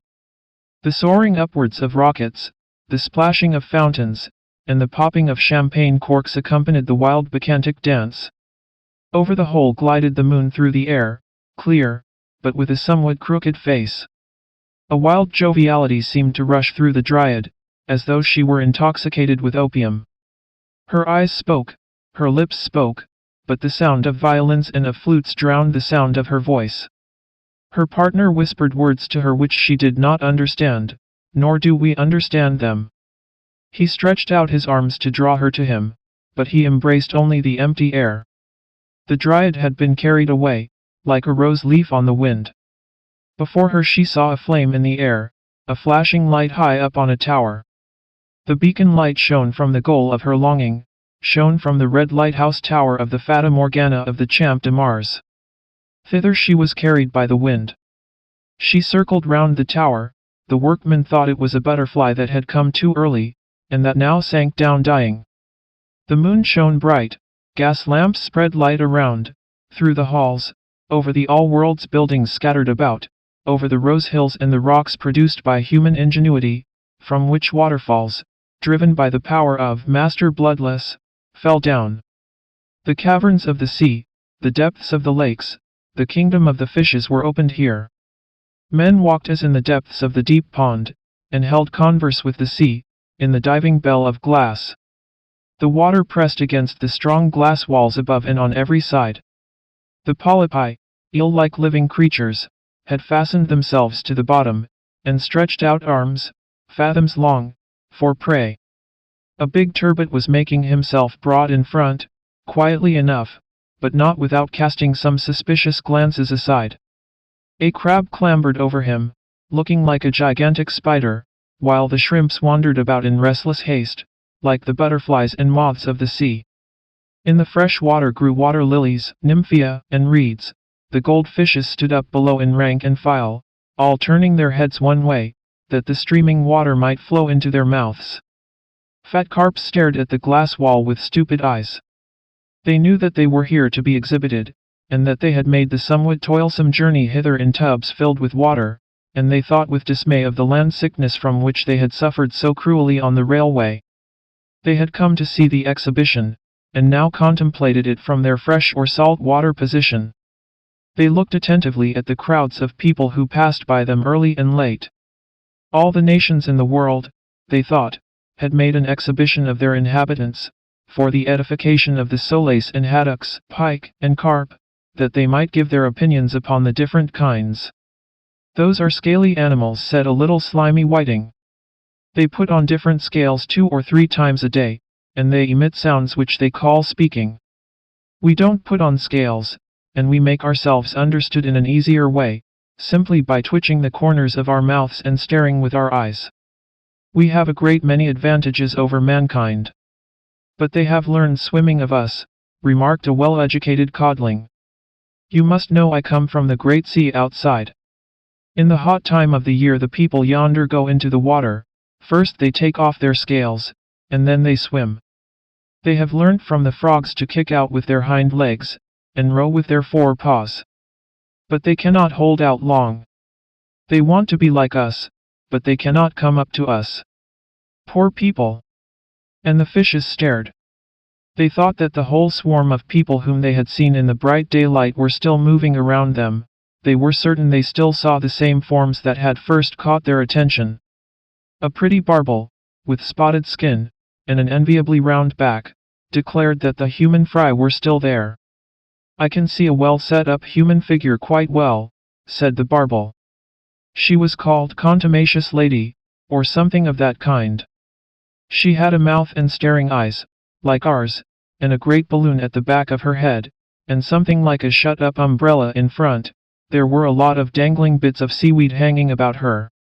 She ought to take all the rubbish off, and go as we do, then she would look something like a respectable barbel, so far as it is possible for a person to look like one.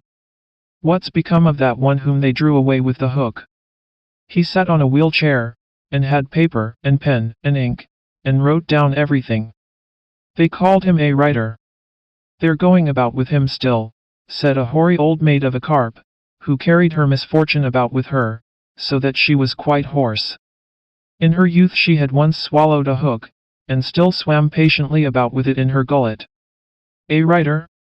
That means, as we fishes describe it, a kind of cuttle or ink fish among men. Thus the fishes gossiped in their own way, but in the artificial water grotto the laborers were busy, who were obliged to take advantage of the hours of night to get their work done by daybreak. They accompanied with blows of their hammers and with songs the parting words of the vanishing dryad. "So, at any rate, I have seen you, you pretty gold fishes," she said. "Yes, I know you," and she waved her hand to them. "I have known about you a long time in my home.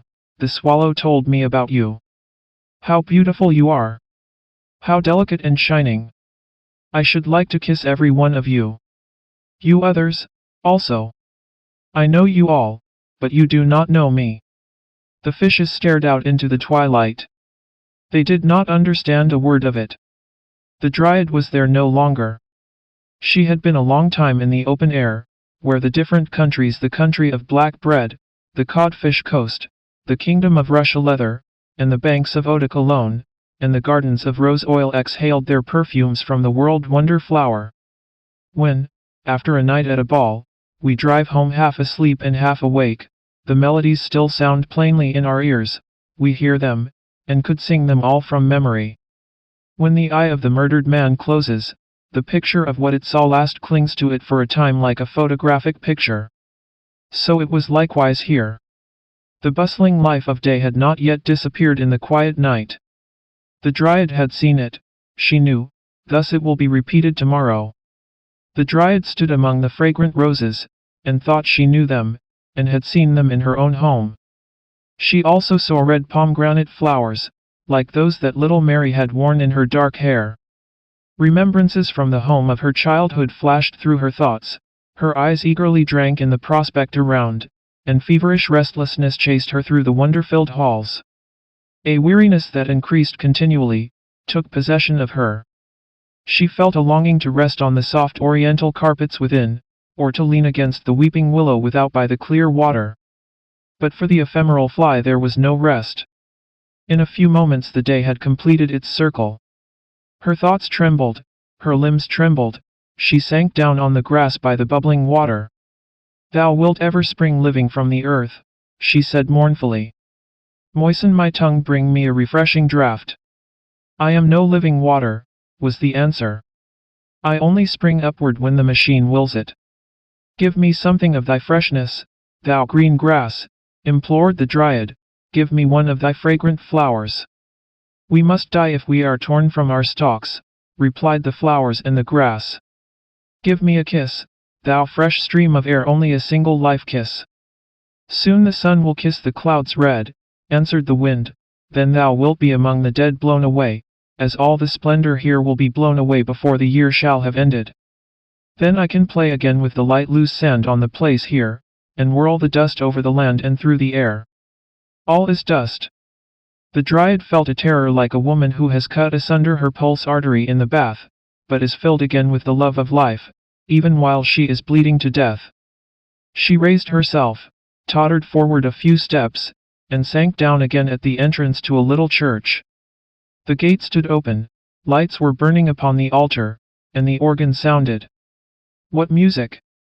Such notes the Dryad had never yet heard, and yet it seemed to her as if she recognized a number of well-known voices among them.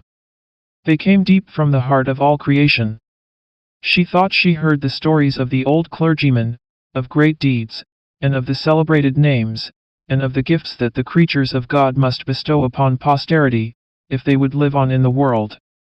The tones of the organ swelled, and in their song there sounded these words, "Thy wishing and thy longing have torn thee, with thy roots, from the place which God appointed for thee. That was thy destruction, thou poor Dryad." The notes became soft and gentle, and seemed to die away in a wail. In the sky the clouds showed themselves with a ruddy gleam. The wind sighed, "Pass away, ye dead. Now the sun is going to rise." The first ray fell on the Dryad.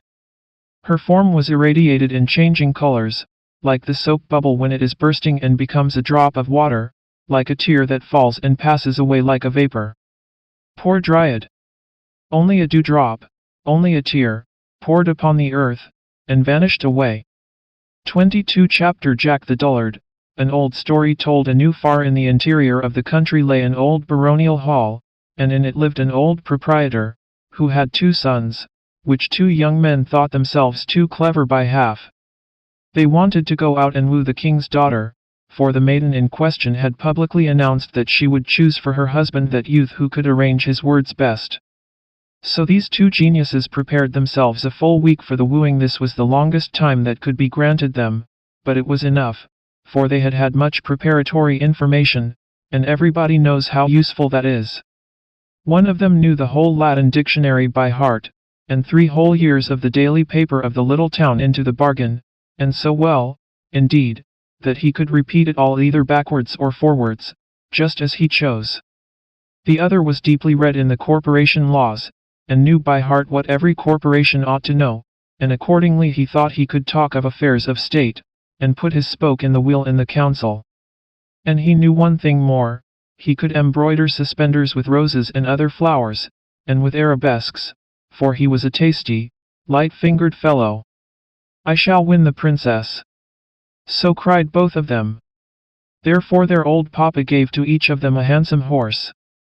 The youth who knew the dictionary and newspaper by heart had a black horse, and he who knew all about the corporation laws received a milk-white steed.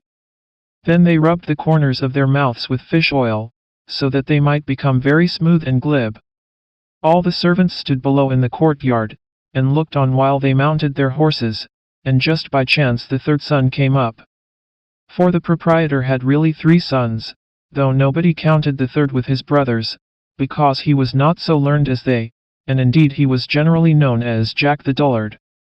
"Hello," said Jack the Dullard, "where are you going? I declare you have put on your Sunday clothes.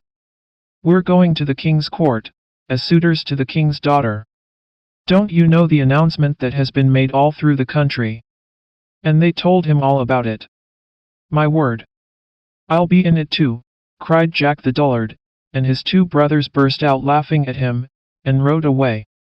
"Father, dear," said Jack, "I must have a horse too. I do feel so desperately inclined to marry. If she accepts me, she accepts me, and if she won't have me, I'll have her, but she shall be mine." "Don't talk nonsense," replied the old gentleman. "You shall have no horse from me. You don't know how to speak, you can't arrange your words. Your brothers are very different fellows from you." "Well," quoth Jack the Dullard, "if I can't have a horse, I'll take the billy goat, who belongs to me, and he can carry me very well." And so said, so done. He mounted the billy goat, pressed his heels into its sides, and galloped down the high street like a hurricane. Hey, hoop! That was a ride. "Here I come," shouted Jack the Dullard, and he sang till his voice echoed far and wide. But his brothers rode slowly on in advance of him.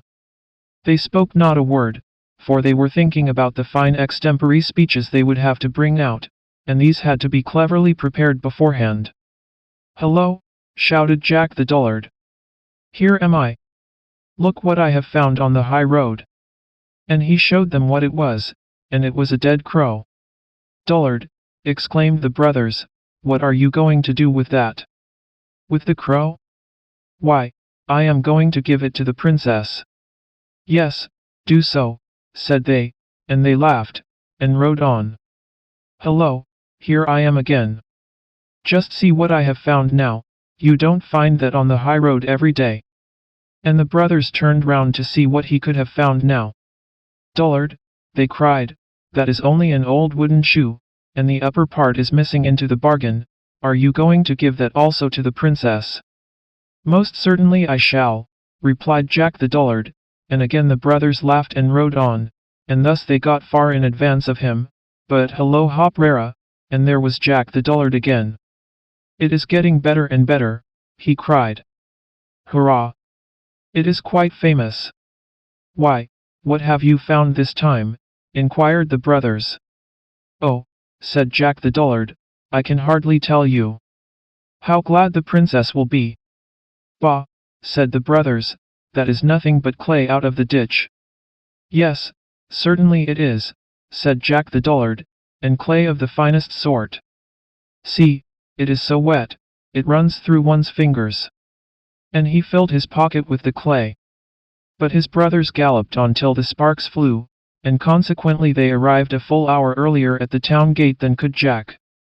Now at the gate each suitor was provided with a number, and all were placed in rows immediately on their arrival, 6 in each row, and so closely packed together that they could not move their arms, and that was a prudent arrangement, for they would certainly have come to blows, had they been able, merely because one of them stood before the other. All the inhabitants of the country round about stood in great crowds around the castle, almost under the very windows, to see the princess receive the suitors, and as each stepped into the hall, his power of speech seemed to desert him, like the light of a candle that is blown out. Then the princess would say, "He is of no use. Away with him out of the hall." At last the turn came for that brother who knew the dictionary by heart, but he did not know it now, he had absolutely forgotten it altogether, and the boards seemed to re-echo with his footsteps, and the ceiling of the hall was made of looking glass, so that he saw himself standing on his head, and at the window stood 3 clerks and a head clerk, and every one of them was writing down every single word that was uttered, so that it might be printed in the newspapers, and sold for a penny at the street corners. It was a terrible ordeal, and they had, moreover, made such a fire in the stove, that the room seemed quite red hot. "It is dreadfully hot here," observed the first brother.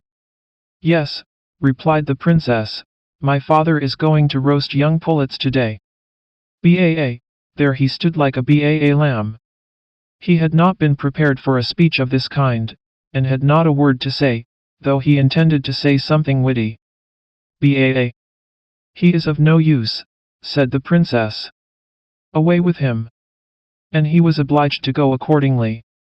And now the second brother came in. "It is terribly warm here," he observed. "Yes, we're roasting pullets today," replied the princess. What were you pleased to ob?" stammered he, and all the clerks wrote down, "Pleased to ob he is of no use," said the princess. "Away with him." Now came the turn of Jack the Dullard. He rode into the hall on his goat. "Well, it's most abominably hot here." "Yes, because I'm roasting young pullets," replied the princess. "Ah, that's lucky," exclaimed Jack the Dullard, "for I suppose you'll let me roast my crow at the same time." "With the greatest pleasure," said the princess. "But have you anything you can roast it in? For I have neither pot nor pan." "Certainly I have," said Jack. "Here's a cooking utensil with a tin handle." And he brought out the old wooden shoe, and put the crow into it. "Well, that is a famous dish," said the princess. "But what shall we do for sauce?" "Oh, I have that in my pocket," said Jack. "I have so much of it that I can afford to throw some away," and he poured some of the clay out of his pocket. "I like that," said the princess. "You can give an answer," and you have something to say for yourself, and so you shall be my husband. But are you aware that every word we speak is being taken down, and will be published in the paper tomorrow? Look yonder, and you will see in every window 3 clerks and a head clerk, and the old head clerk is the worst of all, for he can't understand anything." But she only said this to frighten Jack the dullard, and the clerks gave a great crow of delight, and each one spurted a blot out of his pen onto the floor. "Oh, those are the gentlemen, are they?" said Jack. "Then I will give the best I have to the head clerk." And he turned out his pockets, and flung the wet clay full in the head clerk's face. "That was very cleverly done," observed the princess. "I could not have done that, but I shall learn in time." And accordingly Jack the dullard was made a king, and received a crown and a wife, and sat upon a throne. And this report we have wet from the press of the head clerk and the corporation of printers, but they are not to be depended upon in the least. 23 Chapter The dumb book. In the high road which led through a wood stood a solitary farmhouse. The road, in fact, ran right through its yard. The sun was shining and all the windows were open. Within the house people were very busy. In the yard, in an arbor formed by lilac bushes in full bloom, stood an open coffin. Thither they had carried a dead man, who was to be buried that very afternoon. Nobody shed a tear over him. His face was covered over with a white cloth. Under his head they had placed a large thick book, the leaves of which consisted of folded sheets of blotting paper, and withered flowers lay between them. It was the herbarium which he had gathered in various places and was to be buried with him, according to his own wish. Every one of the flowers in it was connected with some chapter of his life. "Who is the dead man?" we asked. "The old student," was the reply. "They say that he was once an energetic young man, that he studied the dead languages, and sang and even composed many songs. Then something had happened to him, and in consequence of this he gave himself up to drink, body and mind. When at last he had ruined his health, they brought him into the country, where someone paid for his board and residence. He was gentle as a child as long as the sullen mood did not come over him, but when it came he was fierce, became as strong as a giant, and ran about in the wood like a chased deer. But when we succeeded in bringing him home, and prevailed upon him to open the book with the dried up plants in it, he would sometimes sit for a whole day looking at this or that plant, while frequently the tears rolled over his cheeks. God knows what was in his mind, but he requested us to put the book into his coffin, and now he lies there. In a little while the lid will be placed upon the coffin, and he will have sweet rest in the grave." The cloth which covered his face was lifted up. The dead man's face expressed peace. A sunbeam fell upon it. A swallow flew with the swiftness of an arrow into the arbor, turning in its flight, and twittered over the dead man's head. What a strange feeling it is! Surely we all know it to look through old letters of our young days. A different life rises up out of the past, as it were, with all its hopes and sorrows. How many of the people with whom in those days we used to be on intimate terms appear to us as if dead, and yet they are still alive, only we have not thought of them for such a long time, whom we imagined we should retain in our memories forever, and share every joy and sorrow with them. The withered oak leaf in the book here recalled the friend, the schoolfellow, who was to be his friend for life. He fixed the leaf to the student's cap in the green wood, when they vowed eternal friendship. Where does he dwell now? The leaf is kept, but the friendship does no longer exist. Here is a foreign hothouse plant, too tender for the gardens of the north. It is almost as if its leaves still smelt sweet. She gave it to him out of her own garden, a nobleman's daughter. Here is a water lily that he had plucked himself, and watered with salt tears, a lily of sweet water. And here is a nettle. What may its leaves tell us? What might he have thought when he plucked and kept it? Here is a little snowdrop out of the solitary wood. Here is an evergreen from the flower pot at the tavern, and here is a simple blade of grass. The lilac bends its fresh fragrant flowers over the dead man's head. The swallow passes again, twit, twit. Now the men come with hammer and nails. The lid is placed over the dead man, while his head rests on the dumb book so long cherished, now closed forever. 24 Chapter The elf of the rose. In the midst of a garden grew a rose tree, in full blossom, and in the prettiest of all the roses lived an elf. He was such a little wee thing, that no human eye could see him. Behind each leaf of the rose he had a sleeping chamber. He was as well formed and as beautiful as a little child could be, and had wings that reached from his shoulders to his feet. Oh, what sweet fragrance there was in his chambers! And how clean and beautiful were the walls! For they were the blushing leaves of the rose. During the whole day he enjoyed himself in the warm sunshine, flew from flower to flower, and danced on the wings of the flying butterflies. Then he took it into his head to measure how many steps he would have to go through the roads and crossroads that are on the leaf of a linden tree. What we call the veins on a leaf, he took for roads, and very long roads they were for him, for before he had half finished his task, the sun went down.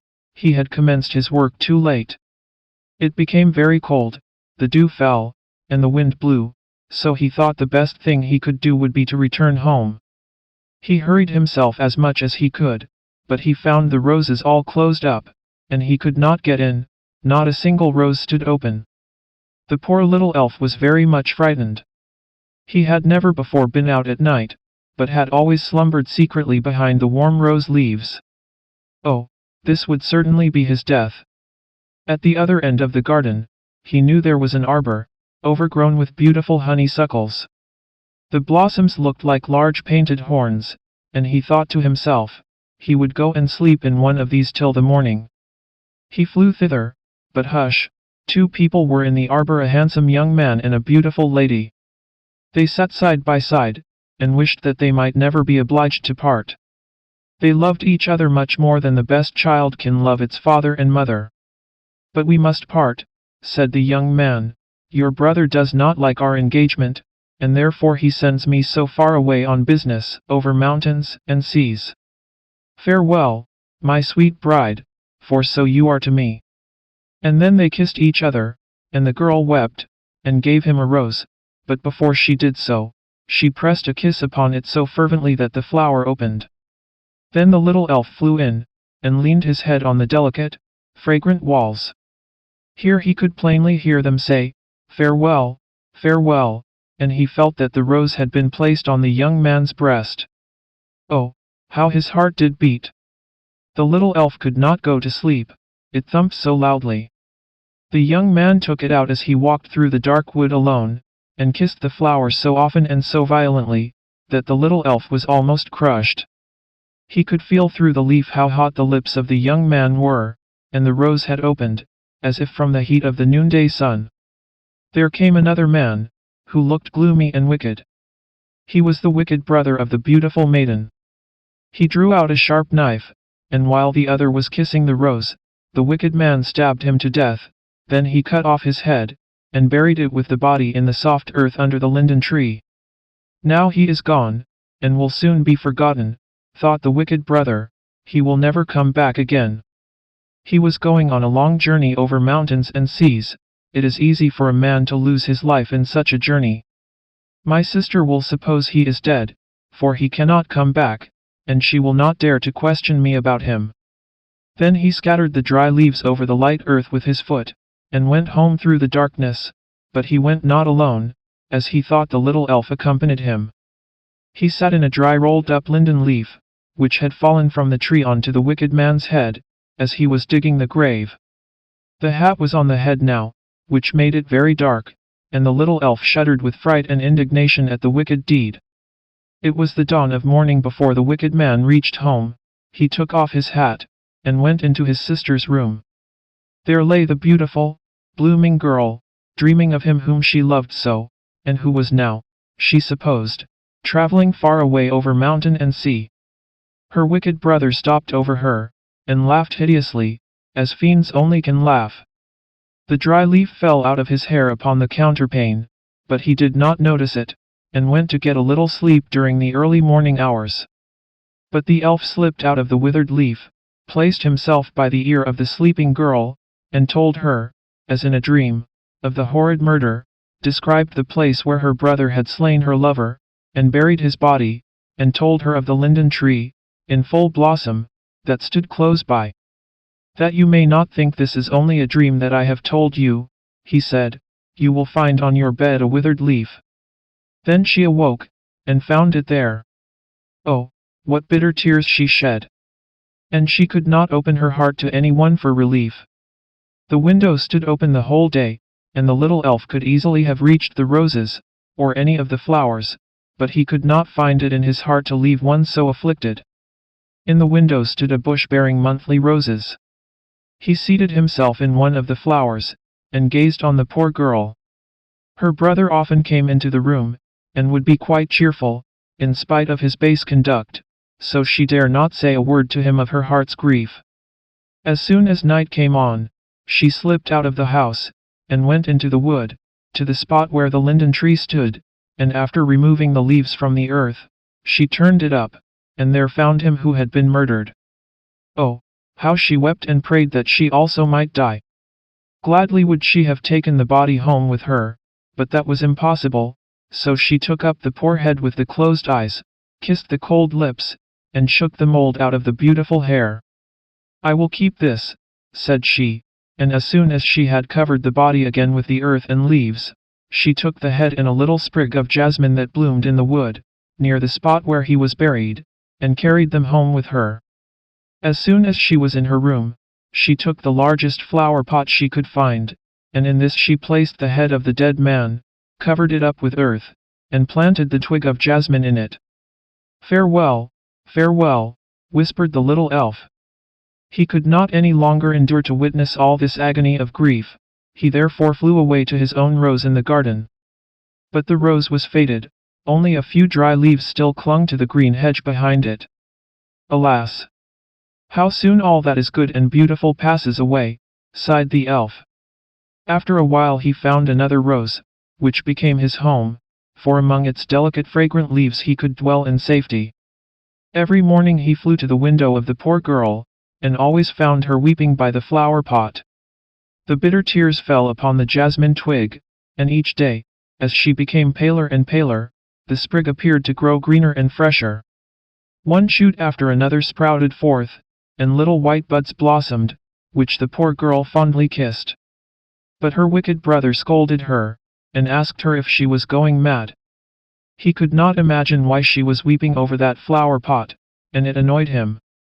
He did not know whose closed eyes were there, nor what red lips were fading beneath the earth. And one day she sat and leaned her head against the flower pot, and the little elf of the rose found her asleep. Then he seated himself by her ear, talked to her of that evening in the arbor, of the sweet perfume of the rose, and the loves of the elves. Sweetly she dreamed, and while she dreamt, her life passed away calmly and gently, and her spirit was with him whom she loved, in heaven. And the jasmine opened its large white bells, and spread forth its sweet fragrance. It had no other way of showing its grief for the dead. But the wicked brother considered the beautiful blooming plant as his own property, left to him by his sister, and he placed it in his sleeping room, close by his bed, for it was very lovely in appearance, and the fragrance sweet and delightful. The little elf of the rose followed it, and flew from flower to flower, telling each little spirit that dwelt in them the story of the murdered young man, whose head now formed part of the earth beneath them, and of the wicked brother and the poor sister.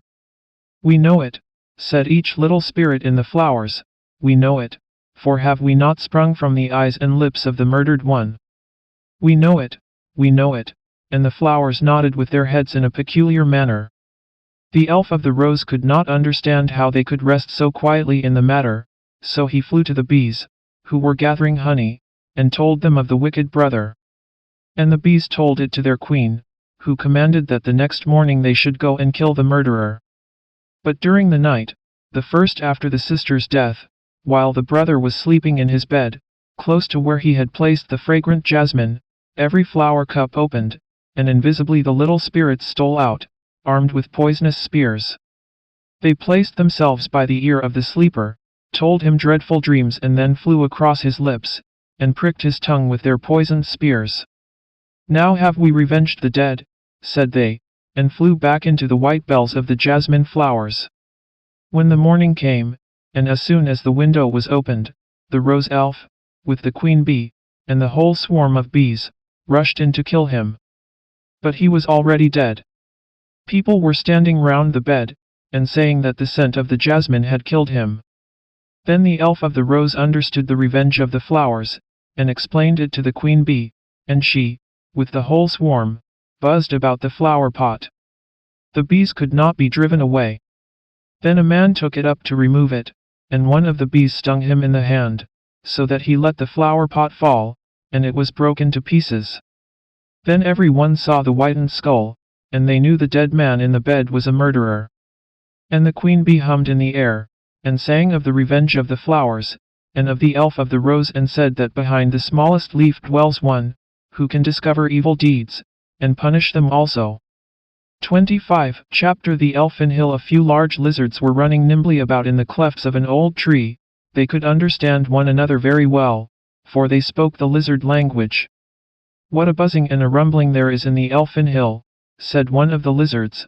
"I have not been able to close my eyes for 2 nights on account of the noise. I might just as well have had the toothache, for that always keeps me awake." "There is something going on within there," said the other lizard. "They propped up the top of the hill with 4 red posts, till cock crow this morning, so that it is thoroughly aired, and the elfin girls have learnt new dances. There is something." "I spoke about it to an earthworm of my acquaintance," said a third lizard. The earthworm had just come from the Elfin Hill, where he has been groping about in the earth day and night. He has heard a great deal, although he cannot see, poor miserable creature, yet he understands very well how to wriggle and lurk about. They expect friends in the Elfin Hill, grand company, too, but who they are the earthworm would not say, or, perhaps, he really did not know. All the will-o'-the-wisps are ordered to be there to hold a torch dance, as it is called. The silver and gold which is plentiful in the hill will be polished and placed out in the moonlight. "Who can the strangers be?" asked the lizards. "What can the matter be? Hark, what a buzzing and humming there is!" Just at this moment the Elfin Hill opened, and an old elfin maiden, hollow behind, came tripping out. She was the old elf king's housekeeper, and a distant relative of the family, therefore she wore an amber heart on the middle of her forehead. Her feet moved very fast. Trip, trip, good gracious, how she could trip right down to the sea to the night raven. "You are invited to the Elf Hill for this evening," said she, "but will you do me a great favor and undertake the invitations? You ought to do something, for you have no housekeeping to attend to as I have. We are going to have some very grand people, conjurers, who have always something to say, and therefore the old elf king wishes to make a great display." "Who is to be invited?" asked the raven. "All the world may come to the great ball, even human beings, if they can only talk in their sleep, or do something after our fashion. But for the feast the company must be carefully selected. We can only admit persons of high rank. I have had a dispute myself with the elf king, as he thought we could not admit ghosts. The merman and his daughter must be invited first, although it may not be agreeable to them to remain so long on dry land, but they shall have a whetstone to sit on, or perhaps something better, so I think they will not refuse this time. We must have all the old demons of the first class, with tails, and the hobgoblins and imps, and then I think we ought not to leave out the death horse, or the grave pig, or even the church dwarf, although they do belong to the clergy, and are not reckoned among our people, but that is merely their office. They are nearly related to us, and visit us very frequently." "Croak," said the night raven as he flew away with the invitations. The elfin maidens were already dancing on the Elf Hill, and they danced in shawls woven from moonshine and mist, which look very pretty to those who like such things. The large hall within the Elf Hill was splendidly decorated. The floor had been washed with moonshine, and the walls had been rubbed with magic ointment, so that they glowed like tulip leaves in the light. In the kitchen were frogs roasting on the spit, and dishes preparing of snail skins, with children's fingers in them, salad of mushroom seed, hemlock, noses and marrow of mice, beer from the marshwoman's brewery, and sparkling saltpeter wine from the grave cellars. These were all substantial food. Rusty nails and church window glass formed the dessert. The old elf king had his gold crown polished up with powdered slate pencil. It was like that used by the first form, and very difficult for an elf king to obtain. In the bedrooms, curtains were hung up and fastened with the slime of snails. There was, indeed, a buzzing and humming everywhere. Now we must fumigate the place with burnt horsehair and pig's bristles, and then I think I shall have done my part, said the elf manservant. Father, dear, said the youngest daughter, may I now hear who our high-born visitors are? Well, I suppose I must tell you now, he replied. 2 of my daughters must prepare themselves to be married, for the marriages certainly will take place. The old goblin from Norway, who lives in the ancient Dovram mountains, and who possesses many castles built of rock and freestone, besides a gold mine, which is better than all, so it is thought, is coming with his 2 sons, who are both seeking a wife. The old goblin is a true-hearted, honest, old Norwegian greybeard, cheerful and straightforward. I knew him formerly, when we used to drink together to our good fellowship. He came here once to fetch his wife. She is dead now. She was the daughter of the king of the chalk hills at Mun.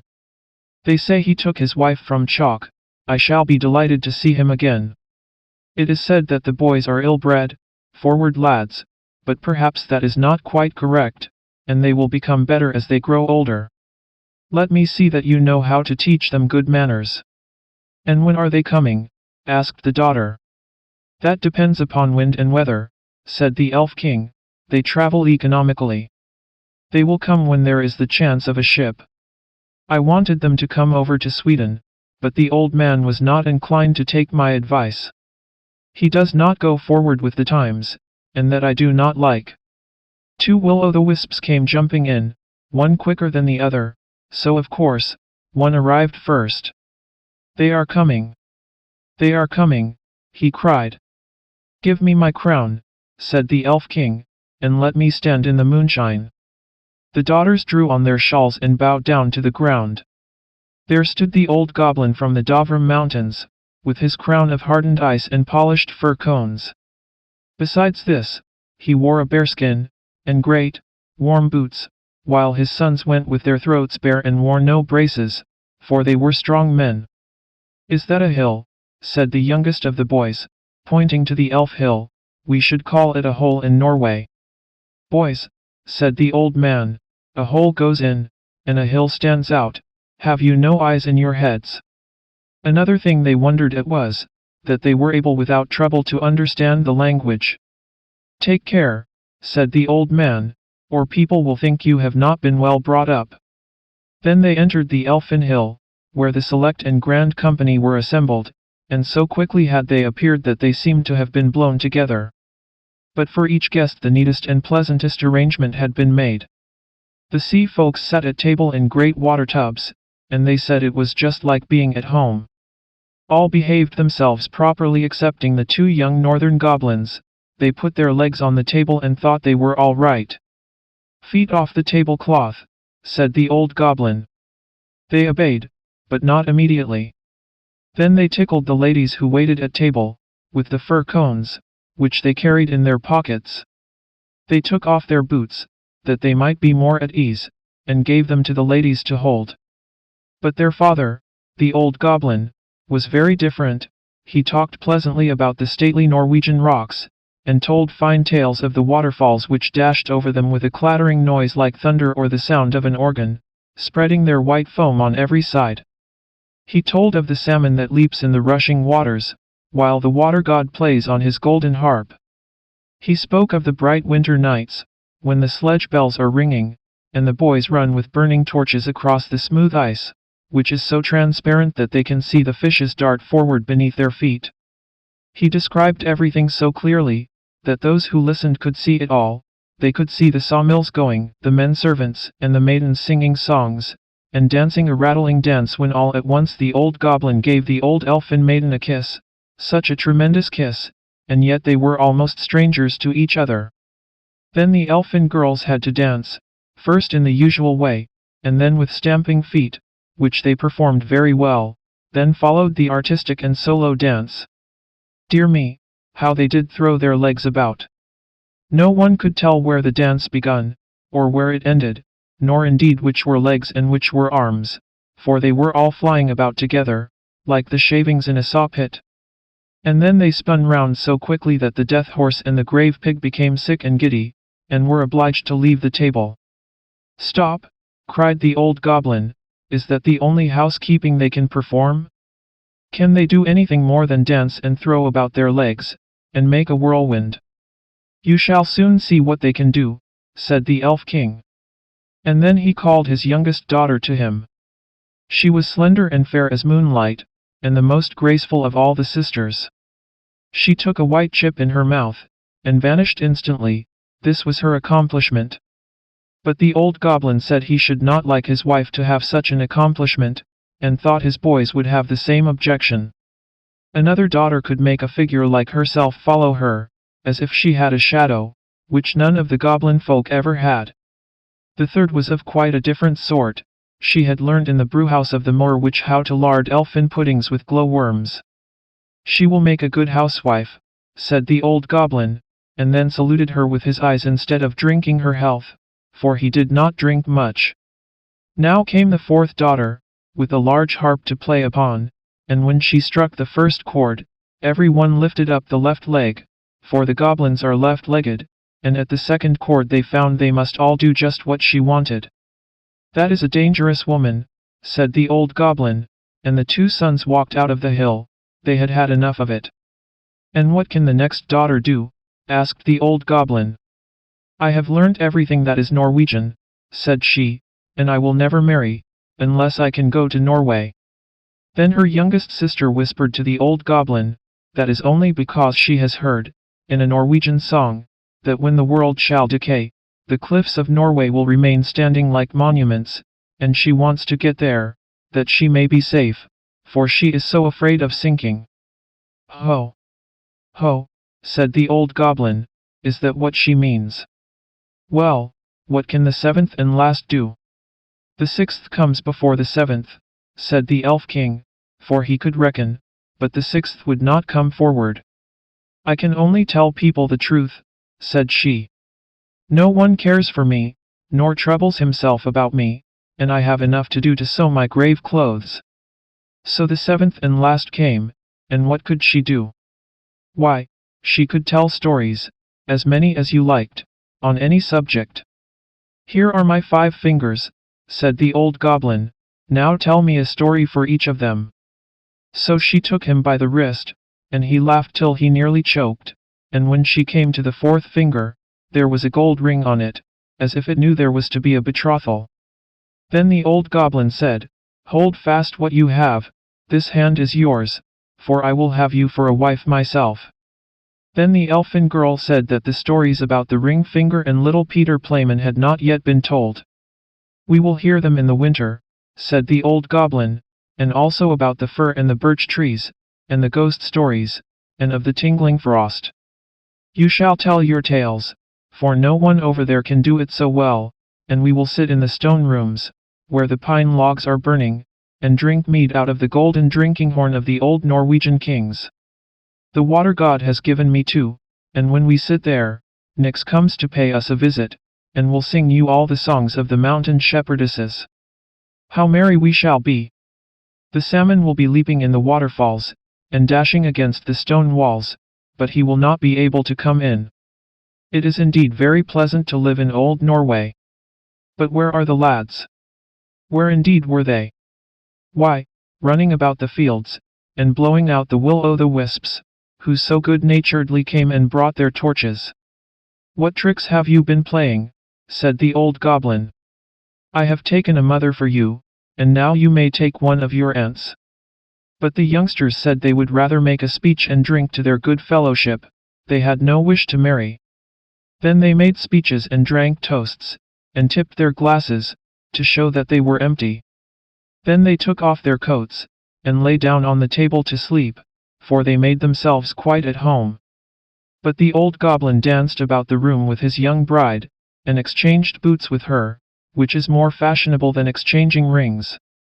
The cock is crowing, said the old elfin maiden who acted as housekeeper, now we must close the shutters, that the sun may not scorch us. Then the hill closed up. But the lizards continued to run up and down the riven tree, and one said to the other, Oh, how much I was pleased with the old goblin. The boys pleased me better, said the earthworm. But then the poor miserable creature could not see. 26th chapter. The Emperor's new suit. Many years ago lived an emperor, who thought so much of new clothes that he spent all his money in order to obtain them. His only ambition was to be always well dressed. He did not care for his soldiers, and the theater did not amuse him. The only thing, in fact, he thought anything of was to drive out and show a new suit of clothes. He had a coat for every hour of the day, and as one would say of a king, he is in his cabinet, so one could say of him, the emperor is in his dressing room. The great city where he resided was very gay. Every day many strangers from all parts of the globe arrived. One day 2 swindlers came to this city. They made people believe that they were weavers, and declared they could manufacture the finest cloth to be imagined. Their colors and patterns, they said, were not only exceptionally beautiful, but the clothes made of their material possessed the wonderful quality of being invisible to any man who was unfit for his office or unpardonably stupid. That must be wonderful cloth, thought the emperor. If I were to be dressed in a suit made of this cloth, I should be able to find out which men in my empire were unfit for their places, and I could distinguish the clever from the stupid. I must have this cloth woven for me without delay. And he gave a large sum of money to the swindlers, in advance, that they should set to work without any loss of time. They set up 2 looms, and pretended to be very hard at work, but they did nothing whatever on the looms. They asked for the finest silk and the most precious gold cloth. All they got they did away with, and worked at the empty looms till late at night. I should very much like to know how they are getting on with the cloth, thought the emperor. But he felt rather uneasy when he remembered that he who was not fit for his office could not see it. Personally, he was of opinion that he had nothing to fear, yet he thought it advisable to send somebody else first to see how matters stood. Everybody in the town knew what a remarkable quality the stuff possessed, and all were anxious to see how bad or stupid their neighbors were. I shall send my honest old minister to the weavers, thought the emperor. He can judge best how the stuff looks, for he is intelligent, and nobody understands his office better than he. The good old minister went into the room where the swindlers sat before the empty looms. Heaven preserve us, he thought, and opened his eyes wide. I cannot see anything at all, but he did not say so. Both swindlers requested him to come near, and asked him if he did not admire the exquisite pattern and the beautiful colors, pointing to the empty looms. The poor old minister tried his very best, but he could see nothing, for there was nothing to be seen. Oh dear, he thought, can I be so stupid? I should never have thought so, and nobody must know it. Is it possible that I am not fit for my office? No, I cannot say that I was unable to see the cloth. Now, have you got nothing to say? Said one of the swindlers, while he pretended to be busily weaving. Oh, it is very pretty, exceedingly beautiful, replied the old minister looking through his glasses. What a beautiful pattern, what brilliant colors. I shall tell the emperor that I like the cloth very much. We are pleased to hear that, said the 2 weavers, and described to him the colors and explained the curious pattern. The old minister listened attentively, that he might relate to the emperor what they said, and so he did. Now the swindlers asked for more money, silk, and gold cloth, which they required for weaving. They kept everything for themselves, and not a thread came near the loom, but they continued, as hitherto, to work at the empty looms. Soon afterwards the emperor sent another honest courtier to the weavers to see how they were getting on, and if the cloth was nearly finished. Like the old minister, he looked and looked but could see nothing, as there was nothing to be seen. Is it not a beautiful piece of cloth? Asked the 2 swindlers, showing and explaining the magnificent pattern, which, however, did not exist. I am not stupid, said the man. It is therefore my good appointment for which I am not fit. It is very strange, but I must not let anyone know it, and he praised the cloth, which he did not see, and expressed his joy at the beautiful colors and the fine pattern. It is very excellent, he said to the emperor. Everybody in the whole town talked about the precious cloth. At last the emperor wished to see it himself, while it was still on the loom. With a number of courtiers, including the 2 who had already been there, he went to the two clever swindlers, who now worked as hard as they could, but without using any thread. "Is it not magnificent?" said the two old statesmen who had been there before. "Your Majesty must admire the colors and the pattern." And then they pointed to the empty looms, for they imagined the others could see the cloth. "What is this?" thought the emperor. "I do not see anything at all. That is terrible. Am I stupid? Am I unfit to be emperor? That would indeed be the most dreadful thing that could happen to me. Really," he said, turning to the weavers, "your cloth has our most gracious approval," and nodding contentedly he looked at the empty loom, for he did not like to say that he saw nothing. All his attendants, who were with him, looked, and although they could not see anything more than the others, they said, like the emperor, "It is very beautiful." And all advised him to wear the new magnificent clothes at a great procession which was soon to take place. "It is magnificent, beautiful, excellent," one heard them say. Everybody seemed to be delighted, and the emperor appointed the two swindlers imperial court weavers. The whole night previous to the day on which the procession was to take place, the swindlers pretended to work, and burned more than 16 candles. People should see that they were busy to finish the emperor's new suit. They pretended to take the cloth from the loom, and worked about in the air with big scissors, and sewed with needles without thread, and said at last, "The emperor's new suit is ready now." The emperor and all his barons then came to the hall. The swindlers held their arms up as if they held something in their hands and said, "These are the trousers. This is the coat, and here is the cloak," and so on. They are all as light as a cobweb, and one must feel as if one had nothing at all upon the body, but that is just the beauty of them. "Indeed," said all the courtiers, but they could not see anything, for there was nothing to be seen. "Does it please your Majesty now to graciously undress," said the swindlers, "that we may assist your Majesty in putting on the new suit before the large looking glass?" The emperor undressed, and the swindlers pretended to put the new suit upon him, one piece after another, and the emperor looked at himself in the glass from every side. "How well they look! How well they fit!" said all. "What a beautiful pattern! What fine colors! That is a magnificent suit of clothes." The master of the ceremonies announced that the bearers of the canopy, which was to be carried in the procession, were ready. "I am ready," said the emperor. "Does not my suit fit me marvelously?" Then he turned once more to the looking glass, that people should think he admired his garments.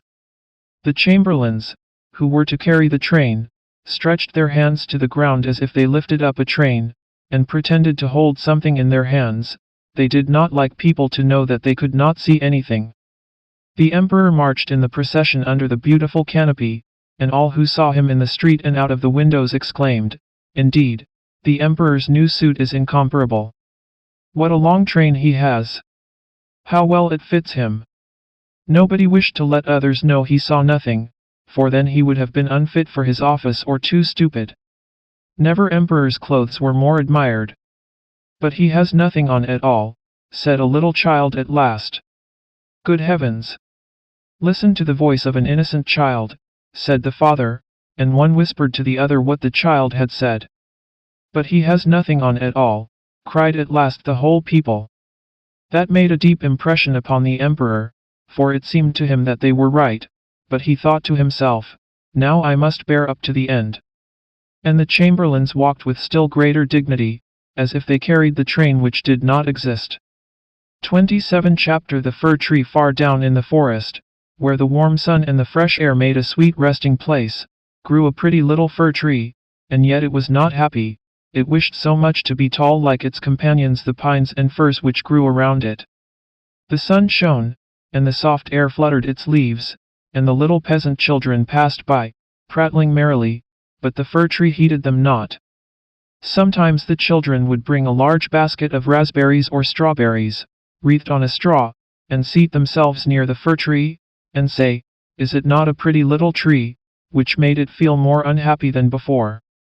And yet all this while the tree grew a notch or joint taller every year, for by the number of joints in the stem of a fir tree we can discover its age. Still, as it grew, it complained, Oh, how I wish I were as tall as the other trees, then I would spread out my branches on every side, and my top would overlook the wide world. I should have the birds building their nests on my boughs, and when the wind blew, I should bow with stately dignity like my tall companions. The tree was so discontented, that it took no pleasure in the warm sunshine, the birds, or the rosy clouds that floated over it morning and evening. Sometimes, in winter, when the snow lay white and glittering on the ground, a hare would come springing along, and jump right over the little tree, and then how mortified it would feel. 2 winters passed, and when the third arrived, the tree had grown so tall that the hare was obliged to run round it. Yet it remained unsatisfied, and would exclaim, "Oh, if I could but keep on growing tall and old! There is nothing else worth caring for in the world." In the autumn, as usual, the woodcutters came and cut down several of the tallest trees, and the young fir tree, which was now grown to its full height, shuddered as the noble trees fell to the earth with a crash.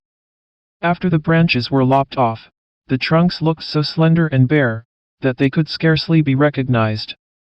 Then they were placed upon wagons, and drawn by horses out of the forest. Where were they going? What would become of them? The young fir tree wished very much to know, so in the spring, when the swallows and the storks came, it asked, "Do you know where those trees were taken? Did you meet them?" The swallows knew nothing, but the stork, after a little reflection, nodded his head, and said, "Yes, I think I do. I met several new ships when I flew from Egypt, and they had fine masts that smelt like fir. I think these must have been the trees. I assure you they were stately, very stately." "Oh, how I wish I were tall enough to go on the sea," said the fir tree. "What is the sea, and what does it look like?" "It would take too much time to explain," said the stork, flying quickly away. "Rejoice in thy youth," said the sunbeam, "rejoice in thy fresh growth, and the young life that is in thee." And the wind kissed the tree, and the dew watered it with tears, but the fir tree regarded them not. Christmas time drew near, and many young trees were cut down, some even smaller and younger than the fir tree, who enjoyed neither rest nor peace with longing to leave its forest home. These young trees, which were chosen for their beauty, kept their branches, and were also laid on wagons and drawn by horses out of the forest. "Where are they going?" asked the fir tree. "They are not taller than I am, indeed, one is much less, and why are the branches not cut off?" "Where are they going?" We know, sang the sparrows. "We have looked in at the windows of the houses in the town, and we know what is done with them. They are dressed up in the most splendid manner. We have seen them standing in the middle of a warm room, and adorned with all sorts of beautiful things, honey cakes, gilded apples, playthings, and many hundreds of wax tapers." "And then," asked the fir tree, trembling through all its branches, "and then what happens?" "We did not see any more," said the sparrows, "but this was enough for us." "I wonder whether anything so brilliant will ever happen to me," thought the fir tree. "It would be much better than crossing the sea. I long for it almost with pain. Oh, when will Christmas be here? I am now as tall and well grown as those which were taken away last year. Oh, that I were now laid on the wagon, or standing in the warm room, with all that brightness and splendor around me. Something better and more beautiful is to come after, or the trees would not be so decked out. Yes, what follows will be grander and more splendid. What can it be? I am weary with longing. I scarcely know how I feel." "Rejoice with us," said the air and the sunlight. "Enjoy thine own bright life in the fresh air." But the tree would not rejoice, though it grew taller every day, and, winter and summer, its dark green foliage might be seen in the forest, while passers-by would say, "What a beautiful tree!" A short time before Christmas, the discontented fir tree was the first to fall. As the axe cut through the stem, and divided the pith, the tree fell with a groan to the earth, conscious of pain and faintness, and forgetting all its anticipations of happiness, in sorrow at leaving its home in the forest. It knew that it should never again see its dear old companions, the trees, nor the little bushes and many-colored flowers that had grown by its side, perhaps not even the birds. Neither was the journey at all pleasant. The tree first recovered itself while being unpacked in the courtyard of a house, with several other trees, and it heard a man say, "We only want one, and this is the prettiest." Then came two servants in grand livery, and carried the fir tree into a large and beautiful apartment. On the walls hung pictures, and near the great stove stood great china vases, with lions on the lids. There were rocking chairs, silken sofas, large tables, covered with pictures, books, and playthings, worth a great deal of money at least, the children said so. Then the fir tree was placed in a large tub, full of sand, but green baize hung all around it, so that no one could see it was a tub, and it stood on a very handsome carpet. How the fir tree trembled! What was going to happen to him now? Some young ladies came, and the servants helped them to adorn the tree. On one branch they hung little bags cut out of colored paper, and each bag was filled with sweetmeats. From other branches hung gilded apples and walnuts, as if they had grown there, and above, and all round, were hundreds of red, blue, and white tapers, which were fastened on the branches. Dolls, exactly like real babies, were placed under the green leaves. The tree had never seen such things before, and at the very top was fastened a glittering star, made of tinsel. Oh, it was very beautiful. This evening, they all exclaimed, "How bright it will be!" Oh, that the evening were come, thought the tree, and the tapers lighted. Then I shall know what else is going to happen. Will the trees of the forest come to see me? I wonder if the sparrows will peep in at the windows as they fly? Shall I grow faster here, and keep on all these ornaments summer and winter? But guessing was of very little use. It made his bark ache, and this pain is as bad for a slender fir tree, as headache is for us. At last the tapers were lighted, and then what a glistening blaze of light the tree presented. It trembled so with joy in all its branches, that one of the candles fell among the green leaves and burnt some of them. "Help! Help!" exclaimed the young ladies, but there was no danger, for they quickly extinguished the fire. After this, the tree tried not to tremble at all, though the fire frightened him. He was so anxious not to hurt any of the beautiful ornaments, even while their brilliancy dazzled him. And now the folding doors were thrown open, and a troop of children rushed in as if they intended to upset the tree. They were followed more silently by their elders. For a moment the little ones stood silent with astonishment, and then they shouted for joy, till the room rang, and they danced merrily round the tree, while one present after another was taken from it. What are they doing? What will happen next? Thought the fir. At last the candles burnt down to the branches and were put out. Then the children received permission to plunder the tree. Oh, how they rushed upon it, till the branches cracked, and had it not been fastened with the glistening star to the ceiling, it must have been thrown down. The children then danced about with their pretty toys, and no one noticed the tree, except the children's maid who came and peeped among the branches to see if an apple or a fig had been forgotten. A story, cried the children, pulling a little fat man towards the tree. Now we shall be in the green shade, said the man, as he seated himself under it, and the tree will have the pleasure of hearing also, but I shall only relate one story. What shall it be? Ivd-avd, or Humpty Dumpty, who fell downstairs, but soon got up again, and at last married a princess. Ivd-avd, cried some. Humpty Dumpty, cried others, and there was a fine shouting and crying out. But the fir tree remained quite still, and thought to himself, shall I have anything to do with all this? But he had already amused them as much as they wished. Then the old man told them the story of Humpty Dumpty, how he fell downstairs, and was raised up again, and married a princess. And the children clapped their hands and cried, tell another, for they wanted to hear the story of Ivd-avd, but they only had Humpty Dumpty. After this the fir tree became quite silent and thoughtful. Never had the birds in the forest told such tales as Humpty Dumpty, who fell downstairs, and yet married a princess. Ah! Yes, so it happens in the world, thought the fir tree. He believed it all, because it was related by such a nice man. Ah! Well, he thought. Who knows? Perhaps I may fall down too, and marry a princess, and he looked forward joyfully to the next evening, expecting to be again decked out with lights and playthings, gold, and fruit. Tomorrow I will not tremble, thought he, I will enjoy all my splendor, and I shall hear the story of Humpty Dumpty again, and perhaps Ivd. And the tree remained quiet and thoughtful all night. In the morning the servants and the housemaid came in. Now, thought the fir, all my splendor is going to begin again. But they dragged him out of the room and upstairs to the garret, and threw him on the floor, in a dark corner, where no daylight shone, and there they left him. What does this mean? Thought the tree, what am I to do here? I can hear nothing in a place like this, and he had time enough to think, for days and nights passed and no one came near him, and when at last somebody did come, it was only to put away large boxes in a corner. So the tree was completely hidden from sight as if it had never existed.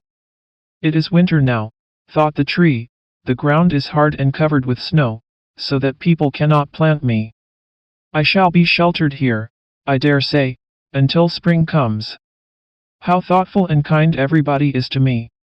Still I wish this place were not so dark, as well as lonely, with not even a little hare to look at. How pleasant it was out in the forest while the snow lay on the ground, when the hare would run by, yes, and jump over me too, although I did not like it then. Oh! It is terrible lonely here. Squeak, squeak, said a little mouse, creeping cautiously towards the tree, then came another, and they both sniffed at the fir tree and crept between the branches. Oh, it is very cold, said the little mouse, or else we should be so comfortable here, shouldn't we, you old fir tree? I am not old, said the fir tree, there are many who are older than I am. Where do you come from? And what do you know? Asked the mice, who were full of curiosity. Have you seen the most beautiful places in the world, and can you tell us all about them? And have you been in the storeroom, where cheeses lie on the shelf, and hams hang from the ceiling? One can run about on tallow candles there, and go in thin and come out fat. I know nothing of that place, said the fir tree, but I know the wood where the sun shines and the birds sing. And then the tree told the little mice all about its youth. They had never heard such an account in their lives, and after they had listened to it attentively, they said, What a number of things you have seen! You must have been very happy. Happy, exclaimed the fir tree, and then as he reflected upon what he had been telling them, he said, Ah, yes. After all those were happy days. But when he went on and related all about Christmas Eve, and how he had been dressed up with cakes and lights, the mice said, How happy you must have been, you old fir tree. I am not old at all, replied the tree, I only came from the forest this winter, I am now checked in my growth. What splendid stories you can relate, said the little mice. And the next night 4 other mice came with them to hear what the tree had to tell. The more he talked the more he remembered, and then he thought to himself, Those were happy days, but they may come again. Humpty Dumpty fell downstairs, and yet he married the princess, perhaps I may marry a princess too. And the fir tree thought of the pretty little birch tree that grew in the forest, which was to him a real beautiful princess. Who is Humpty Dumpty? Asked the little mice. And then the tree related the whole story, he could remember every single word, and the little mice was so delighted with it, that they were ready to jump to the top of the tree. The next night a great many more mice made their appearance, and on Sunday 2 rats came with them, but they said, it was not a pretty story at all, and the little mice were very sorry, for it made them also think less of it. Do you know only one story? Asked the rats. Only one, replied the fir tree, I heard it on the happiest evening of my life, but I did not know I was so happy at the time. We think it is a very miserable story, said the rats. Don't you know any story about bacon, or tallow in the storeroom? No, replied the tree. Many thanks to you then, replied the rats, and they marched off. The little mice also kept away after this, and the tree sighed, and said, It was very pleasant when the merry little mice sat round me and listened while I talked. Now that is all past too. However, I shall consider myself happy when someone comes to take me out of this place. But would this ever happen? Yes. One morning people came to clear out the garret, the boxes were packed away, and the tree was pulled out of the corner, and thrown roughly on the garret floor. Then the servant dragged it out upon the staircase where the daylight shone. Now life is beginning again, said the tree, rejoicing in the sunshine and fresh air. Then it was carried downstairs and taken into the courtyard so quickly, that it forgot to think of itself, and could only look about. There was so much to be seen. The court was close to a garden, where everything looked blooming. Fresh and fragrant roses hung over the little palings. The linden trees were in blossom, while the swallows flew here and there, crying, "Twit, twit, twit, my mate is coming," but it was not the fir tree they meant. "Now I shall live," cried the tree, joyfully spreading out its branches, but alas! They were all withered and yellow, and it lay in a corner amongst weeds and nettles. The star of gold paper still stuck in the top of the tree and glittered in the sunshine. In the same courtyard 2 of the merry children were playing who had danced round the tree at Christmas, and had been so happy. The youngest saw the gilded star, and ran and pulled it off the tree.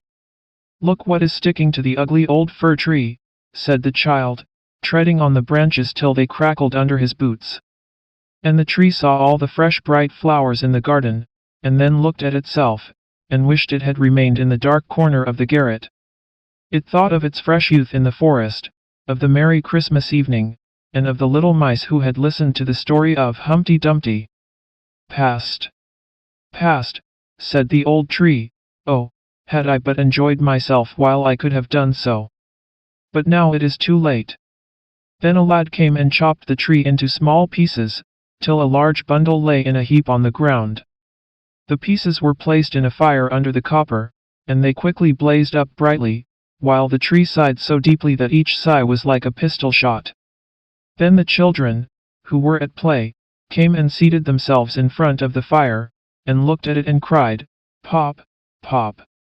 But at each pop, which was a deep sigh, the tree was thinking of a summer day in the forest, and of Christmas evening, and of Humpty Dumpty, the only story it had ever heard or knew how to relate, till at last it was consumed. The boys still played in the garden, and the youngest wore the golden star on his breast, with which the tree had been adorned during the happiest evening of its existence. Now all was past, the tree's life was past, and the story also, for all stories must come to an end at last. 28 Chapter The flax was in full bloom. It had pretty little blue flowers as delicate as the wings of a moth, or even more so. The sun shone, and the showers watered it, and this was just as good for the flax as it is for little children to be washed and then kissed by their mother. They look much prettier for it, and so did the flax. "People say that I look exceedingly well," said the flax, "and that I am so fine and long that I shall make a beautiful piece of linen. How fortunate I am, it makes me so happy, it is such a pleasant thing to know that something can be made of me. How the sunshine cheers me, and how sweet and refreshing is the rain, my happiness overpowers me, no one in the world can feel happier than I am." "Ah, yes, no doubt," said the fern, "but you do not know the world yet as well as I do, for my sticks are knotty," and then it sung quite mournfully, "Snip, snap, snur, bass lur, the song is ended."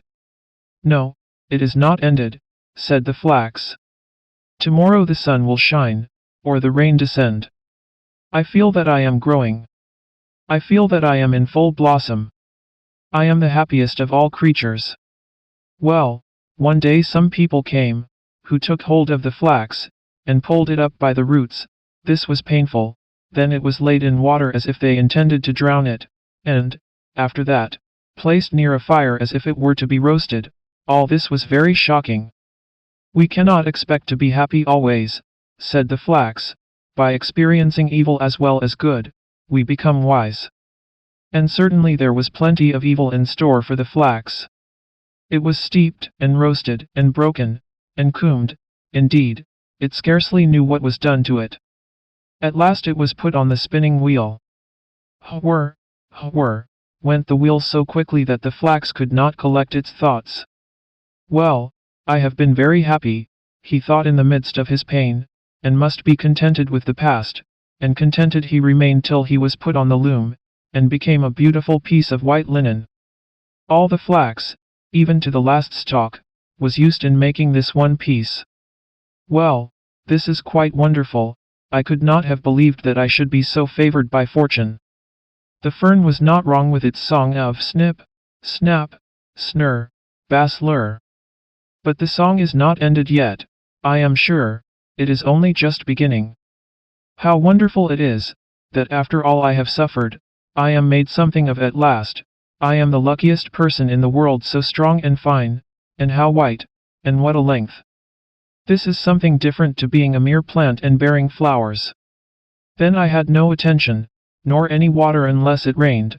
Now, I am watched and taken care of.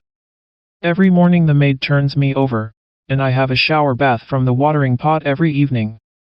Yes, and the clergyman's wife noticed me, and said I was the best piece of linen in the whole parish. I cannot be happier than I am now.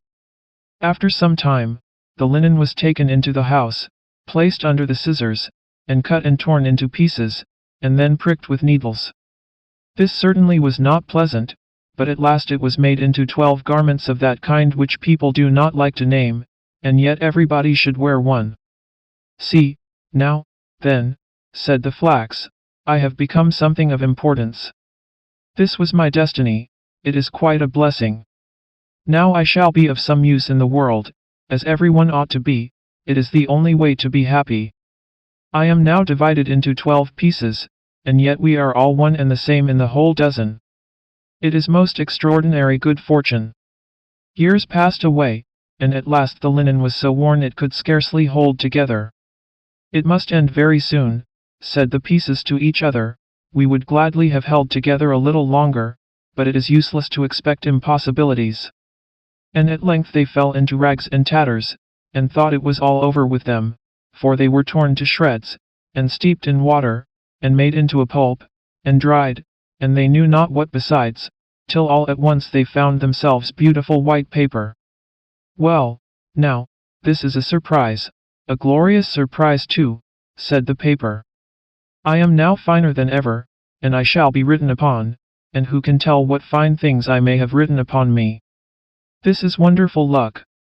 And sure enough the most beautiful stories and poetry were written upon it, and only once was there a blot, which was very fortunate. Then people heard the stories and poetry read, and it made them wiser and better, for all that was written had a good and sensible meaning, and a great blessing was contained in the words on this paper. I never imagined anything like this, said the paper, when I was only a little blue flower, growing in the fields.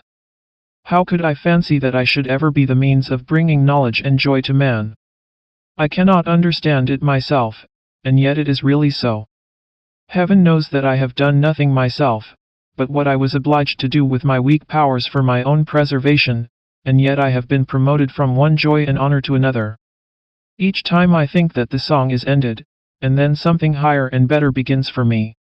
I suppose now I shall be sent on my travels about the world, so that people may read me. It cannot be otherwise, indeed, it is more than probable, for I have more splendid thoughts written upon me, than I had pretty flowers in olden times. I am happier than ever. But the paper did not go on its travels, it was sent to the printer, and all the words written upon it were set up in type, to make a book, or rather, many hundreds of books, for so many more persons could derive pleasure and profit from a printed book, than from the written paper, and if the paper had been sent around the world, it would have been worn out before it had got half through its journey. This is certainly the wisest plan, said the written paper. I really did not think of that. I shall remain at home, and be held in honor, like some old grandfather, as I really am to all these new books. They will do some good. I could not have wandered about as they do. Yet he who wrote all this has looked at me, as every word flowed from his pen upon my surface. I am the most honored of all. Then the paper was tied in a bundle with other papers, and thrown into a tub that stood in the wash house. After work, it is well to rest, said the paper, and a very good opportunity to collect one's thoughts. Now I am able, for the first time, to think of my real condition, and to know oneself is true progress. What will be done with me now, I wonder? No doubt I shall still go forward. I have always progressed hitherto, as I know quite well. Now it happened one day that all the paper in the tub was taken out, and laid on the hearth to be burnt. People said it could not be sold at the shop, to wrap up butter and sugar, because it had been written upon. The children in the house stood round the stove, for they wanted to see the paper burn, because it flamed up so prettily, and afterwards, among the ashes, so many red sparks could be seen running one after the other, here and there, as quick as the wind. They called it seeing the children come out of school, and the last spark was the schoolmaster. They often thought the last spark had come, and one would cry, "There goes the schoolmaster," but the next moment another spark would appear, shining so beautifully. How they would like to know where the sparks all went to. Perhaps we shall find out some day, but we don't know now. The whole bundle of paper had been placed on the fire, and was soon alight. "Ugh!" cried the paper, as it burst into a bright flame. "Ugh!" It was certainly not very pleasant to be burning, but when the whole was wrapped in flames, the flames mounted up into the air, higher than the flax had ever been able to raise its little blue flower, and they glistened as the white linen never could have glistened. All the written letters became quite red in a moment, and all the words and thoughts turned to fire. "Now I am mounting straight up to the sun," said a voice in the flames, and it was as if 1,000 voices echoed the words, and the flames darted up through the chimney, and went out at the top. Then a number of tiny beings, as many in number as the flowers on the flax had been, and invisible to mortal eyes, floated above them. They were even lighter and more delicate than the flowers from which they were born, and as the flames were extinguished, and nothing remained of the paper but black ashes, these little beings danced upon it, and whenever they touched it, bright red sparks appeared. "The children are all out of school, and the schoolmaster was the last of all," said the children. It was good fun, and they sang over the dead ashes, "Snip, snap, snurr, bass lure, the song is ended." But the little invisible beings said, "The song is never ended, the most beautiful is yet to come." But the children could neither hear nor understand this, nor should they, for children must not know everything. 29 Chapter The Flying Trunk. There was once a merchant who was so rich that he could have paved the whole street with gold, and would even then have had enough for a small alley. But he did not do so. He knew the value of money better than to use it in this way. So clever was he, that every shilling he put out brought him a crown, and so he continued till he died. His son inherited his wealth, and he lived a merry life with it. He went to a masquerade every night, made kites out of 5-pound notes, and threw pieces of gold into the sea instead of stones, making ducks and drakes of them. In this manner he soon lost all his money. At last he had nothing left but a pair of slippers, an old dressing gown, and 4 shillings. And now all his friends deserted him. They could not walk with him in the streets, but one of them, who was very good-natured, sent him an old trunk with this message: "Pack up." "Yes," he said, "it is all very well to say pack up," but he had nothing left to pack up, therefore he seated himself in the trunk. It was a very wonderful trunk. No sooner did anyone press on the lock than the trunk could fly. He shut the lid and pressed the lock, when away flew the trunk up the chimney with the merchant's son in it, right up into the clouds. Whenever the bottom of the trunk cracked, he was in a great fright, for if the trunk fell to pieces he would have made a tremendous somerset over the trees. However, he got safely in his trunk to the land of Turkey. He hid the trunk in the wood under some dry leaves, and then went into the town. He could sew this very well, for the Turks always go about dressed in dressing gowns and slippers, as he was himself. He happened to meet a nurse with a little child. "I say, you Turkish nurse," cried he, "what castle is that near the town, with the windows placed so high?" "The king's daughter lives there," she replied. "It has been prophesied that she will be very unhappy about a lover, and therefore no one is allowed to visit her, unless the king and queen are present." "Thank you," said the merchant's son. So he went back to the wood, seated himself in his trunk, flew up to the roof of the castle, and crept through the window into the princess's room. She lay on the sofa asleep, and she was so beautiful that the merchant's son could not help kissing her. Then she awoke, and was very much frightened, but he told her he was a Turkish angel, who had come down through the air to see her, which pleased her very much. He sat down by her side and talked to her. He said her eyes were like beautiful dark lakes, in which the thoughts swam about like little mermaids, and he told her that her forehead was a snowy mountain, which contained splendid halls full of pictures. And then he related to her about the stork who brings the beautiful children from the rivers. These were delightful stories, and when he asked the princess if she would marry him, she consented immediately. "But you must come on Saturday," she said, "for then the king and queen will take tea with me. They will be very proud when they find that I am going to marry a Turkish angel, but you must think of some very pretty stories to tell them, for my parents like to hear stories better than anything. My mother prefers one that is deep and moral, but my father likes something funny, to make him laugh." "Very well," he replied, "I shall bring you no other marriage portion than a story," and so they parted. But the princess gave him a sword which was studded with gold coins, and these he could use. Then he flew away to the town and bought a new dressing gown, and afterwards returned to the wood, where he composed a story, so as to be ready for Saturday, which was no easy matter. It was ready however by Saturday, when he went to see the princess. The king and queen and the whole court were at tea with the princess, and he was received with great politeness. "Will you tell us a story?" said the queen, "one that is instructive and full of deep learning." "Yes, but with something in it to laugh at," said the king.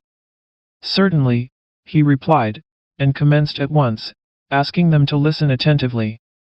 There was once a bundle of matches that were exceedingly proud of their high descent. Their genealogical tree, that is, a large pine tree from which they had been cut, was at one time a large, old tree in the wood. The matches now lay between a tinder box and an old iron saucepan, and were talking about their youthful days. "Ah! Then we grew on the green boughs, and were as green as they. Every morning and evening we were fed with diamond drops of dew. Whenever the sun shone, we felt his warm rays, and the little birds would relate stories to us as they sung. We knew that we were rich, for the other trees only wore their green dress in summer, but our family were able to array themselves in green, summer and winter. But the woodcutter came, like a great revolution, and our family fell under the axe. The head of the house obtained a situation as mainmast in a very fine ship, and can sail round the world when he will. The other branches of the family were taken to different places, and our office now is to kindle a light for common people. This is how such high-born people as we came to be in a kitchen. Mine has been a very different fate," said the iron pot, which stood by the matches. "From my first entrance into the world I have been used to cooking and scouring. I am the first in this house, when anything solid or useful is required. My only pleasure is to be made clean and shining after dinner, and to sit in my place and have a little sensible conversation with my neighbors. All of us, excepting the water bucket, which is sometimes taken into the courtyard, live here together within these four walls. We get our news from the market basket, but he sometimes tells us very unpleasant things about the people and the government. Yes, and one day an old pot was so alarmed, that he fell down and was broken to pieces. He was a liberal, I can tell you." "You are talking too much," said the tinder box, and the steel struck against the flint till some sparks flew out, crying, "We want a merry evening, don't we?" "Yes, of course," said the matches, "let us talk about those who are the highest born." "No, I don't like to be always talking of what we are," remarked the saucepan. "Let us think of some other amusement. I will begin. We will tell something that has happened to ourselves. That will be very easy, and interesting as well. On the Baltic Sea, near the Danish shore. What a pretty commencement," said the plates. "We shall all like that story, I am sure." "Yes, well, in my youth, I lived in a quiet family, where the furniture was polished, the floors scoured, and clean curtains put up every fortnight." "What an interesting way you have of relating a story," said the carpet broom, it is easy to perceive that you have been a great deal in women's society. There is something so pure runs through what you say." "That is quite true," said the water bucket, and he made a spring with joy, and splashed some water on the floor. Then the saucepan went on with his story, and the end was as good as the beginning. The plates rattled with pleasure, and the carpet broom brought some green parsley out of the dust hole and crowned the saucepan, for he knew it would vex the others, and he thought, "If I crown him today he will crown me tomorrow." "Now, let us have a dance," said the fire tongs, and then how they danced and stuck up one leg in the air. The chair cushion in the corner burst with laughter when she saw it. "Shall I be crowned now?" asked the fire tongs, so the broom found another wreath for the tongs. They were only common people after all, thought the matches. The tea urn was now asked to sing, but she said she had a cold, and could not sing without boiling heat. They all thought this was affectation, and because she did not wish to sing excepting in the parlor, went on the table with the grand people. In the window sat an old quill pen, with which the maid generally wrote. There was nothing remarkable about the pen, excepting that it had been dipped too deeply in the ink, but it was proud of that. "If the tea urn won't sing," said the pen, "she can leave it alone. There is a nightingale in a cage who can sing. She has not been taught much, certainly, but we need not say anything this evening about that." "I think it highly improper," said the tea kettle, who was kitchen singer, and half-brother to the tea urn, "that a rich foreign bird should be listened to here. Is it patriotic? Let the market basket decide what is right." "I certainly am vexed," said the basket, inwardly vexed, more than anyone can imagine. "Are we spending the evening properly? Would it not be more sensible to put the house in order? If each were in his own place I would lead a game, this would be quite another thing." "Let us act a play," said they all. At the same moment the door opened, and the maid came in. Then not one stirred, they all remained quite still, yet, at the same time, there was not a single pot amongst them who had not a high opinion of himself, and of what he could do if he chose. Yes, if we had chosen, they each thought, we might have spent a very pleasant evening. The maid took the matches and lighted them. Dear me, how they sputtered and blazed up. "Now then," they thought, "every one will see that we are the first. How we shine, what a light we give." Even while they spoke their light went out. "What a capital story," said the Queen. "I feel as if I were really in the kitchen, and could see the matches. Yes, you shall marry our daughter." "Certainly," said the King, "thou shalt have our daughter." The King said thou to him because he was going to be one of the family. The wedding day was fixed, and, on the evening before, the whole city was illuminated. Cakes and sweetmeats were thrown among the people. The street boys stood on tiptoe and shouted hurrah, and whistled between their fingers. Altogether it was a very splendid affair. "I will give them another treat," said the merchant's son. So he went and bought rockets and crackers, and all sorts of fireworks that could be thought of, packed them in his trunk, and flew up with it into the air. What a whizzing and popping they made as they went off! The Turks, when they saw such a sight in the air, jumped so high that their slippers flew about their ears. It was easy to believe after this that the princess was really going to marry a Turkish angel. As soon as the merchant's son had come down in his flying trunk to the wood after the fireworks, he thought, "I will go back into the town now, and hear what they think of the entertainment." It was very natural that he should wish to know. And what strange things people did say, to be sure.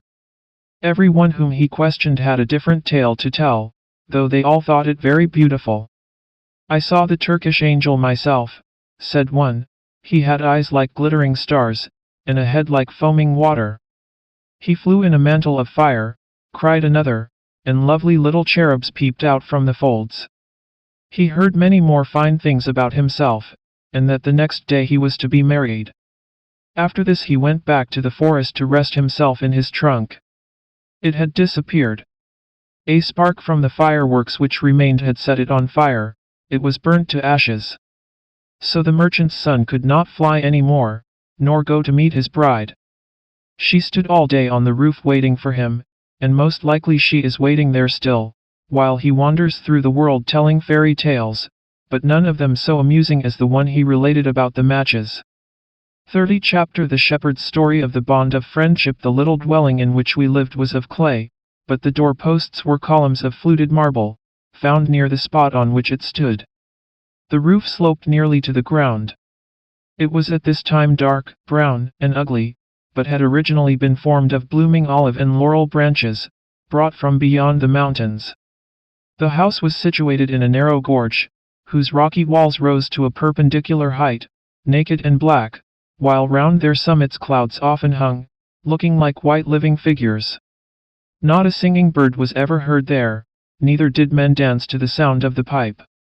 The spot was one sacred to olden times, even its name recalled a memory of the days when it was called Delphi.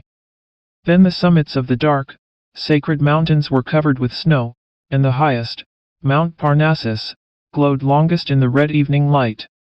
The brook which rolled from it near our house, was also sacred. How well I can remember every spot in that deep, sacred solitude.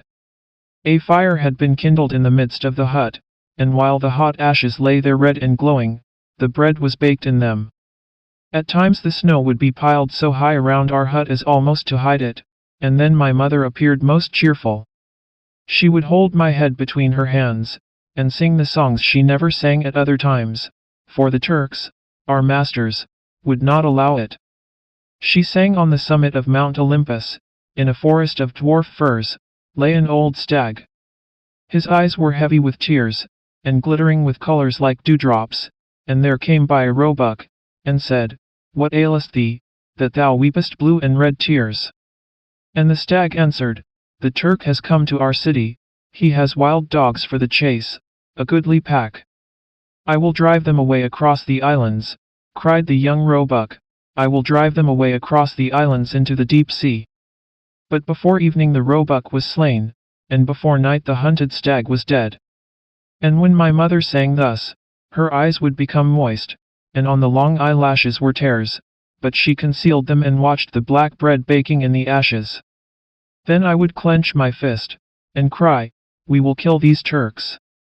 But she repeated the words of the song, "I will drive them across the islands to the deep sea," but before evening came the roebuck was slain, and before the night the hunted stag was dead.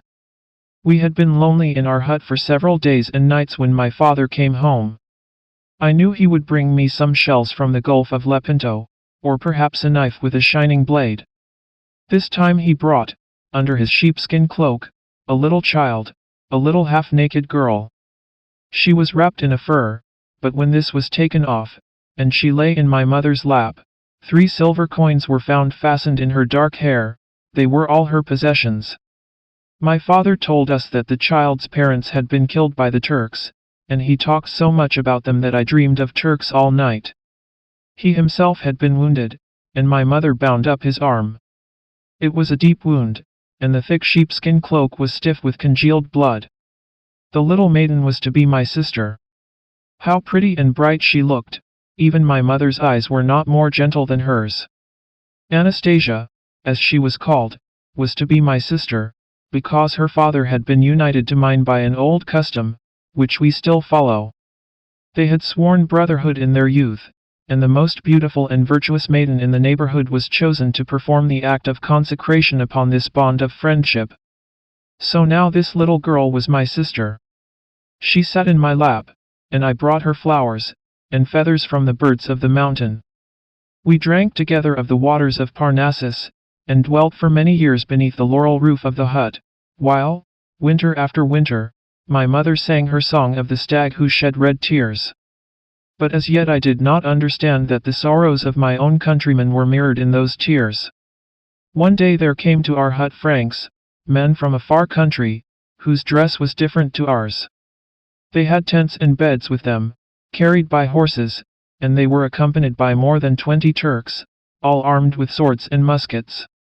These Franks were friends of the Pasha, and had letters from him, commanding an escort for them. They only came to see our mountain, to ascend Parnassus amid the snow and clouds, and to look at the strange black rocks which raised their steep sides near our hut. They could not find room in the hut, nor endure the smoke that rolled along the ceiling till it found its way out at the low door, so they pitched their tents on a small space outside our dwelling.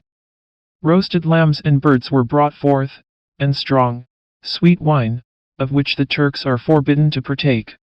When they departed, I accompanied them for some distance, carrying my little sister Anastasia, wrapped in a goatskin, on my back. One of the Frankish gentlemen made me stand in front of a rock, and drew us both as we stood there, so that we looked like one creature. I did not think of it then, but Anastasia and I were really one. She was always sitting on my lap, or riding in the goatskin on my back, and in my dreams she always appeared to me. 2 nights after this, other men, armed with knives and muskets, came into our tent. They were Albanians, brave men, my mother told me. They only stayed a short time. My sister Anastasia sat on the knee of one of them, and when they were gone, she had not 3, but 2 silver coins in her hair. One had disappeared. They wrapped tobacco in strips of paper, and smoked it, and I remember they were uncertain as to the road they ought to take. But they were obliged to go at last, and my father went with them. Soon after, we heard the sound of firing. The noise continued, and presently soldiers rushed into our hut, and took my mother and myself and Anastasia prisoners. They declared that we had entertained robbers, and that my father had acted as their guide, and therefore we must now go with them. The corpses of the robbers, and my father's corpse, were brought into the hut. I saw my poor dead father, and cried till I fell asleep.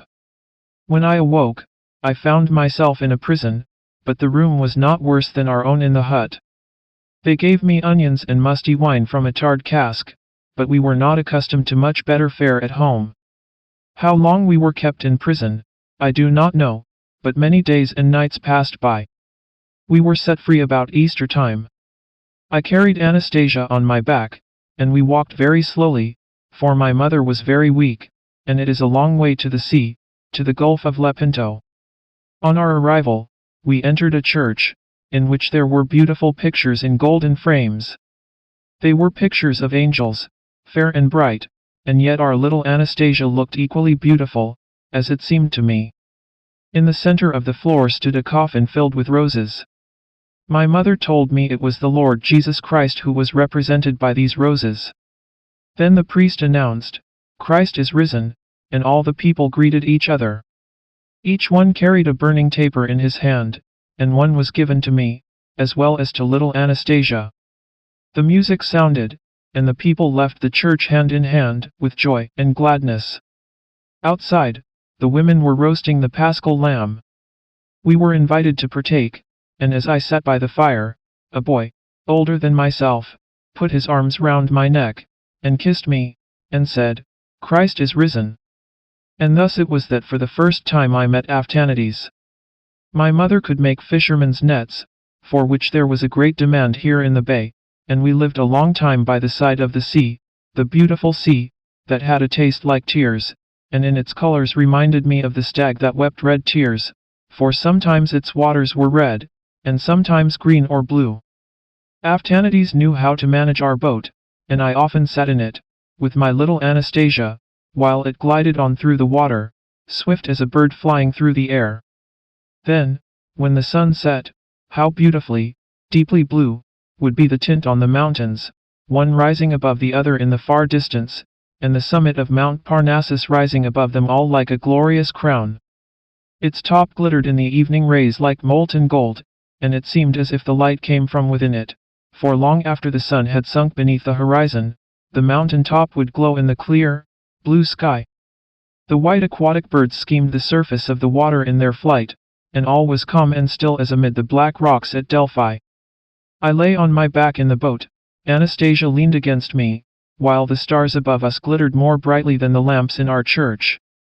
They were the same stars, and in the same position over me as when I used to sit in front of our hut at Delphi, and I had almost begun to fancy I was still there, when suddenly there was a splash in the water. Anastasia had fallen in, but in a moment Aftanides has sprung in after her, and was now holding her up to me. We dried her clothes as well as we were able, and remained on the water till they were dry, for we did not wish it to be known what a fright we had had, nor the danger which our little adopted sister had incurred, in whose life Aftanides had now a part. The summer came, and the burning heat of the sun tinted the leaves of the trees with lines of gold. I thought of our cool mountain home, and the fresh water that flowed near it. My mother, too, longed for it, and one evening we wandered towards home.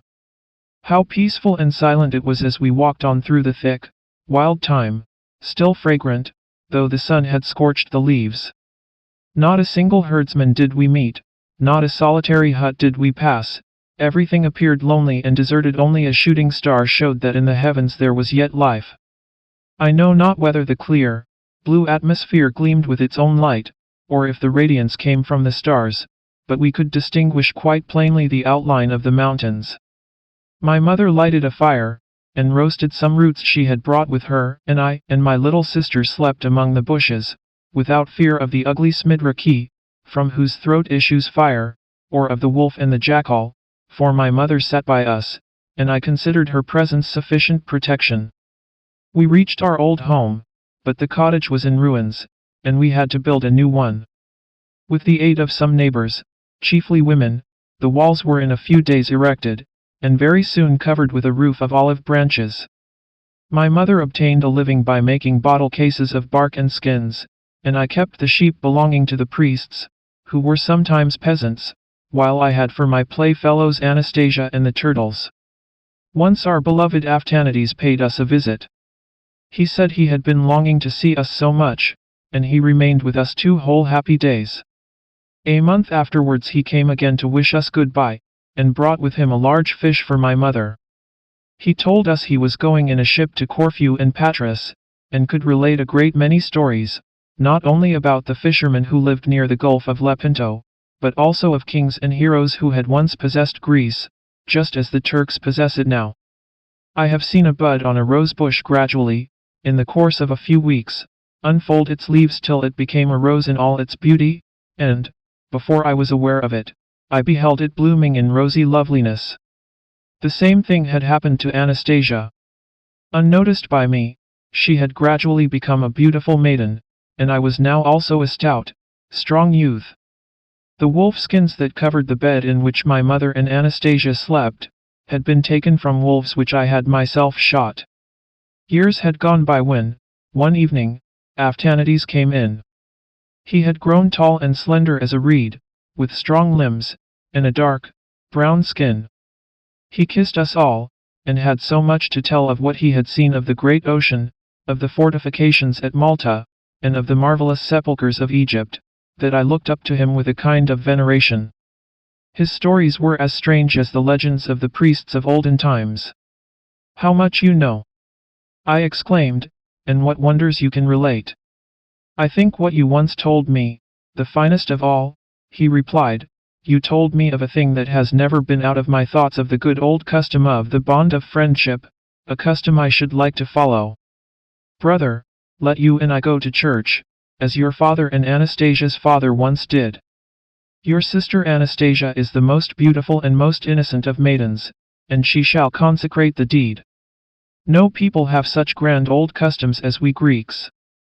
Anastasia blushed like a young rose, and my mother kissed Aftanides. At about 2 miles from our cottage, where the earth on the hill is sheltered by a few scattered trees, stood the little church, with the silver lamp hanging before the altar. I put on my best clothes, and the white tunic fell in graceful folds over my hips. The red jacket fitted tight and close, the tassel on my fez cap was of silver, and in my girdle glittered a knife and my pistols. Aftanides was clad in the blue dress worn by the Greek sailors, on his breast hung a silver medal with the figure of the Virgin Mary, and his scarf was as costly as those worn by rich lords. Every one could see that we were about to perform a solemn ceremony. When we entered the little, unpretending church, the evening sunlight streamed through the open door on the burning lamp, and glittered on the golden picture frames. We knelt down together on the altar steps, and Anastasia drew near and stood beside us. A long, white garment fell in graceful folds over her delicate form, and on her white neck and bosom hung a chain entwined with old and new coins, forming a kind of collar. Her black hair was fastened into a knot, and confined by a headdress formed of gold and silver coins which had been found in an ancient temple. No Greek girl had more beautiful ornaments than these. Her countenance glowed, and her eyes were like two stars. We all three offered a silent prayer, and then she said to us, "Will you be friends in life and in death?" "Yes," we replied. "Will you each remember to say, whatever may happen, my brother is a part of myself, his secret is my secret, my happiness is his, self-sacrifice, patience, everything belongs to me as they do to him?" And we again answered, "Yes." Then she joined out hands and kissed us on the forehead, and we again prayed silently. After this a priest came through a door near the altar, and blessed us all three. Then a song was sung by other holy men behind the altar screen, and the bond of eternal friendship was confirmed. When we arose, I saw my mother standing by the church door, weeping. How cheerful everything seemed now in our little cottage by the Delphian Springs. On the evening before his departure, Aphtanides sat thoughtfully beside me on the slopes of the mountain. His arm was flung around me, and mine was round his neck. We spoke of the sorrows of Greece, and of the men of the country who could be trusted. Every thought of our souls lay clear before us. Presently I seized his hand. "Aphtanides," I exclaimed, "there is one thing still that you must know, one thing that till now has been a secret between myself and heaven. My whole soul is filled with a love stronger than the love I bear to my mother and to thee." "And whom do you love?" asked Aphtanides. And his face and neck grew red as fire.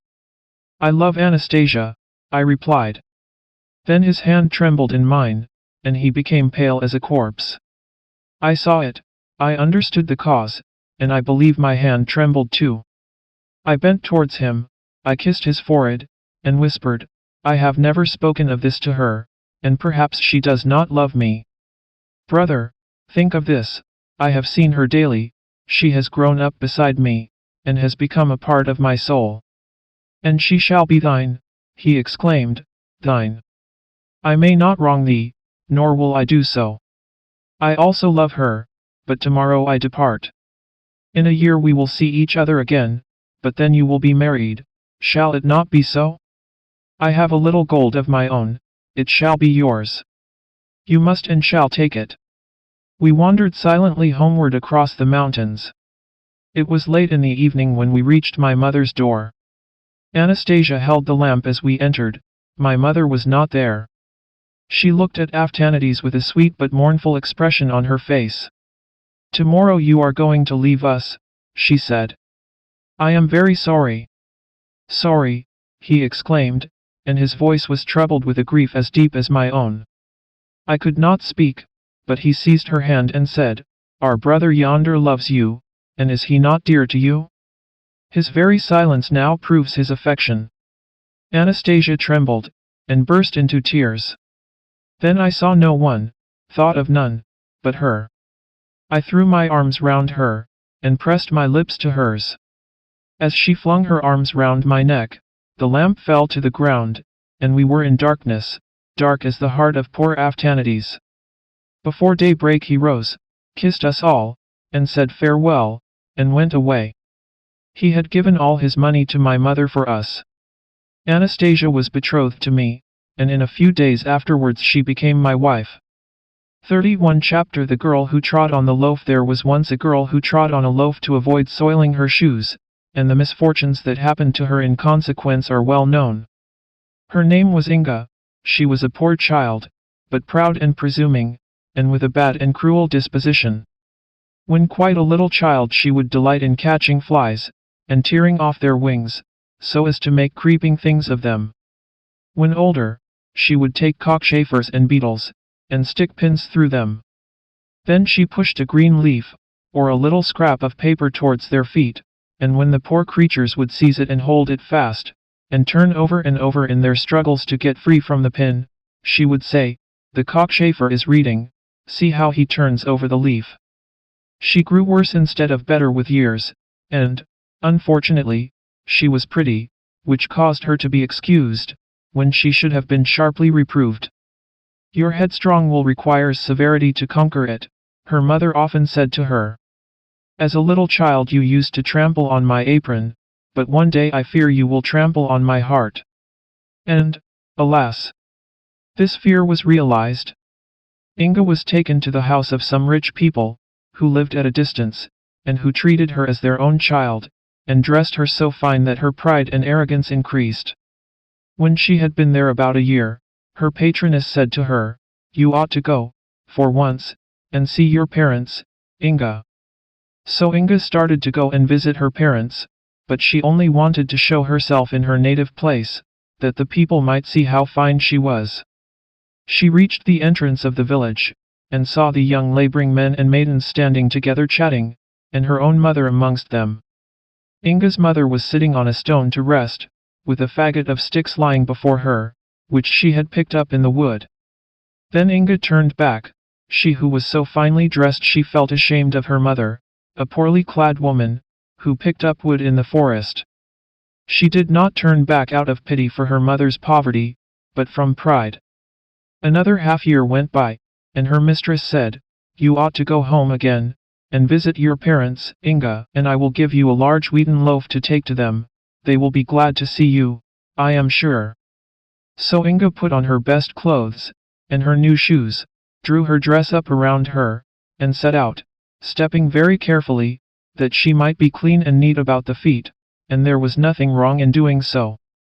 But when she came to the place where the footpath led across the moor, she found small pools of water, and a great deal of mud, so she threw the loaf into the mud, and trod upon it, that she might pass without wetting her feet. But as she stood with one foot on the loaf and the other lifted up to step forward, the loaf began to sink under her, lower and lower, till she disappeared altogether, and only a few bubbles on the surface of the muddy pool remained to show where she had sunk. And this is the story. But where did Inga go? She sank into the ground, and went down to the marsh woman, who is always brewing there. The marsh woman is related to the elf maidens, who are well known, for songs are sung and pictures painted about them. But of the marsh woman nothing is known, excepting that when a mist arises from the meadows, in summer time, it is because she is brewing beneath them. To the marsh woman's brewery Inga sunk down to a place which no one can endure for long. A heap of mud is a palace compared with the marsh woman's brewery, and as Inga fell she shuddered in every limb, and soon became cold and stiff as marble. Her foot was still fastened to the loaf, which bowed her down as a golden ear of corn bends the stem. An evil spirit soon took possession of Inga, and carried her to a still worse place, in which she saw crowds of unhappy people, waiting in a state of agony for the gates of mercy to be opened to them, and in every heart was a miserable and eternal feeling of unrest. It would take too much time to describe the various tortures these people suffered, but Inga's punishment consisted in standing there as a statue, with her foot fastened to the loaf. She could move her eyes about, and see all the misery around her, but she could not turn her head, and when she saw the people looking at her she thought they were admiring her pretty face and fine clothes, for she was still vain and proud. But she had forgotten how soiled her clothes had become while in the marsh woman's brewery, and that they were covered with mud. A snake had also fastened itself in her hair, and hung down her back, while from each fold in her dress a great toad peeped out and croaked like an asthmatic poodle. Worse than all was the terrible hunger that tormented her, and she could not stoop to break off a piece of the loaf on which she stood. No, her back was too stiff, and her whole body like a pillar of stone. And then came creeping over her face and eyes flies without wings. She winked and blinked, but they could not fly away, for their wings had been pulled off. This, added to the hunger she felt, was horrible torture. "If this lasts much longer," she said, "I shall not be able to bear it." But it did last, and she had to bear it, without being able to help herself. A tear, followed by many scalding tears, fell upon her head, and rolled over her face and neck, down to the loaf on which she stood. Who could be weeping for Inga? She had a mother in the world still, and the tears of sorrow which a mother sheds for her child will always find their way to the child's heart, but they often increase the torment instead of being a relief. And Inga could hear all that was said about her in the world she had left, and every one seemed cruel to her. The sin she had committed in treading on the loaf was known on earth, for she had been seen by the cowherd from the hill, when she was crossing the marsh and had disappeared. When her mother wept and exclaimed, "Ah, Inga! What grief thou hast caused thy mother," she would say, "Oh, that I had never been born! My mother's tears are useless now." And then the words of the kind people who had adopted her came to her ears, when they said, Inga was a sinful girl, who did not value the gifts of God, but trampled them under her feet. Ah, thought Inga, they should have punished me, and driven all my naughty tempers out of me. A song was made about the girl who trod on a loaf to keep her shoes from being soiled, and this song was sung everywhere. The story of her sin was also told to the little children, and they called her Wicked Inga, and said she was so naughty that she ought to be punished. Inga heard all this, and her heart became hardened and full of bitterness. But one day, while hunger and grief were gnawing in her hollow frame, she heard a little, innocent child, while listening to the tale of the vain, haughty Inga, burst into tears and exclaim, "But will she never come up again?" And she heard the reply, "No, she will never come up again." But if she were to say she was sorry, and ask pardon, and promise never to do so again, asked the little one. "Yes, then she might come, but she will not beg pardon," was the answer. "Oh, I wish she would," said the child, who was quite unhappy about it. "I should be so glad. I would give up my doll and all my playthings, if she could only come here again. Poor Inga! It is so dreadful for her." These pitying words penetrated to Inga's inmost heart, and seemed to do her good. It was the first time anyone had said, "Poor Inga," without saying something about her faults. A little innocent child was weeping, and praying for mercy for her. It made her feel quite strange, and she would gladly have wept herself, and it added to her torment to find she could not do so. And while she thus suffered in a place where nothing changed, years passed away on earth, and she heard her name less frequently mentioned. But one day a sigh reached her ear, and the words, "Inga! Inga! What a grief thou hast been to me! I said it would be so." It was the last sigh of her dying mother. After this, Inga heard her kind mistress say, "Ah, poor Inga! Shall I ever see thee again? Perhaps I may, for we know not what may happen in the future." But Inga knew right well that her mistress would never come to that dreadful place. Time passed a long bitter time, then Inga heard her name pronounced once more, and saw what seemed two bright stars shining above her. They were two gentle eyes closing on earth. Many years had passed since the little girl had lamented and wept about poor Inga. That child was now an old woman, whom God was taking to himself. In the last hour of existence the events of a whole life often appear before us, and this hour the old woman remembered how, when a child, she had shed tears over the story of Inga, and she prayed for her now. As the eyes of the old woman closed to earth, the eyes of the soul opened upon the hidden things of eternity, and then she, in whose last thoughts Inga had been so vividly present, saw how deeply the poor girl had sunk. She burst into tears at the sight, and in heaven, as she had done when a little child on earth, she wept and prayed for poor Inga. Her tears and her prayers echoed through the dark void that surrounded the tormented captive soul, and the unexpected mercy was obtained for it through an angel's tears. As in thought Inga seemed to act over again every sin she had committed on earth, she trembled, and tears she had never yet been able to weep rushed to her eyes. It seemed impossible that the gates of mercy could ever be opened to her, but while she acknowledged this in deep penitence, a beam of radiant light shot suddenly into the depths upon her. More powerful than the sunbeam that dissolves the man of snow which the children have raised, more quickly than the snowflake melts and becomes a drop of water on the warm lips of a child, was the stony form of Inga changed, and as a little bird she soared, with the speed of lightning, upward to the world of mortals. A bird that felt timid and shy to all things around it, that seemed to shrink with shame from meeting any living creature, and hurriedly sought to conceal itself in a dark corner of an old ruined wall. There it sat cowering and unable to utter a sound, for it was voiceless.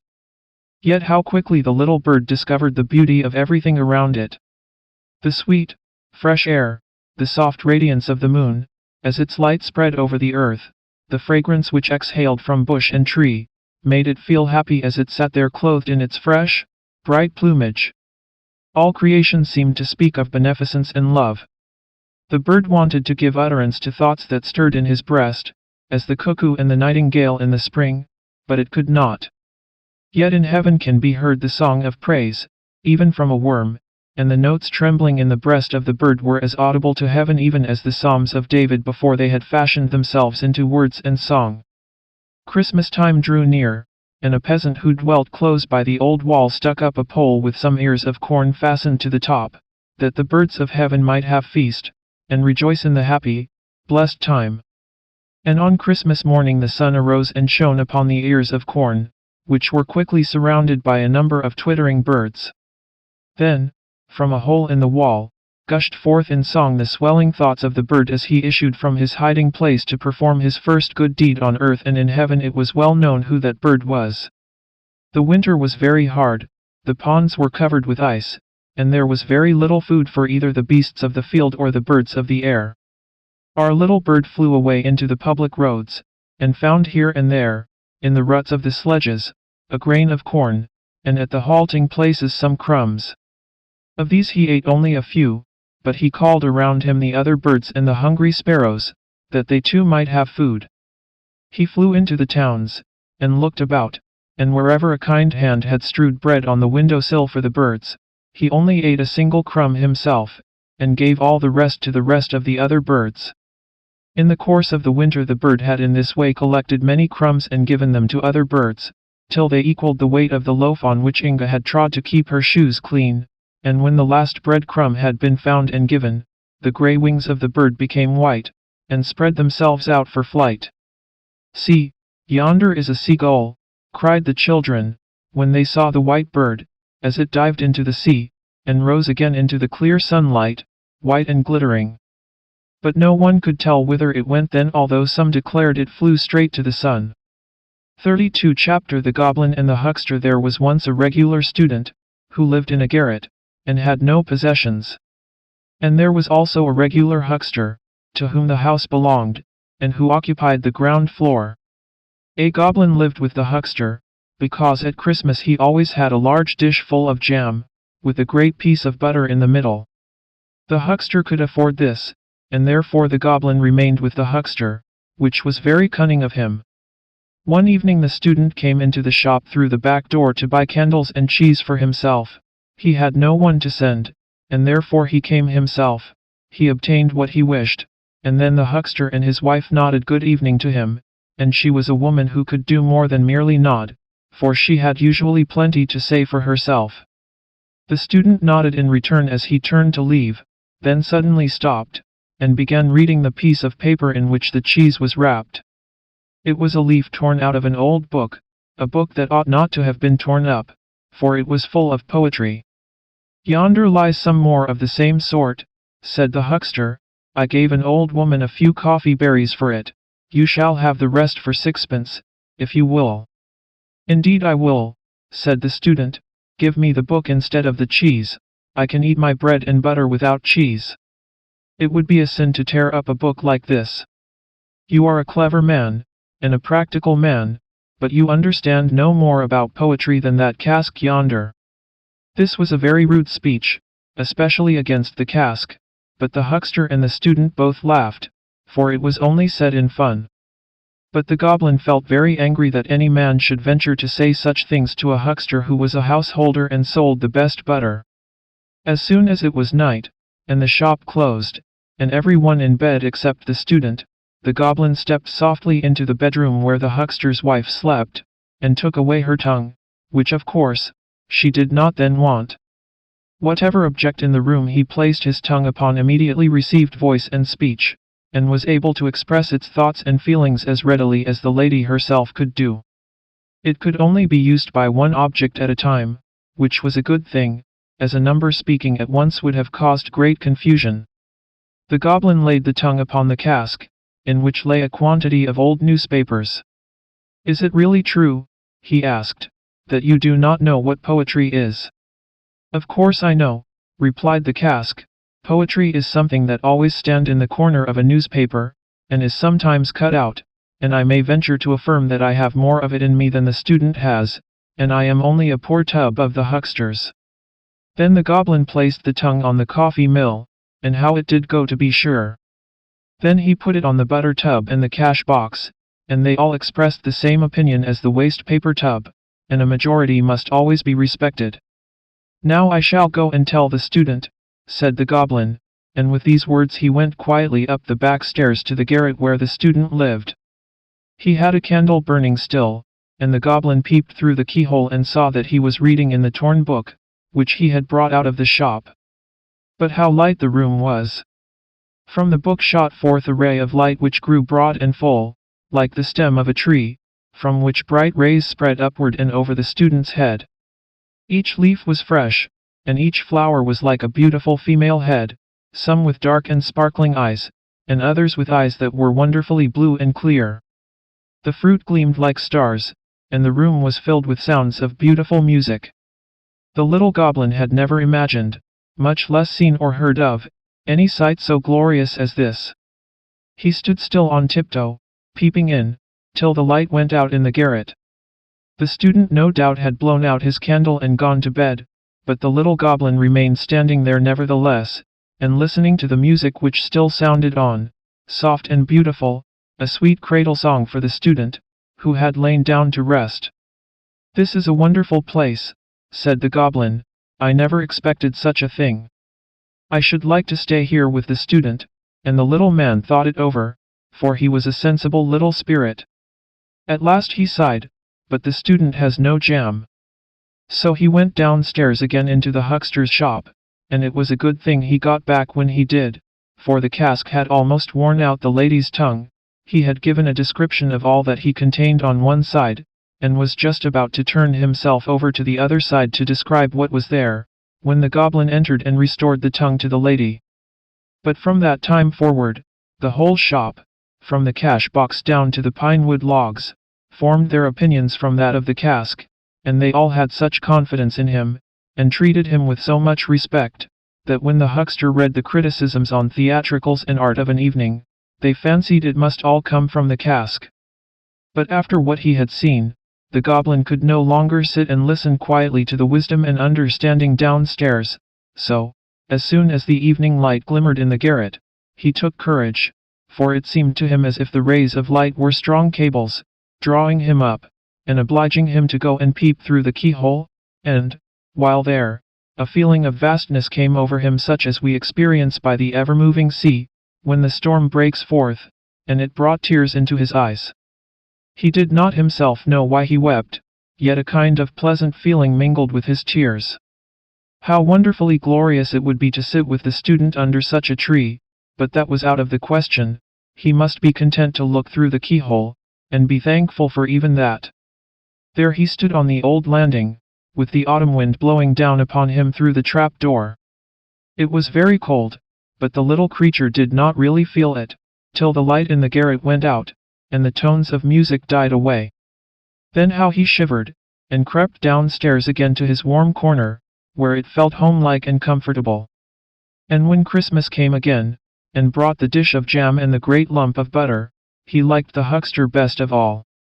Soon after, in the middle of the night, the goblin was awoke by a terrible noise and knocking against the window shutters and the house doors, and by the sound of the watchman's horn, for a great fire had broken out, and the whole street appeared full of flames. Was it in their house, or a neighbor's? No one could tell, for terror had seized upon all. The huckster's wife was so bewildered that she took her gold earrings out of her ears and put them in her pocket, that she might save something at least. The huckster ran to get his business papers, and the servant resolved to save her blue silk mantle, which she had managed to buy. Each wished to keep the best things they had. The goblin had the same wish, for, with one spring, he was upstairs and in the student's room, whom he found standing by the open window, and looking quite calmly at the fire, which was raging at the house of a neighbor opposite. The goblin caught up the wonderful book which lay on the table, and popped it into his red cap, which he held tightly with both hands. The greatest treasure in the house was saved, and he ran away with it to the roof, and seated himself on the chimney. The flames of the burning house opposite illuminated him as he sat, both hands pressed tightly over his cap, in which the treasure lay, and then he found out what feelings really reigned in his heart, and knew exactly which way they tended. And yet, when the fire was extinguished, and the goblin again began to reflect, he hesitated, and said at last, "I must divide myself between the two. I cannot quite give up the huckster, because of the jam." And this is a representation of human nature. We are like the goblin, we all go to visit the huckster because of the jam. 33 Chapter The Golden Treasure. The drummer's wife went into the church. She saw the new altar with the painted pictures and the carved angels. Those upon the canvas and in the glory over the altar were just as beautiful as the carved ones, and they were painted and gilt into the bargain. Their hair gleamed golden in the sunshine, lovely to behold, but the real sunshine was more beautiful still. It shone redder, clearer through the dark trees, when the sun went down. It was lovely thus to look at the sunshine of heaven. And she looked at the red sun, and she thought about it so deeply, and thought of the little one whom the stork was to bring, and the wife of the drummer was very cheerful, and looked, and wished that the child might have a gleam of sunshine given to it, so that it might at least become like one of the shining angels over the altar. And when she really had the little child in her arms, and held it up to its father, then it was like one of the angels in the church to behold, with hair like gold. The gleam of the setting sun was upon it. "My golden treasure, my riches, my sunshine," said the mother, and she kissed the shining locks, and it sounded like music and song in the room of the drummer, and there was joy, and life, and movement. The drummer beat a roll of joy. And the drum said, the fire drum, that was beaten when there was a fire in the town, red hair. The little fellow has red hair. Believe the drum, and not what your mother says. Rub-a-dub, rub-a-dub. And the town repeated what the fire drum had said. The boy was taken to church, the boy was christened. There was nothing much to be said about his name, he was called Peter. The whole town, and the drum too, called him Peter, the drummer's boy with the red hair, but his mother kissed his red hair, and called him her golden treasure.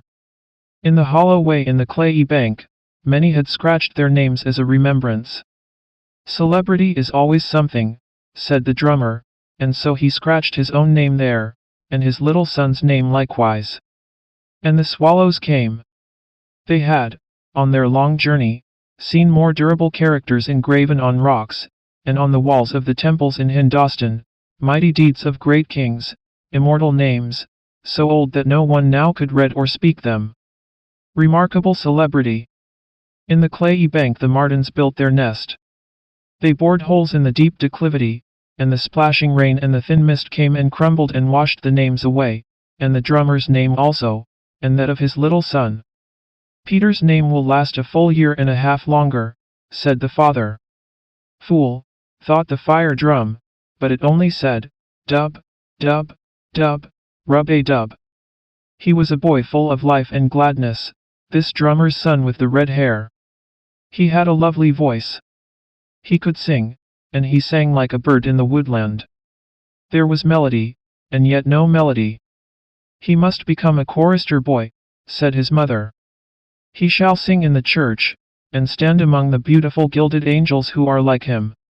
Fiery cat, said some of the witty ones of the town. The drum heard that from the neighbors' wives. Don't go home, Peter, cried the street boys. If you sleep in the garret, there'll be a fire in the house, and the fire drum will have to be beaten. Look out for the drumsticks, replied Peter, and, small as he was, he ran up boldly, and gave the foremost such a punch in the body with his fist, that the fellow lost his legs and tumbled over, and the others took their legs off with themselves very rapidly. The town musician was very genteel and fine. He was the son of the royal plate washer. He was very fond of Peter, and would sometimes take him to his home, and he gave him a violin, and taught him to play it. It seemed as if the whole art lay in the boy's fingers, and he wanted to be more than a drummer, he wanted to become musician to the town. I'll be a soldier, said Peter, for he was still quite a little lad, and it seemed to him the finest thing in the world to carry a gun, and to be able to march one, 212, and to wear a uniform and a sword. Ah, you learn to long for the drum skin. Drum, dum, dum, said the drum. Yes, if he could only march his way up to be a general, observed his father, but before he can do that, there must be war. Heaven forbid, said his mother. We have nothing to lose, remarked the father. Yes, we have, my boy, she retorted. But suppose he came back a general, said the father. Without arms and legs, cried the mother. No, I would rather keep my golden treasure with me. Drum, dum, dum. The fire drum and all the other drums were beating, for war had come. The soldiers all set out, and the son of the drummer followed them. Redhead. Golden treasure. The mother wept, the father in fancy saw him famous. The town musician was of opinion that he ought not to go to war, but should stay at home and learn music. Redhead, said the soldiers, and little Peter laughed, but when one of them sometimes said to another, Foxy, he would bite his teeth together and look another way into the wide world. He did not care for the nickname. The boy was active, pleasant of speech, and good-humored. That is the best canteen, said his old comrades. And many a night he had to sleep under the open sky, wet through with the driving rain or the falling mist, but his good humor never forsook him. The drumsticks sounded, rub-a-dub, all up, all up. Yes, he was certainly born to be a drummer. The day of battle dawned. The sun had not yet risen, but the morning was come. The air was cold, the battle was hot, there was mist in the air, but still more gunpowder smoke. The bullets and shells flew over the soldiers' heads, and into their heads, into their bodies and limbs, but still they pressed forward. Here or there one or other of them would sink on his knees, with bleeding temples and a face as white as chalk. The little drummer still kept his healthy color, he had suffered no damage. He looked cheerfully at the dog of the regiment, which was jumping along as merrily as if the whole thing had been got up for his amusement, and as if the bullets were only flying about that he might have a game of play with them. March. Forward. March.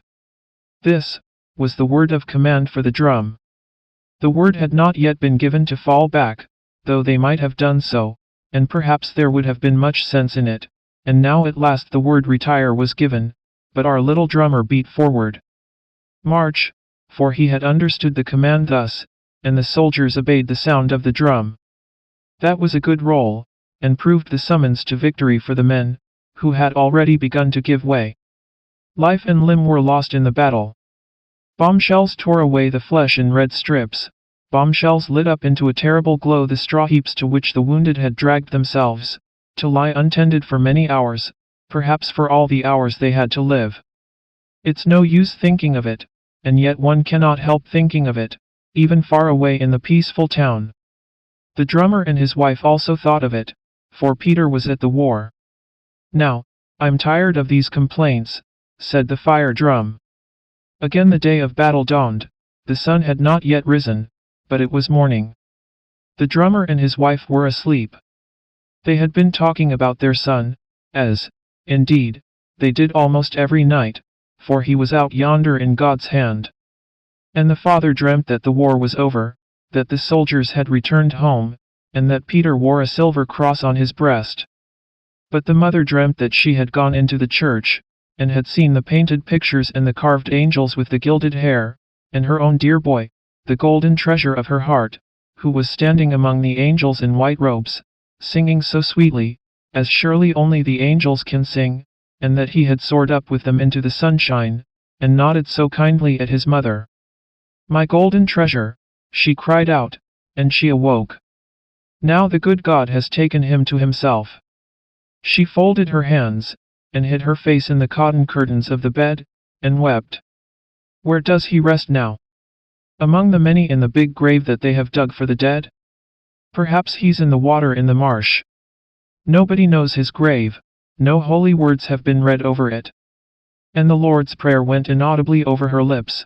She bowed her head, and was so weary that she went to sleep. And the days went by, in life as in dreams. It was evening. Over the battlefield a rainbow spread, which touched the forest and the deep marsh. It has been said, and is preserved in popular belief, that where the rainbow touches the earth a treasure lies buried, a golden treasure, and here there was one. No one but his mother thought of the little drummer, and therefore she dreamt of him. And the days went by, in life as in dreams. Not a hair of his head had been hurt, not a golden hair. Drum marum. Drum marum. There he is, the drum might have said, and his mother might have sung, if she had seen or dreamt it. With hurrah and song, adorned with green wreaths of victory, they came home, as the war was at an end, and peace had been signed. The dog of the regiment sprang on in front with large bounds, and made the way 3 times as long for himself as it really was. And days and weeks went by, and Peter came into his parents' room. He was as brown as a wild man, and his eyes were bright, and his face beamed like sunshine. And his mother held him in her arms. She kissed his lips, his forehead, and his red hair. She had her boy back again.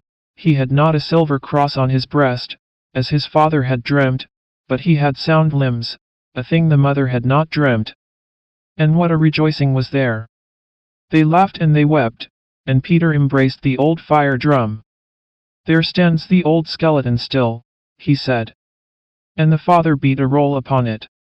"One would think that a great fire had broken out here," said the fire drum. "Bright day. Fire in the heart. Golden treasure. Scrat. Skrrrat. Skrrrat. And what then?" "What then?" asked the town musician. "Peter's far outgrowing the drum," he said. "Peter will be greater than I." And yet he was the son of a royal plate washer, but all that he had learned in half a lifetime, Peter learned in half a year. There was something so merry about him, something so truly kind-hearted. His eyes gleamed, and his hair gleamed too, there was no denying that. "He ought to have his hair dyed," said the neighbor's wife. That answered capitally with the policeman's daughter, and she got a husband. But her hair turned as green as duckweed, and was always having to be colored up. "She knows how to manage for herself," said the neighbors, "and so can Peter.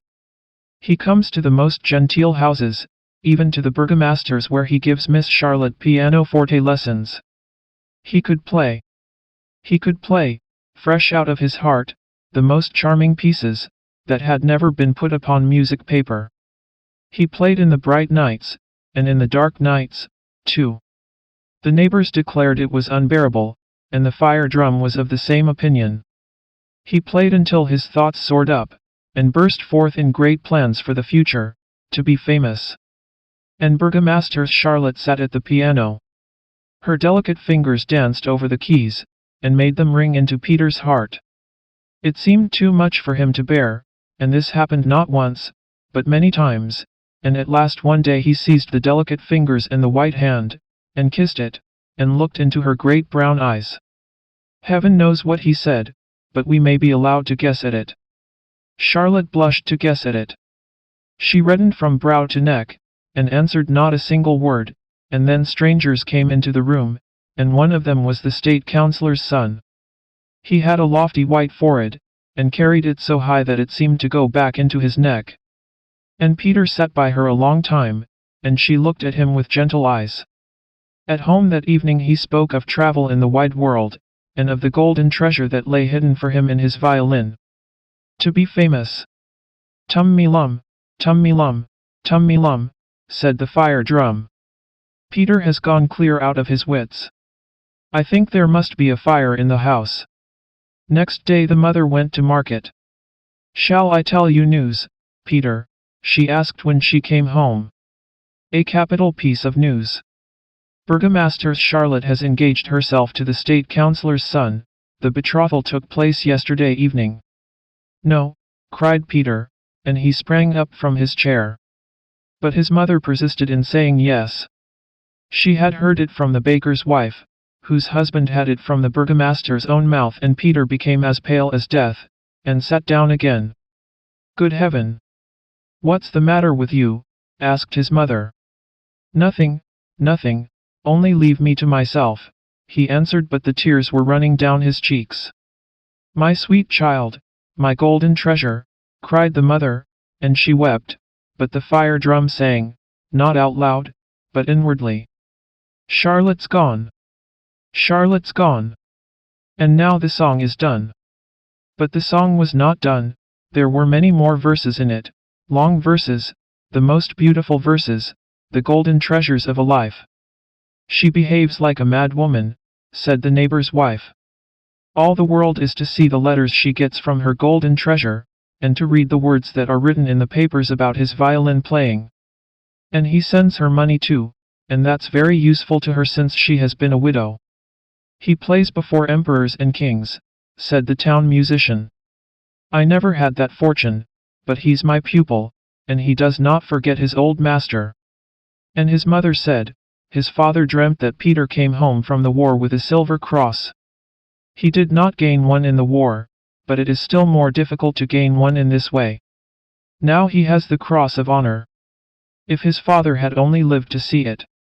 He's grown famous, said the fire drum, and all his native town said the same thing, for the drummer's son, Peter with the red hair, Peter whom they had known as a little boy, running about in wooden shoes, and then as a drummer, playing for the dancers, was become famous. He played at our house before he played in the presence of kings, said the burgomaster's wife. At that time he was quite smitten with Charlotte. He was always of an aspiring turn. At that time he was saucy and an enthusiast. My husband laughed when he heard of the foolish affair, and now our Charlotte is a state councillor's wife.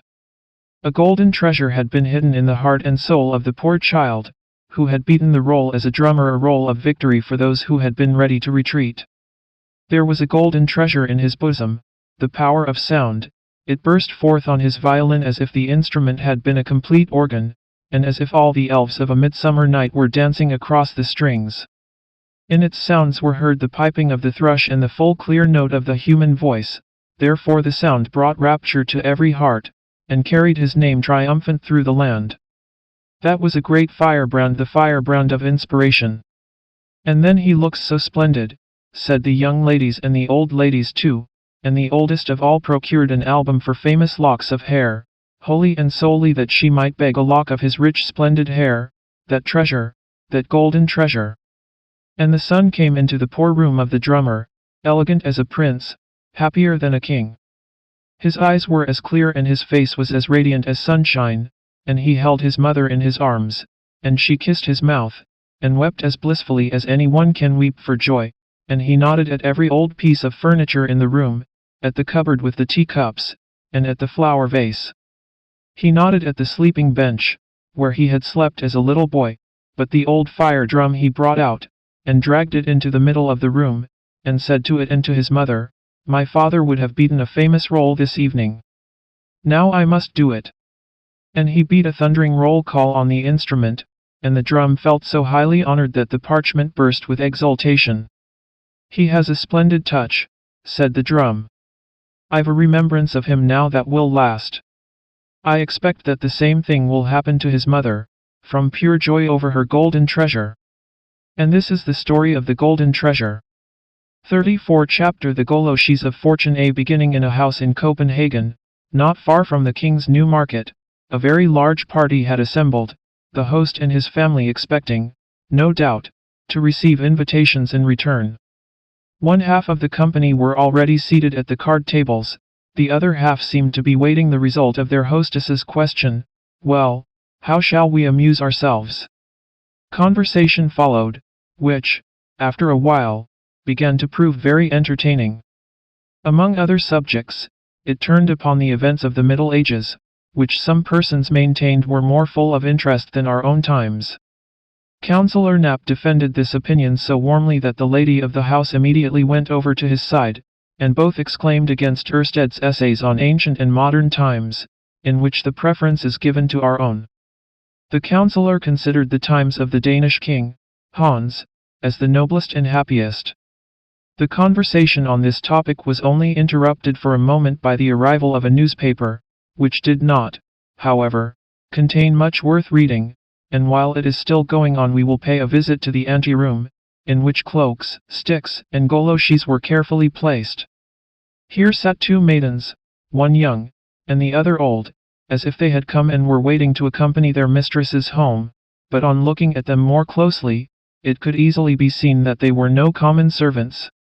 Their shapes were too graceful, their complexions too delicate, and the cut of their dresses much too elegant. They were two fairies. The younger was not Fortune herself, but the chambermaid of one of Fortune's attendants, who carries about her more trifling gifts. The elder one, who was named Care, looked rather gloomy. She always goes about to perform her own business in person, for then she knows it is properly done. They were telling each other where they had been during the day. The messenger of Fortune had only transacted a few unimportant matters.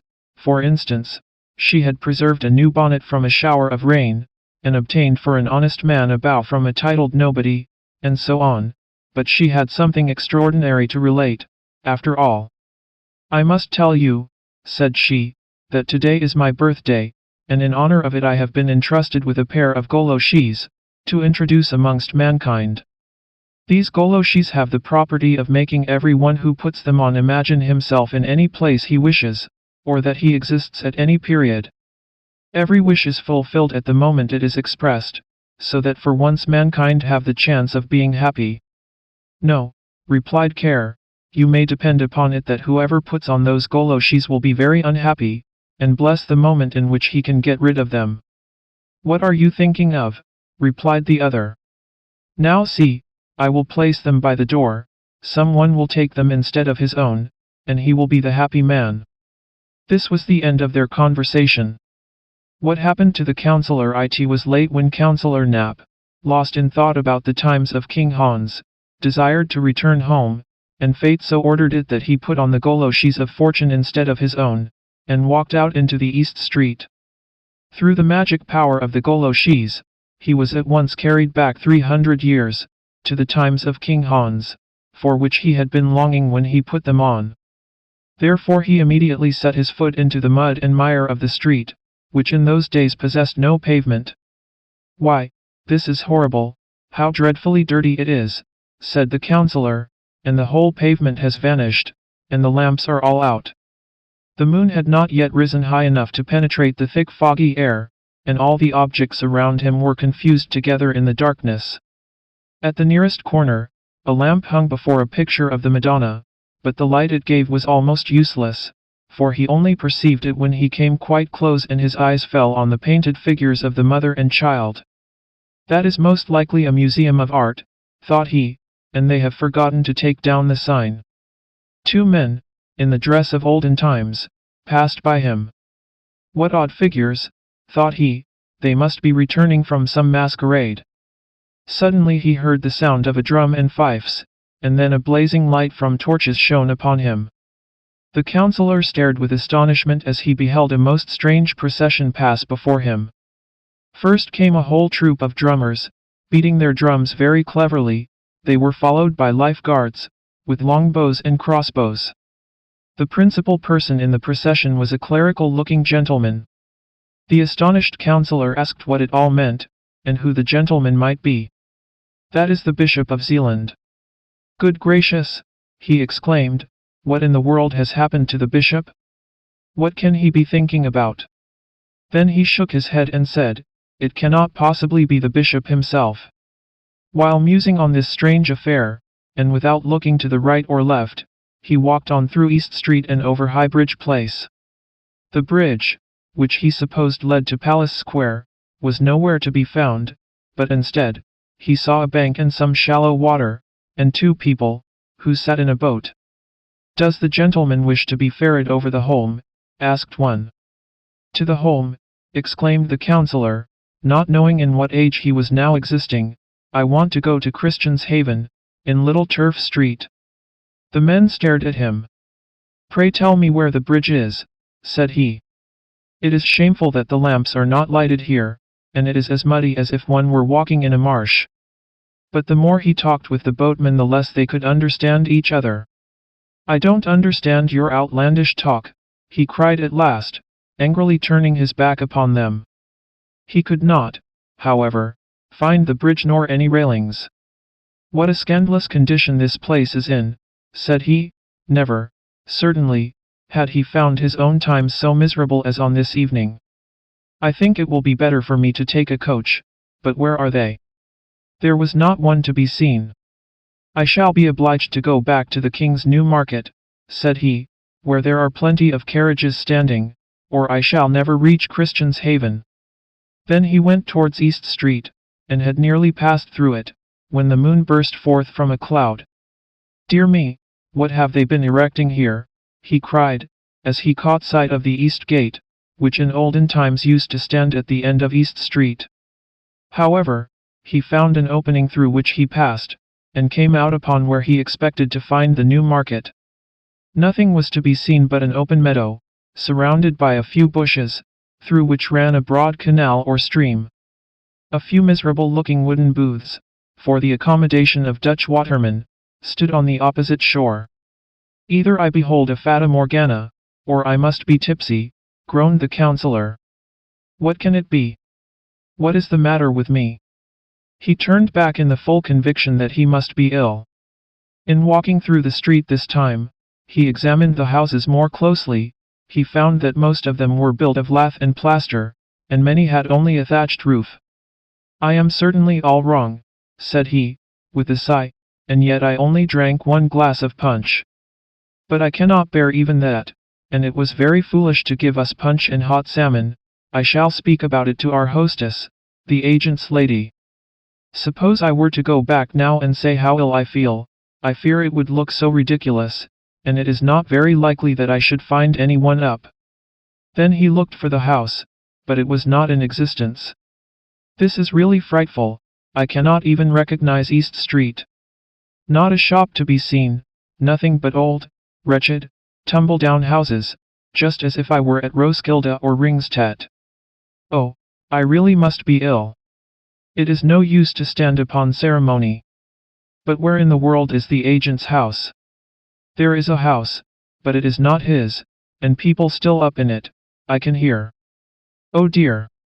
I certainly am very queer. As he reached the half-open door, he saw a light and went in. It was a tavern of the olden times, and seemed a kind of beer shop. The room had the appearance of a Dutch interior. A number of people, consisting of seamen, Copenhagen citizens, and a few scholars, sat in deep conversation over their mugs, and took very little notice of the newcomer. Pardon me, said the councillor, addressing the landlady, I do not feel quite well, and I should be much obliged if you will send for a fly to take me to Christian's Haven. The woman stared at him and shook her head. Then she spoke to him in German. The councillor supposed from this that she did not understand Danish. He therefore repeated his request in German. This, as well as his singular dress, convinced the woman that he was a foreigner. She soon understood, however, that he did not find himself quite well, and therefore brought him a mug of water. It had something of the taste of sea water, certainly, although it had been drawn from the well outside. Then the councillor leaned his head on his hand, drew a deep breath, and pondered over all the strange things that had happened to him. Is that today's number of the day? He asked, quite mechanically, as he saw the woman putting by a large piece of paper. She did not understand what he meant, but she handed him the sheet. It was a woodcut, representing a meteor, which had appeared in the town of Cologne. That is very old, said the councillor, becoming quite cheerful at the sight of this antique drawing. Where did you get this singular sheet? It is very interesting, although the whole affair is a fable. Meteors are easily explained in these days. They are northern lights, which are often seen, and are no doubt caused by electricity. Those who sat near him, and heard what he said, looked at him in great astonishment, and one of them rose, took off his hat respectfully, and said in a very serious manner, You must certainly be a very learned man, monsieur. Oh no, replied the councillor, I can only discourse on topics which every one should understand. Modestia is a beautiful virtue, said the man. Moreover, I must add to your speech mythicus videtur, yet in this case I would suspend my judicium. May I ask to whom I have the pleasure of speaking? I am a bachelor of divinity, said the man. This answer satisfied the councillor. The title agreed with the dress. This is surely, thought he, an old village schoolmaster, a perfect original, such as one meets with sometimes even in Jutland. This is not certainly a locus docendi, began the man, still I must beg you to continue the conversation. You must be well read in ancient lore. Oh yes, replied the counselor, I am very fond of reading useful old books, and modern ones as well, with the exception of everyday stories, of which we really have more than enough. Everyday stories? Asked the bachelor. Yes, I mean the new novels that we have at the present day. Oh, replied the man, with a smile, and yet they are very witty, and are much read at court. The king likes especially the romance of Messrs. Ifvan and Gaudian, which describes King Arthur and his Knights of the Round Table. He has joked about it with the gentlemen of his court. Well, I have certainly not read that, replied the counselor. I suppose it is quite new, and published by Heiberg. No, answered the man, it is not by Heiberg. Godfred von Gemmen brought it out. Oh, is he the publisher? That is a very old name, said the counselor. Was it not the name of the first publisher in Denmark? Yes, and he is our first printer and publisher now, replied the scholar. So far all had passed off very well, but now one of the citizens began to speak of a terrible pestilence which had been raging a few years before, meaning the plague of 1484. The counselor thought he referred to the cholera, and they could discuss this without finding out the mistake. The war in 1490 was spoken of as quite recent. The English pirates had taken some ships in the Channel in 1801, and the counselor, supposing they referred to these, agreed with them in finding fault with the English. The rest of the talk, however, was not so agreeable. Every moment one contradicted the other. The good bachelor appeared very ignorant, for the simplest remark of the counselor seemed to him either too bold or too fantastic. They stared at each other, and when it became worse the bachelor spoke in Latin, in the hope of being better understood, but it was all useless. How are you now? Asked the landlady, pulling the counselor's sleeve. Then his recollection returned to him. In the course of conversation he had forgotten all that had happened previously. Goodness me! Where am I? Said he. It bewildered him as he thought of it. We will have some claret, or mead, or Bremen beer, said one of the guests. Will you drink with us? Two maids came in. One of them had a cap on her head of two colors. They poured out the wine, bowed their heads, and withdrew. The counselor felt a cold shiver run all over him. What is this? What does it mean? Said he, but he was obliged to drink with them, for they overpowered the good man with their politeness. He became at last desperate, and when one of them said he was tipsy, he did not doubt the man's word in the least, only begged them to get a drozhcheki, and then they thought he was speaking the Muscovite language. Never before had he been in such rough and vulgar company. One might believe that the country was going back to heathenism, he observed. This is the most terrible moment of my life. Just then it came into his mind that he would stoop under the table, and so creep to the door. He tried it, but before he reached the entry, the rest discovered what he was about, and seized him by the feet, when, luckily for him, off came the goloshes, and with them vanished the whole enchantment. The counselor now saw quite plainly a lamp, and a large building behind it. Everything looked familiar and beautiful. He was in East Street, as it now appears. He lay with his legs turned towards a porch, and just by him sat the watchman asleep. Is it possible that I have been lying here in the street dreaming? Said he. Yes, this is East Street. How beautifully bright and gay it looks. It is quite shocking that one glass of punch should have upset me like this. 2 minutes afterwards he sat in a drozhcheki, which was to drive him to Christian's Haven. He thought of all the terror and anxiety which he had undergone, and felt thankful from his heart for the reality and comfort of modern times, which, with all their errors, were far better than those in which he so lately found himself. The watchman's adventures, well, I declare, there lies a pair of goloshes, said the watchman. No doubt, they belong to the lieutenant who lives upstairs. They are lying just by his door. Gladly would the honest man have rung, and given them in, for a light was still burning, but he did not wish to disturb the other people in the house, so he let them lie. These things must keep the feet very warm, said he, they are of such nice soft leather. Then he tried them on, and they fitted his feet exactly. Now, said he, how droll things are in this world. There's that man can lie down in his warm bed, but he does not do so. There he goes pacing up and down the room.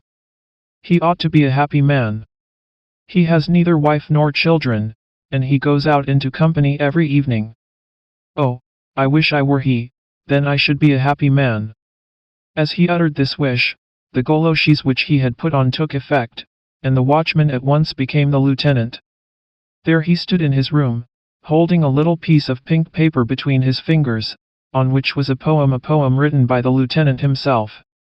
Who has not had, for once in his life, a moment of poetic inspiration? And at such a moment, if the thoughts are written down, they flow in poetry. The following verses were written on the pink paper. Oh, were I rich! Oh, were I rich! How oft, in youth's bright hour, when youthful pleasures banish every care, I longed for riches but to gain a power, the sword, and plume and uniform to wear. The riches and the honor came for me, yet still my greatest wealth was poverty. Ah, help and pity me. Once in my youthful hours, when gay and free, a maiden loved me, and her gentle kiss, rich in its tender love and purity, taught me, alas, too much of earthly bliss. Dear child! She only thought of youthful glee, she loved no wealth, but fairy tales and me. Thou knowest, ah, pity me. Oh, were I rich! Again is all my prayer, that child is now a woman, fair and free, as good and beautiful as angels are. Oh, were I rich in lover's poetry, to tell my fairy tale, love's richest lore. But no, I must be silent, I am poor. Ah, wilt thou pity me? Oh, were I rich in truth and peace below, I need not then my poverty bewail. To thee I dedicate these lines of woe, wilt thou not understand the mournful tale? A leaf on which my sorrows I relate, dark story of a darker night of fate. Ah, bless and pity me. Well, yes, people write poems when they are in love, but a wise man will not print them. A lieutenant in love, and poor. This is a triangle, or more properly speaking, the half of the broken die of fortune. The lieutenant felt this very keenly, and therefore leaned his head against the window frame, and sighed deeply. The poor watchman in the street, said he, is far happier than I am. He knows not what I call poverty. He has a home, a wife, and children, who weep at his sorrow and rejoice at his joy. Oh, how much happier I should be could I change my being and position with him, and pass through life with his humble expectations and hopes. Yes, he is indeed happier than I am.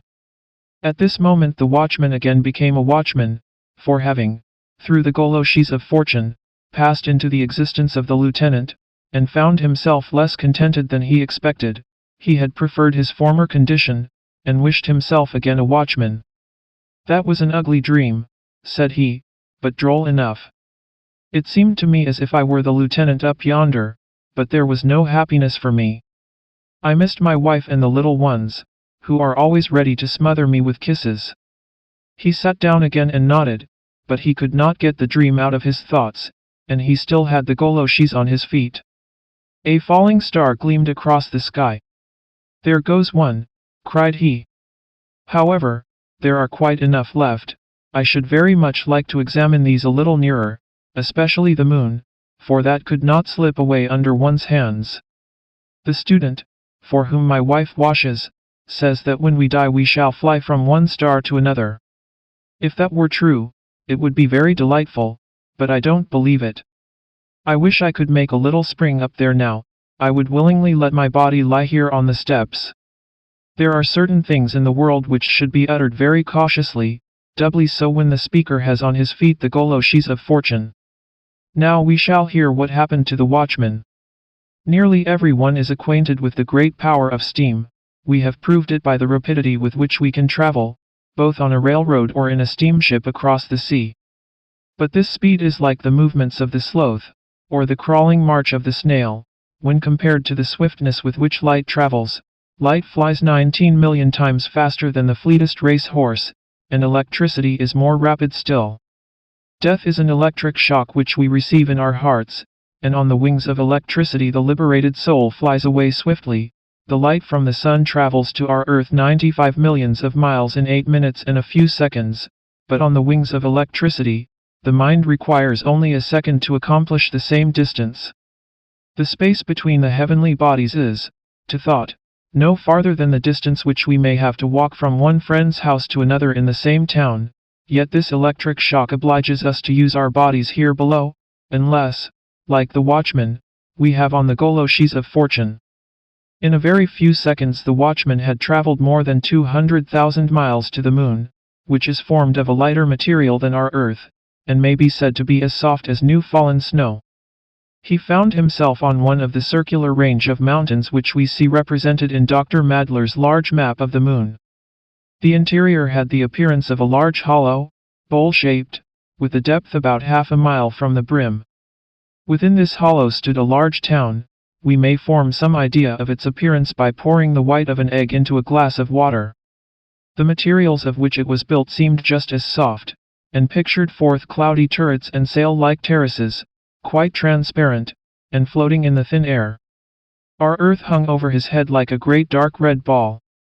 Presently he discovered a number of beings, which might certainly be called men, but were very different to ourselves. A more fantastical imagination than Herschel's must have discovered these. Had they been placed in groups, and painted, it might have been said, "What beautiful foliage!"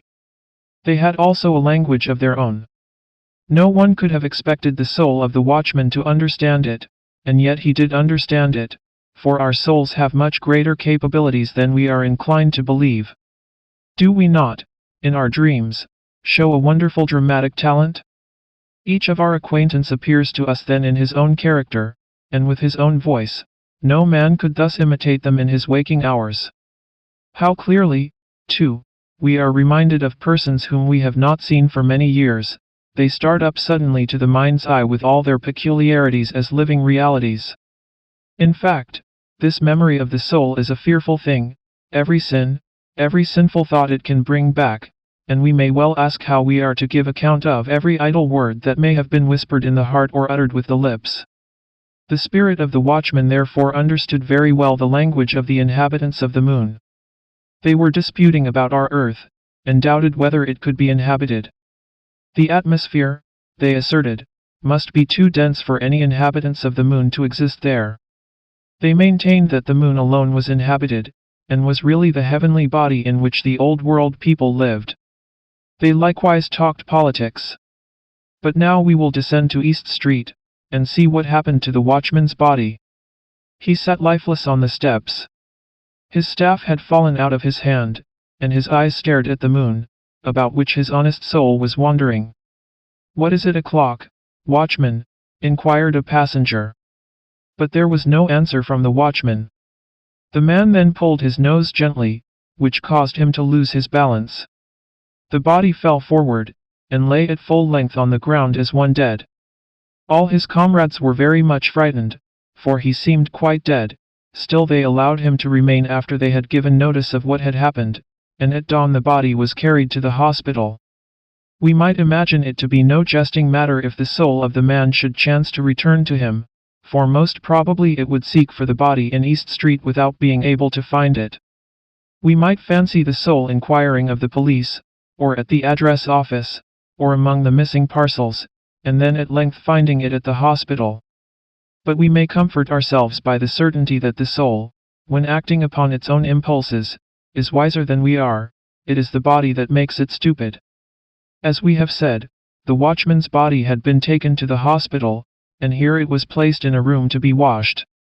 Naturally, the first thing done here was to take off the goloshes, upon which the soul was instantly obliged to return, and it took the direct road to the body at once, and in a few seconds the man's life returned to him. He declared, when he quite recovered himself, that this had been the most dreadful night he had ever passed, not for £100 would he go through such feelings again. However, it was all over now. The same day he was allowed to leave, but the Goloshis remained at the hospital. The eventual moment, a most unusual journey. Every inhabitant of Copenhagen knows what the entrance to Frederick's hospital is like, but as most probably a few of those who read this little tale may not reside in Copenhagen, we will give a short description of it. The hospital is separated from the street by an iron railing, in which the bars stand so wide apart that, it is said, some very slim patients have squeezed through, and gone to pay little visits in the town. The most difficult part of the body to get through was the head, and in this case, as it often happens in the world, the small heads were the most fortunate. This will serve as sufficient introduction to our tale. One of the young volunteers, of whom, physically speaking, it might be said that he had a great head, was on guard that evening at the hospital. The rain was pouring down, yet, in spite of these two obstacles, he wanted to go out just for a quarter of an hour.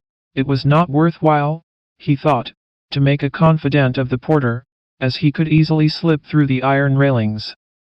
There lay the Goloshis, which the watchman had forgotten. It never occurred to him that these could be Goloshis of fortune. They would be very serviceable to him in this rainy weather, so he drew them on. Now came the question whether he could squeeze through the palings.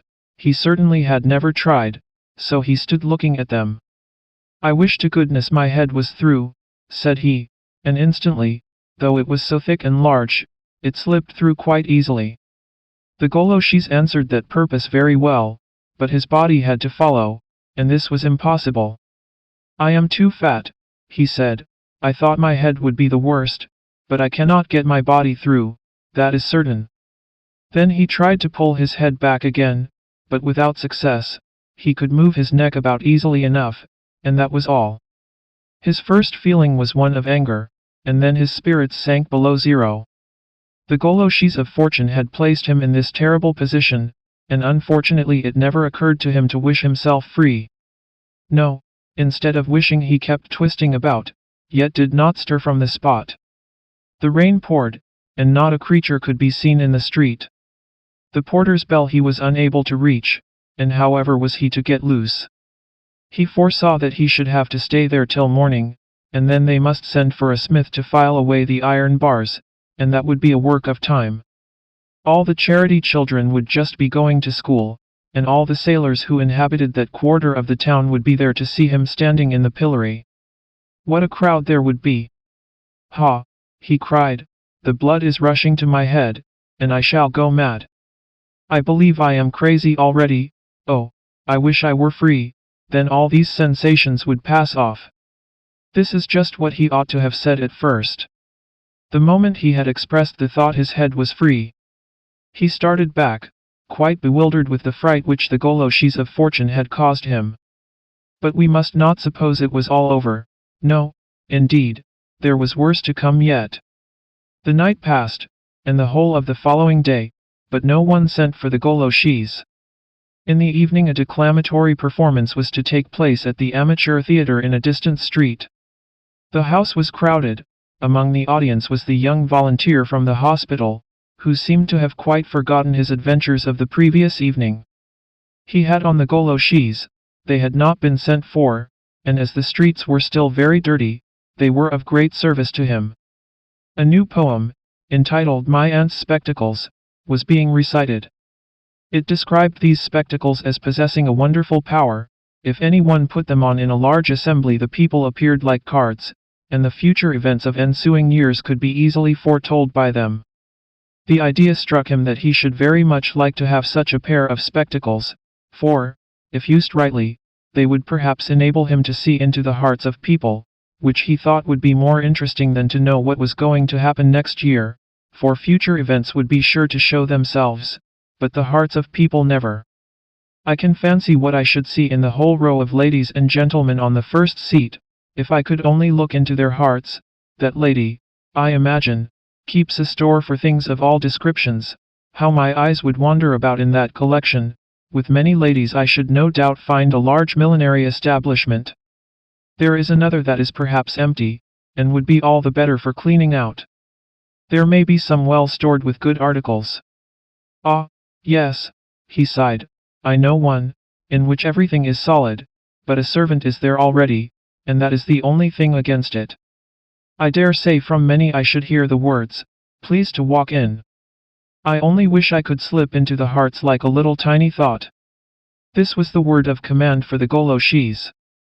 The volunteers shrunk up together, and commenced a most unusual journey through the hearts of the spectators in the first row. The first heart he entered was that of a lady, but he thought he must have got into one of the rooms of an orthopedic institution where plaster casts of deformed limbs were hanging on the walls, with this difference, that the casts in the institution are formed when the patient enters, but here they were formed and preserved after the good people had left. These were casts of the bodily and mental deformities of the lady's female friends carefully preserved. Quickly he passed into another heart, which had the appearance of a spacious, holy church, with the white dove of innocence fluttering over the altar. Gladly would he have fallen on his knees in such a sacred place, but he was carried on to another heart, still, however, listening to the tones of the organ, and feeling himself that he had become another and a better man. The next heart was also a sanctuary, which he felt almost unworthy to enter. It represented a mean garret, in which lay a sick mother, but the warm sunshine streamed through the window, lovely roses bloomed in a little flower box on the roof, 2 blue birds sang of childlike joys, and the sick mother prayed for a blessing on her daughter. Next he crept on his hands and knees through an overfilled butcher's shop. There was meat, nothing but meat, wherever he stepped. This was the heart of a rich, respectable man, whose name is doubtless in the directory. Then he entered the heart of this man's wife. It was an old, tumble-down pigeon house. The husband's portrait served as a weathercock. It was connected with all the doors, which opened and shut just as the husband's decision turned. The next heart was a complete cabinet of mirrors, such as can be seen in the castle of Rosenberg. But these mirrors magnified in an astonishing degree. In the middle of the floor sat, like the Grand Lama, the insignificant eye of the owner, astonished at the contemplation of his own features. At his next visit he fancied he must have got into a narrow needle case, full of sharp needles. Oh, thought he, this must be the heart of an old maid, but such was not the fact. It belonged to a young officer, who wore several orders, and was said to be a man of intellect and heart. The poor volunteer came out of the last heart in the row quite bewildered. He could not collect his thoughts, and imagined his foolish fancies had carried him away. Good gracious, he sighed, I must have a tendency to softening of the brain, and here it is so exceedingly hot that the blood is rushing to my head. And then suddenly recurred to him the strange event of the evening before, when his head had been fixed between the iron railings in front of the hospital. That is the cause of it all, he exclaimed. I must do something in time. A Russian bath would be a very good thing to begin with. I wish I were lying on one of the highest shelves. Sure enough, there he lay on an upper shelf of a vapor bath, still in his evening costume, with his boots and goloshes on, and the hot drops from the ceiling falling on his face. Ho! He cried, jumping down and rushing towards the plunging bath. The attendant stopped him with a loud cry, when he saw a man with all his clothes on. The volunteer had, however, presence of mind enough to whisper, "It is for a wager," but the first thing he did, when he reached his own room, was to put a large blister on his neck, and another on his back, that his crazy fit might be cured. The next morning his back was very sore, which was all he gained by the goloshes of fortune. The clerk's transformation. The watchman, whom we of course have not forgotten, thought, after a while, of the goloshes which he had found and taken to the hospital, so he went and fetched them. But neither the lieutenant nor anyone in the street could recognize them as their own, so he gave them up to the police. "They look exactly like my own goloshes," said one of the clerks, examining the unknown articles, as they stood by the side of his own. "It would require even more than the eye of a shoemaker to know one pair from the other." "Master Clerk," said a servant who entered with some papers. The clerk turned and spoke to the man, but when he had done with him, he turned to look at the goloshes again, and now he was in greater doubt than ever as to whether the pair on the right or on the left belonged to him. "Those that are wet must be mine," thought he, but he thought wrong, it was just the reverse. The goloshes of fortune were the wed pair, and, besides, why should not a clerk in a police office be wrong sometimes? So he drew them on, thrust his papers into his pocket, placed a few manuscripts under his arm, which he had to take with him, and to make abstracts from at home. Then, as it was Sunday morning and the weather very fine, he said to himself, "A walk to Fredericksburg will do me good," so away he went. There could not be a quieter or more steady young man than this clerk. We will not grudge him this little walk, it was just the thing to do him good after sitting so much. He went on at first like a mere automaton, without thought or wish, therefore the goloshes had no opportunity to display their magic power. In the avenue he met with an acquaintance, one of our young poets, who told him that he intended to start on the following day on a summer excursion. "Are you really going away so soon?" asked the clerk. "What a free, happy man you are. You can roam about where you will, while such as we are tied by the foot." "But it is fastened to the bread tree," replied the poet.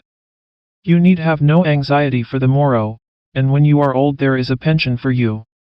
"Ah, yes, but you have the best of it," said the clerk. "It must be so delightful to sit and write poetry. The whole world makes itself agreeable to you, and then you are your own master. You should try how you would like to listen to all the trivial things in a court of justice." The poet shook his head, so also did the clerk, each retained his own opinion, and so they parted. "They are strange people, these poets," thought the clerk. "I should like to try what it is to have a poetic taste, and to become a poet myself. I am sure I should not write such mournful verses as they do. This is a splendid spring day for a poet, the air is so remarkably clear, the clouds are so beautiful, and the green grass has such a sweet smell. For many years I have not felt as I do at this moment." We perceive, by these remarks, that he had already become a poet. By most poets what he had said would be considered commonplace, or as the Germans call it, insipid. It is a foolish fancy to look upon poets as different to other men. There are many who are more the poets of nature than those who are professed poets.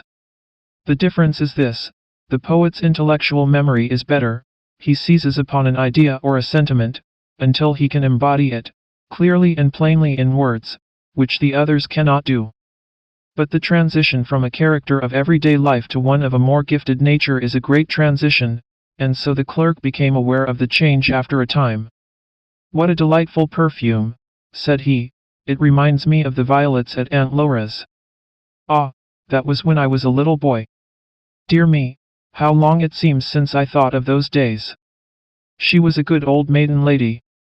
She lived yonder, behind the exchange.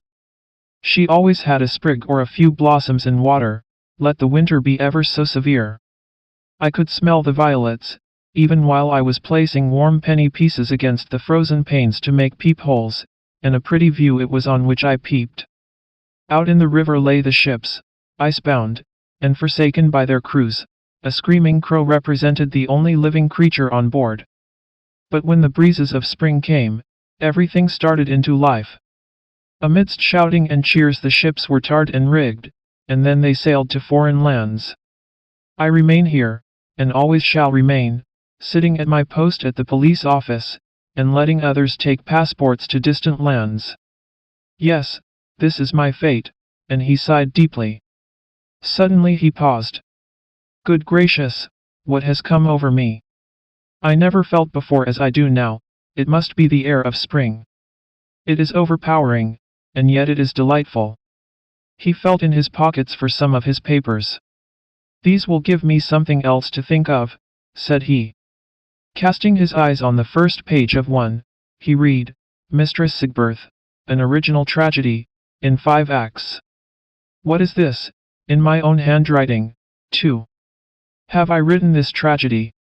He read again, "The Intrigue on the Promenade, or, The Fast Day. A Vaudeville. However did I get all this?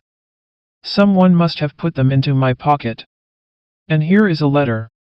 It was from the manager of a theater, the pieces were rejected, not at all in polite terms. Hem, hem, said he, sitting down on a bench. His thoughts were very elastic, and his heart softened strangely.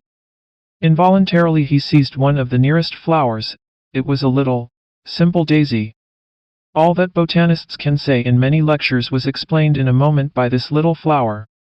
It spoke of the glory of its birth, it told of the strength of the sunlight, which had caused its delicate leaves to expand, and given to it such sweet perfume. The struggles of life which arouse sensations in the bosom have their type in the tiny flowers. Air and light are the lovers of the flowers, but light is the favored one, towards light it turns, and only when light vanishes does it fold its leaves together, and sleep in the embraces of the air. It is light that adorns me, said the flower. But the air gives you the breath of life, whispered the poet. Just by him stood a boy, splashing with his stick in a marshy ditch. The water drops spurted up among the green twigs, and the clerk thought of the millions of animalculae which were thrown into the air with every drop of water, at a height which must be the same to them as it would be to us if we were hurled beyond the clouds. As the clerk thought of all these things, and became conscious of the great change in his own feelings, he smiled, and said to himself, I must be asleep and dreaming, and yet, if so, how wonderful for a dream to be so natural and real, and to know at the same time too that it is but a dream. I hope I shall be able to remember it all when I wake tomorrow. My sensations seem most unaccountable. I have a clear perception of everything as if I were wide awake. I am quite sure if I recollect all this tomorrow, it will appear utterly ridiculous and absurd. I have had this happen to me before. It is with the clever or wonderful things we say or hear in dreams, as with the gold which comes from under the earth. It is rich and beautiful when we possess it, but when seen in a true light it is but as stones and withered leaves. Ah, he sighed mournfully, as he gazed at the birds singing merrily, or hopping from branch to branch, they are much better off than I. Flying is a glorious power. Happy is he who is born with wings. Yes, if I could change myself into anything I would be a little lark. At the same moment his coat tails and sleeves grew together and formed wings. His clothes changed to feathers, and his goloshes to claws. He felt what was taking place, and laughed to himself. Well, now it is evident I must be dreaming, but I never had such a wild dream as this. And then he flew up into the green boughs and sang, but there was no poetry in the song, for his poetic nature had left him. The goloshes, like all persons who wish to do a thing thoroughly, could only attend to one thing at a time. He wished to be a poet, and he became one. Then he wanted to be a little bird, and in this change he lost the characteristics of the former one. Well, thought he, this is charming. By day I sit in a police office, amongst the driest law papers, and at night I can dream that I am a lark, flying about in the gardens of Fredericksburg. Really a complete comedy could be written about it. Then he flew down into the grass, turned his head about in every direction, and tapped his beak on the bending blades of grass, which, in proportion to his size, seemed to him as long as the palm leaves in northern Africa. In another moment all was darkness around him. It seemed as if something immense had been thrown over him. A sailor boy had flung his large cap over the bird, and a hand came underneath and caught the clerk by the back and wings so roughly, that he squeaked, and then cried out in his alarm, "You impudent rascal, I am a clerk in the police office," but it only sounded to the boy like tweet, tweet, so he tapped the bird on the beak, and walked away with him. In the avenue he met two schoolboys, who appeared to belong to a better class of society, but whose inferior abilities kept them in the lowest class at school. These boys bought the bird for 8 pence, and so the clerk returned to Copenhagen. It is well for me that I am dreaming, he thought, otherwise I should become really angry. First I was a poet, and now I am a lark. It must have been the poetic nature that changed me into this little creature. It is a miserable story indeed, especially now I have fallen into the hands of boys. I wonder what will be the end of it. The boys carried him into a very elegant room, where a stout, pleasant-looking lady received them, but she was not at all gratified to find that they had brought a lark, a common field bird as she called it. However, she allowed them for one day to place the bird in an empty cage that hung near the window. "It will please Polly perhaps," she said, laughing at a large grey parrot, who was swinging himself proudly on a ring in a handsome brass cage. It is Polly's birthday, she added in a simpering tone, and the little field bird has come to offer his congratulations. Polly did not answer a single word. He continued to swing proudly to and fro, but a beautiful canary, who had been brought from his own warm, fragrant fatherland, the summer previous, began to sing as loud as he could. "You screamer," said the lady, throwing a white handkerchief over the cage. "Tweet, tweet," sighed he, "what a dreadful snowstorm," and then he became silent. The clerk, or as the lady called him the field bird, was placed in a little cage close to the canary, and not far from the parrot. The only human speech which Polly could utter, and which she sometimes chattered forth most comically, was, "Now let us be men." All besides was a scream, quite as unintelligible as the warbling of the canary bird, excepting to the clerk, who being now a bird, could understand his comrades very well. "I flew beneath green palm trees, and amidst the blooming almond trees," sang the canary. "I flew with my brothers and sisters over beautiful flowers, and across the clear, bright sea, which reflected the waving foliage in its glittering depths, and I have seen many gay parrots, who could relate long and delightful stories." "They were wild birds," answered the parrot, "and totally uneducated. Now let us be men. Why do you not laugh? If the lady and her visitors can laugh at this, surely you can. It is a great failing not to be able to appreciate what is amusing. Now let us be men. Do you remember," said the canary, "the pretty maidens who used to dance in the tents that were spread out beneath the sweet blossoms? Do you remember the delicious fruit and the cooling juice from the wild herbs?"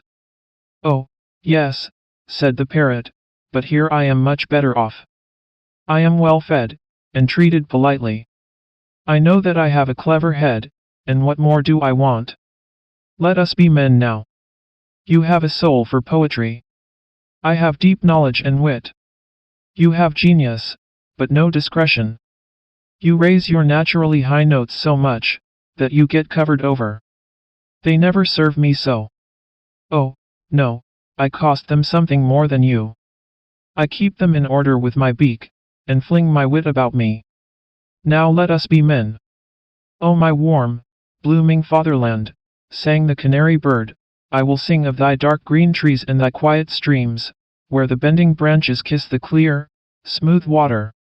I will sing of the joy of my brothers and sisters, as their shining plumage flits among the dark leaves of the plants which grow wild by the springs."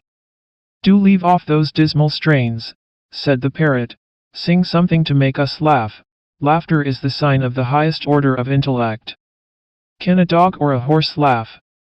No, they can cry, but to man alone is the power of laughter given." "Ha! Ha! Ha!" laughed Polly, and repeated his witty saying, "Now let us be men." "You little grey Danish bird," said the canary, "you also have become a prisoner. It is certainly cold in your forests, but still there is liberty there. Fly out.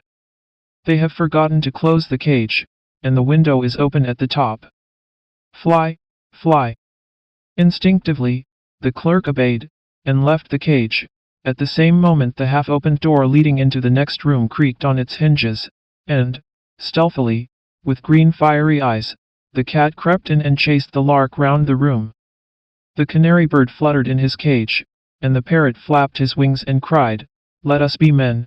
The poor clerk, in the most deadly terror, flew through the window, over the houses, and through the streets, till at length he was obliged to seek a resting place. A house opposite to him had a look of home. A window stood open. He flew in, and perched upon the table. It was his own room.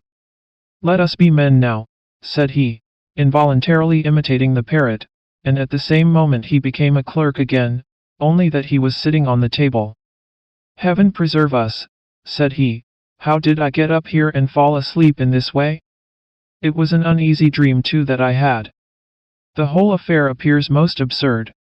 The best thing the goloshes did early on the following morning, while the clerk was still in bed, his neighbor, a young divinity student, who lodged on the same story, knocked at his door, and then walked in. "Lend me your goloshes," said he. "It is so wet in the garden, but the sun is shining brightly. I should like to go out there and smoke my pipe." He put on the goloshes, and was soon in the garden, which contained only one plum tree and one apple tree. Yet, in a town, even a small garden like this is a great advantage. The student wandered up and down the path. It was just 6 o'clock, and he could hear the sound of the post horn in the street. "Oh, to travel, cried he. "There is no greater happiness in the world. It is the height of my ambition. This restless feeling would be stilled, if I could take a journey far away from this country. I should like to see beautiful Switzerland, to travel through Italy," and it was well for him that the goloshes acted immediately, otherwise he might have been carried too far for himself as well as for us. In a moment he found himself in Switzerland, closely packed with 8 others in the diligence. His head ached, his back was stiff, and the blood had ceased to circulate, so that his feet were swelled and pinched by his boots. He wavered in a condition between sleeping and waking. In his right-hand pocket he had a letter of credit, in his left-hand pocket was his passport, and a few louis d'ors were sewn into a little leather bag which he carried in his breast pocket. Whenever he dozed, he dreamed that he had lost one or another of these possessions, then he would awake with a start, and the first movements of his hand formed a triangle from his right-hand pocket to his breast, and from his breast to his left-hand pocket, to feel whether they were all safe. Umbrellas, sticks, and hats swung in the net before him, and almost obstructed the prospect, which was really very imposing, and as he glanced at it, his memory recalled the words of one poet at least, who has sung of Switzerland, and whose poems have not yet been printed. "How lovely to my wondering eyes Mont Blanc's fair summits gently rise, 'tis sweet to breathe the mountain air if you have gold enough to spare." Grand, dark, and gloomy appeared the landscape around him. The pine forests looked like little groups of moss on high rocks, whose summits were lost in clouds of mist. Presently it began to snow, and the wind blew keen and cold.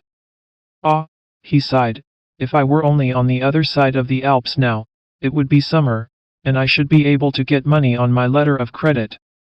The anxiety I feel on this matter prevents me from enjoying myself in Switzerland. Oh, I wish I was on the other side of the Alps." And there, in a moment, he found himself, far away in the midst of Italy, between Florence and Rome, where the Lake Thrasymene glittered in the evening sunlight like a sheet of molten gold between the dark blue mountains. There, where Hannibal defeated Flaminius, the grapevines clung to each other with the friendly grasp of their green tendril fingers, while, by the wayside, lovely half-naked children were watching a herd of coal-black swine under the blossoms of fragrant laurel. Could we rightly describe this picturesque scene, our readers would exclaim, "Delightful Italy!" But neither the student nor either of his traveling companions felt the least inclination to think of it in this way. Poisonous flies and gnats flew into the coach by thousands. In vain they drove them away with a myrtle branch, the flies stung them notwithstanding. There was not a man in the coach whose face was not swollen and disfigured with the stings. The poor horses looked wretched, the flies settled on their backs in swarms, and they were only relieved when the coachman got down and drove the creatures off. As the sun set, an icy coldness filled all nature, not however of long duration. It produced the feeling which we experience when we enter a vault at a funeral, on a summer's day, while the hills and the clouds put on that singular green hue which we often notice in old paintings, and look upon as unnatural until we have ourselves seen nature's coloring in the south. It was a glorious spectacle, but the stomachs of the travelers were empty, their bodies exhausted with fatigue, and all the longings of their heart turned towards a resting place for the night, but where to find one they knew not. All the eyes were too eagerly seeking for this resting place, to notice the beauties of nature. The road passed through a grove of olive trees. It reminded the student of the willow trees at home. Here stood a lonely inn, and close by it a number of crippled beggars had placed themselves. The brightest among them looked, to quote the words of Marriott, like the eldest son of famine who had just come of age. The others were either blind, or had withered legs, which obliged them to creep about on their hands and knees, or they had shriveled arms and hands without fingers. It was indeed poverty arrayed in rags. Eccolenza, miserabili, they exclaimed, stretching forth their diseased limbs. The hostess received the travelers with bare feet, untidy hair, and a dirty blouse. The doors were fastened together with string. The floors of the rooms were of brick, broken in many places. Bats flew about under the roof, and as to the odor within, let us have supper late in the stable, said one of the travelers, then we shall know what we are breathing. The windows were opened to let in a little fresh air, but quicker than air came in the withered arms and the continual whining sounds, miserabili, eccolenza. On the walls were inscriptions, half of them against La Bella Italia. The supper made its appearance at last. It consisted of watery soup, seasoned with pepper and rancid oil.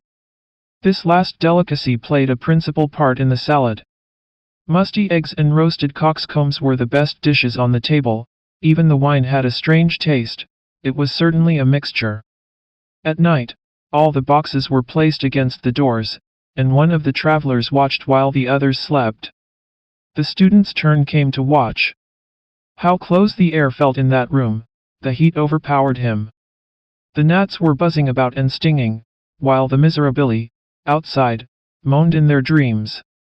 Traveling would be all very well, said the student of divinity to himself, if we had no bodies, or if the body could rest while the soul is flying. Wherever I go I feel a want which oppresses my heart, for something better presents itself at the moment, yes, something better, which shall be the best of all, but where is that to be found? In fact, I know in my heart very well what I want. I wish to attain the greatest of all happiness. No sooner were the words spoken than he was at home. Long white curtains shaded the windows of his room, and in the middle of the floor stood a black coffin, in which he now lay in the still sleep of death.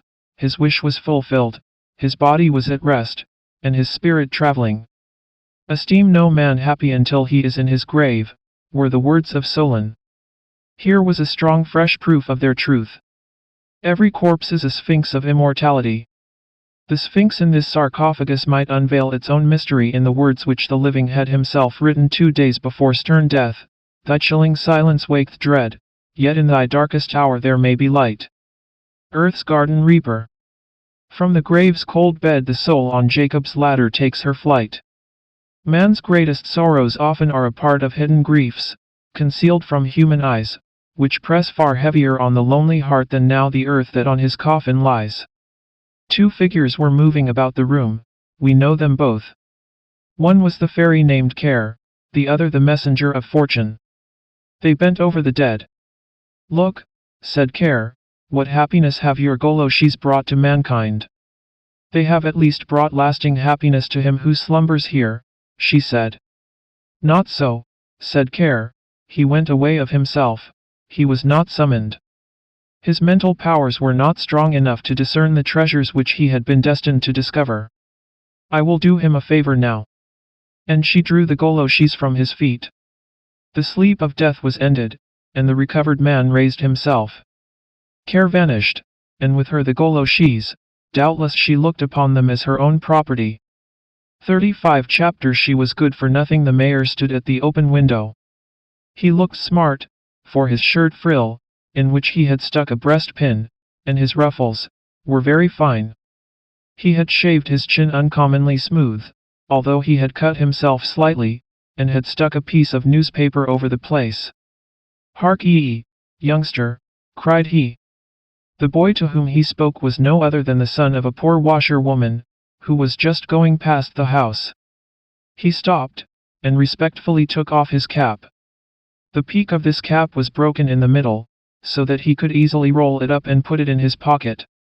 He stood before the mayor in his poor but clean and well-mended clothes, with heavy wooden shoes on his feet, looking as humble as if it had been the king himself. You are a good and civil boy, said the mayor. I suppose your mother is busy washing the clothes down by the river, and you are going to carry that thing to her that you have in your pocket. It is very bad for your mother. How much have you got in it? Only half a quartern, stammered the boy in a frightened voice. And she has had just as much this morning already. No, it was yesterday, replied the boy. 2 halves make a whole, said the mayor. She's good for nothing. What a sad thing it is with these people. Tell your mother she ought to be ashamed of herself.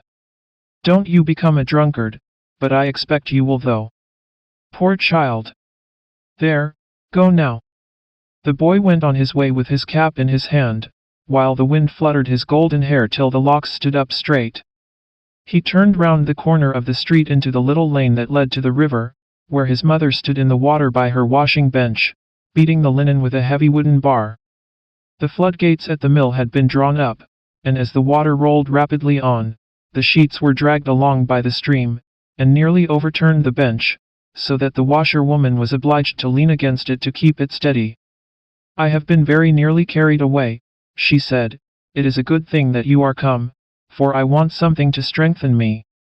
It is cold in the water, and I have stood here 6 hours. Have you brought anything for me? The boy drew the bottle from his pocket, and the mother put it to her lips, and drank a little. Ah, how much good that does, and how it warms me, she said. It is as good as a hot meal, and not so dear. Drink a little, my boy. You look quite pale, you are shivering in your thin clothes, and autumn has really come. Oh, how cold the water is. I hope I shall not be ill. But no, I must not be afraid of that.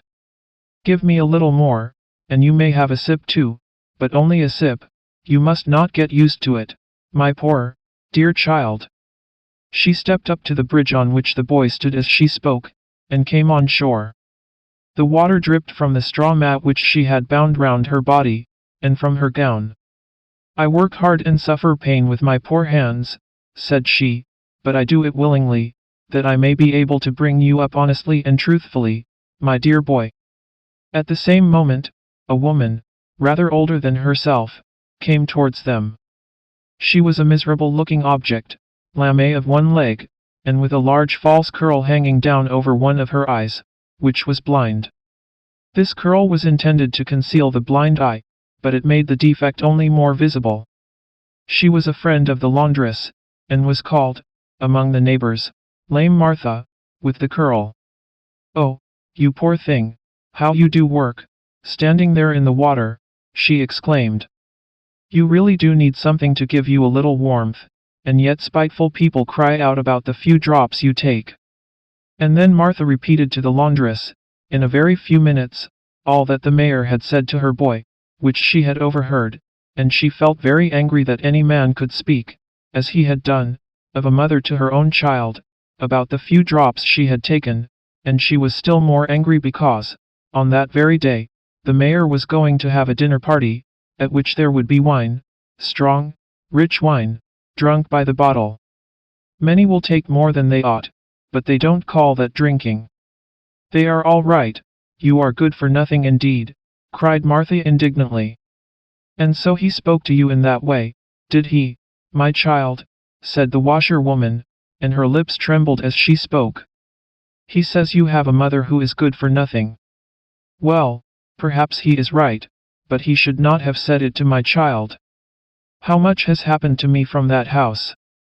Yes, said Martha, I remember you were in service there, and lived in the house when the mayor's parents were alive. How many years ago that is? Bushels of salt have been eaten since then, and people may well be thirsty, and Martha smiled. The mayor's great dinner party today ought to have been put off, but the news came too late. The footman told me the dinner was already cooked, when a letter came to say that the mayor's younger brother in Copenhagen is dead. Dead? Cried the laundress, turning pale as death. Yes, certainly, replied Martha, but why do you take it so much to heart? I suppose you knew him years ago, when you were in service there. Is he dead? She exclaimed. Oh, he was such a kind, good-hearted man, there are not many like him, and the tears rolled down her cheeks as she spoke. Then she cried, oh, dear me, I feel quite ill, everything is going round me, I cannot bear it. Is the bottle empty? And she leaned against the plank. Dear me, you are ill indeed, said the other woman. Come, cheer up, perhaps it will pass off. No, indeed, I see you are really ill, the best thing for me to do is to lead you home. But my washing yonder. I will take care of that. Come, give me your arm. The boy can stay here and take care of the linen, and I'll come back and finish the washing, it is but a trifle. The limbs of the laundress shook under her, and she said, I have stood too long in the cold water, and I have had nothing to eat the whole day since the morning. O kind heaven, help me to get home, I am in a burning fever. Oh, my poor child, and she burst into tears. And he, poor boy, wept also, as he sat alone by the river, near to and watching the damp linen. The two women walked very slowly. The laundress slipped and tottered through the lane, and round the corner, into the street where the mayor lived, and just as she reached the front of his house, she sank down upon the pavement. Many persons came round her, and lame Martha ran into the house for help. The mayor and his guests came to the window. Oh, it is the laundress, said he, she has had a little drop too much. She is good for nothing. It is a sad thing for her pretty little son. I like the boy very well, but the mother is good for nothing. After a while the laundress recovered herself, and they led her to her poor dwelling, and put her to bed. Kind Martha warmed a mug of beer for her, with butter and sugar. She considered this the best medicine and then hastened to the river, washed and rinsed, badly enough, to be sure, but she did her best. Then she drew the linen ashore, wet as it was, and laid it in a basket. Before evening, she was sitting in the poor little room with the laundress. The mayor's cook had given her some roasted potatoes and a beautiful piece of fat for the sick woman. Martha and the boy enjoyed these good things very much, but the sick woman could only say that the smell was very nourishing, she thought. By and by the boy was put to bed, in the same bed as the one in which his mother lay, but he slept at her feet, covered with an old quilt made of blue and white patchwork. The laundress felt a little better by this time. The warm beer had strengthened her, and the smell of the good food had been pleasant to her. Many thanks, you good soul, she said to Martha. Now the boy is asleep, I will tell you all. He is soon asleep. How gentle and sweet he looks as he lies there with his eyes closed. He does not know how his mother has suffered, and heaven grant he never may know it. I was in service at the councillor's, the father of the mayor, and it happened that the youngest of his sons, the student, came home. I was a young wild girl then, but honest, that I can declare in the sight of heaven.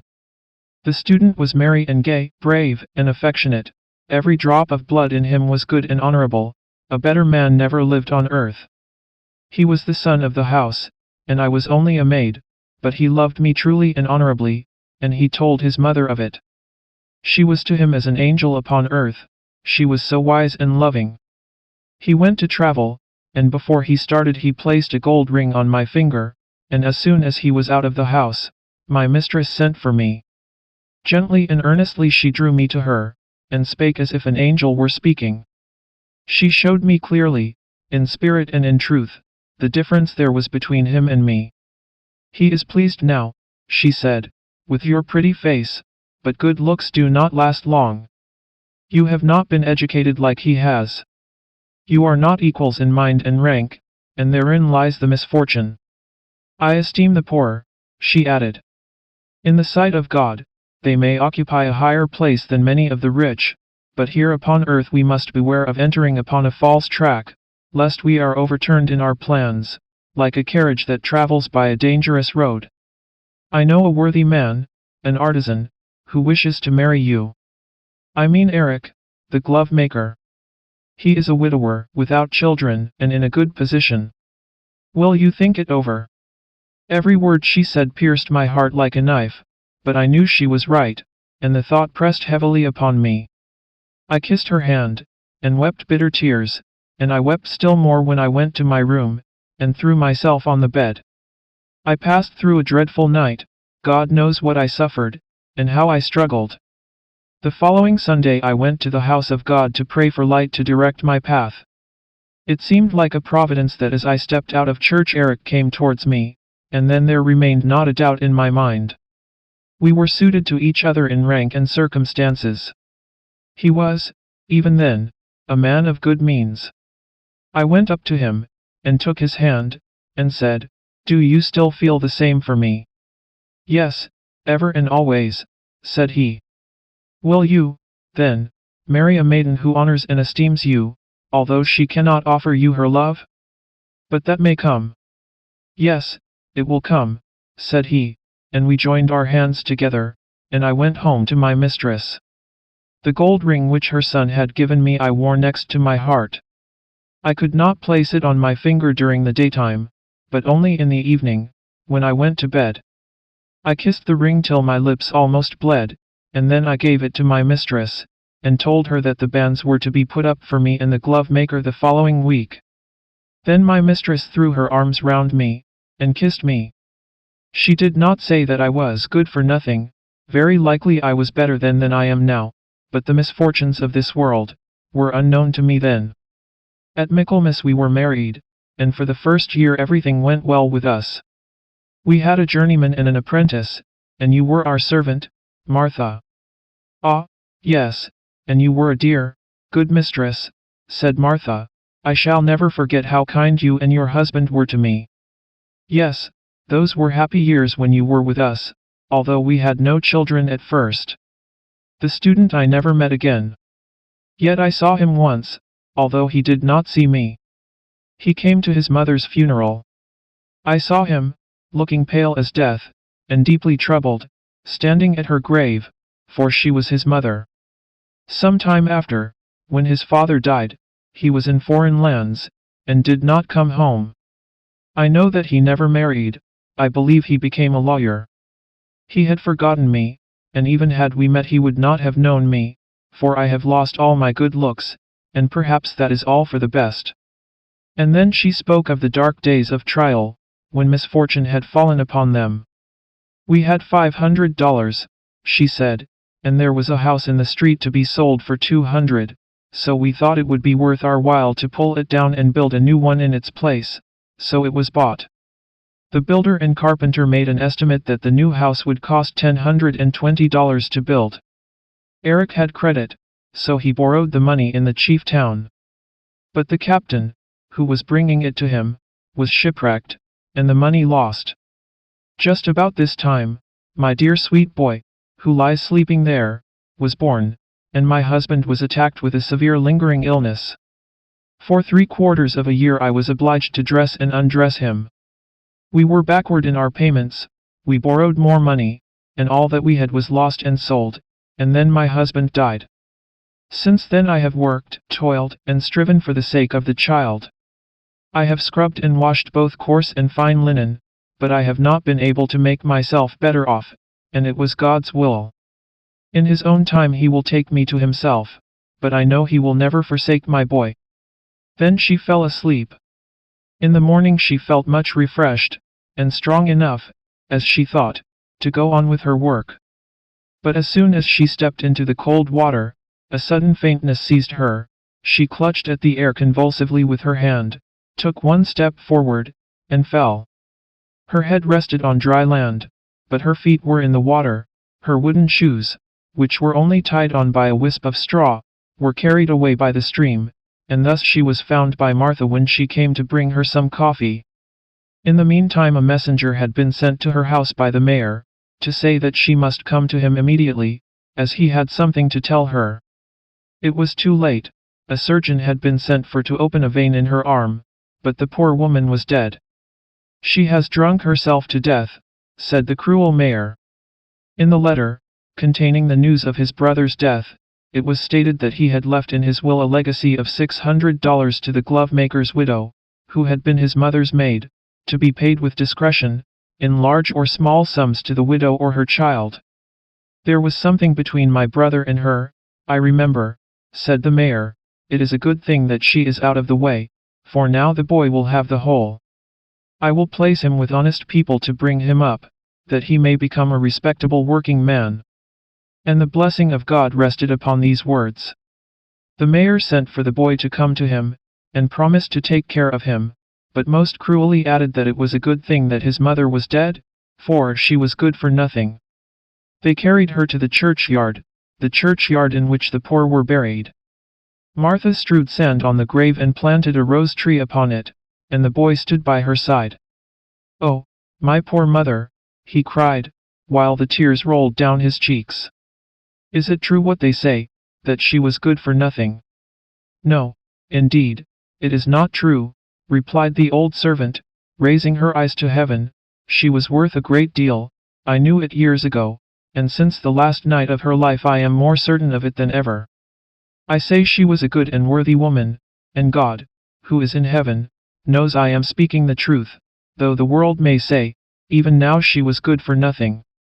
36 Chapter Grandmother is very old, her face is wrinkled, and her hair is quite white, but her eyes are like two stars, and they have a mild, gentle expression in them when they look at you, which does you good. She wears a dress of heavy, rich silk, with large flowers worked on it, and it rustles when she moves. And then she can tell the most wonderful stories. Grandmother knows a great deal, for she was alive before father and mother, that's quite certain. She has a hymn book with large silver clasps, in which she often reads, and in the book, between the leaves, lies a rose, quite flat and dry. It is not so pretty as the roses which are standing in the glass, and yet she smiles at it most pleasantly, and tears even come into her eyes. I wonder why grandmother looks at the withered flower in the old book that way? Do you know? Why, when grandmother's tears fall upon the rose, and she is looking at it, the rose revives, and fills the room with its fragrance, the walls vanish as in a mist, and all around her is the glorious green wood, where in summer the sunlight streams through thick foliage, and grandmother, why she is young again, a charming maiden, fresh as a rose, with round, rosy cheeks, fair, bright ringlets, and a figure pretty and graceful, but the eyes, those mild, saintly eyes, are the same they have been. Left to grandmother. At her side sits a young man, tall and strong. He gives her a rose and she smiles. Grandmother cannot smile like that now. Yes, she is smiling at the memory of that day, and many thoughts and recollections of the past, but the handsome young man is gone, and the rose has withered in the old book, and grandmother is sitting there, again an old woman, looking down upon the withered rose in the book. Grandmother is dead now. She had been sitting in her armchair, telling us a long, beautiful tale, and when it was finished, she said she was tired, and leaned her head back to sleep a while. We could hear her gentle breathing as she slept. Gradually it became quieter and calmer, and on her countenance beamed happiness and peace. It was as if lighted up with a ray of sunshine. She smiled once more, and then people said she was dead. She was laid in a black coffin, looking mild and beautiful in the white folds of the shrouded linen, though her eyes were closed, but every wrinkle had vanished. Her hair looked white and silvery, and around her mouth lingered a sweet smile. We did not feel at all afraid to look at the corpse of her who had been such a dear, good grandmother. The hymn book, in which the rose still lay, was placed under her head, for so she had wished it, and then they buried grandmother. On the grave, close by the churchyard wall, they planted a rose tree. It was soon full of roses, and the nightingale sat among the flowers, and sang over the grave. From the organ in the church sounded the music and the words of the beautiful psalms, which were written in the old book under the head of the dead one. The moon shone down upon the grave, but the dead was not there. Every child could go safely, even at night, and pluck a rose from the tree by the churchyard wall. The dead know more than we do who are living. They know what a terror would come upon us if such a strange thing were to happen, as the appearance of a dead person among us. They are better off than we are. The dead return no more. The earth has been heaped on the coffin, and it is earth only that lies within it. The leaves of the hymn book are dust, and the rose, with all its recollections, has crumbled to dust also. But over the grave fresh roses bloom, the nightingale sings, and the organ sounds, and there still lives a remembrance of old grandmother, with the loving, gentle eyes that always looked young. Eyes can never die. Ours will once again behold dear grandmother, young and beautiful as when, for the first time, she kissed the fresh, red rose, that is now dust in the grave. 37 Chapter A Great Grief. This story really consists of two parts. The first part might be left out, but it gives us a few particulars, and these are useful. We were staying in the country at a gentleman's seat, where it happened that the master was absent for a few days. In the meantime, there arrived from the next town a lady. She had a pug dog with her, and came, she said, to dispose of shares in her tan yard. She had her papers with her, and we advised her to put them in an envelope, and to write thereon the address of the proprietor of the estate, General War Commissary Knight, N.C.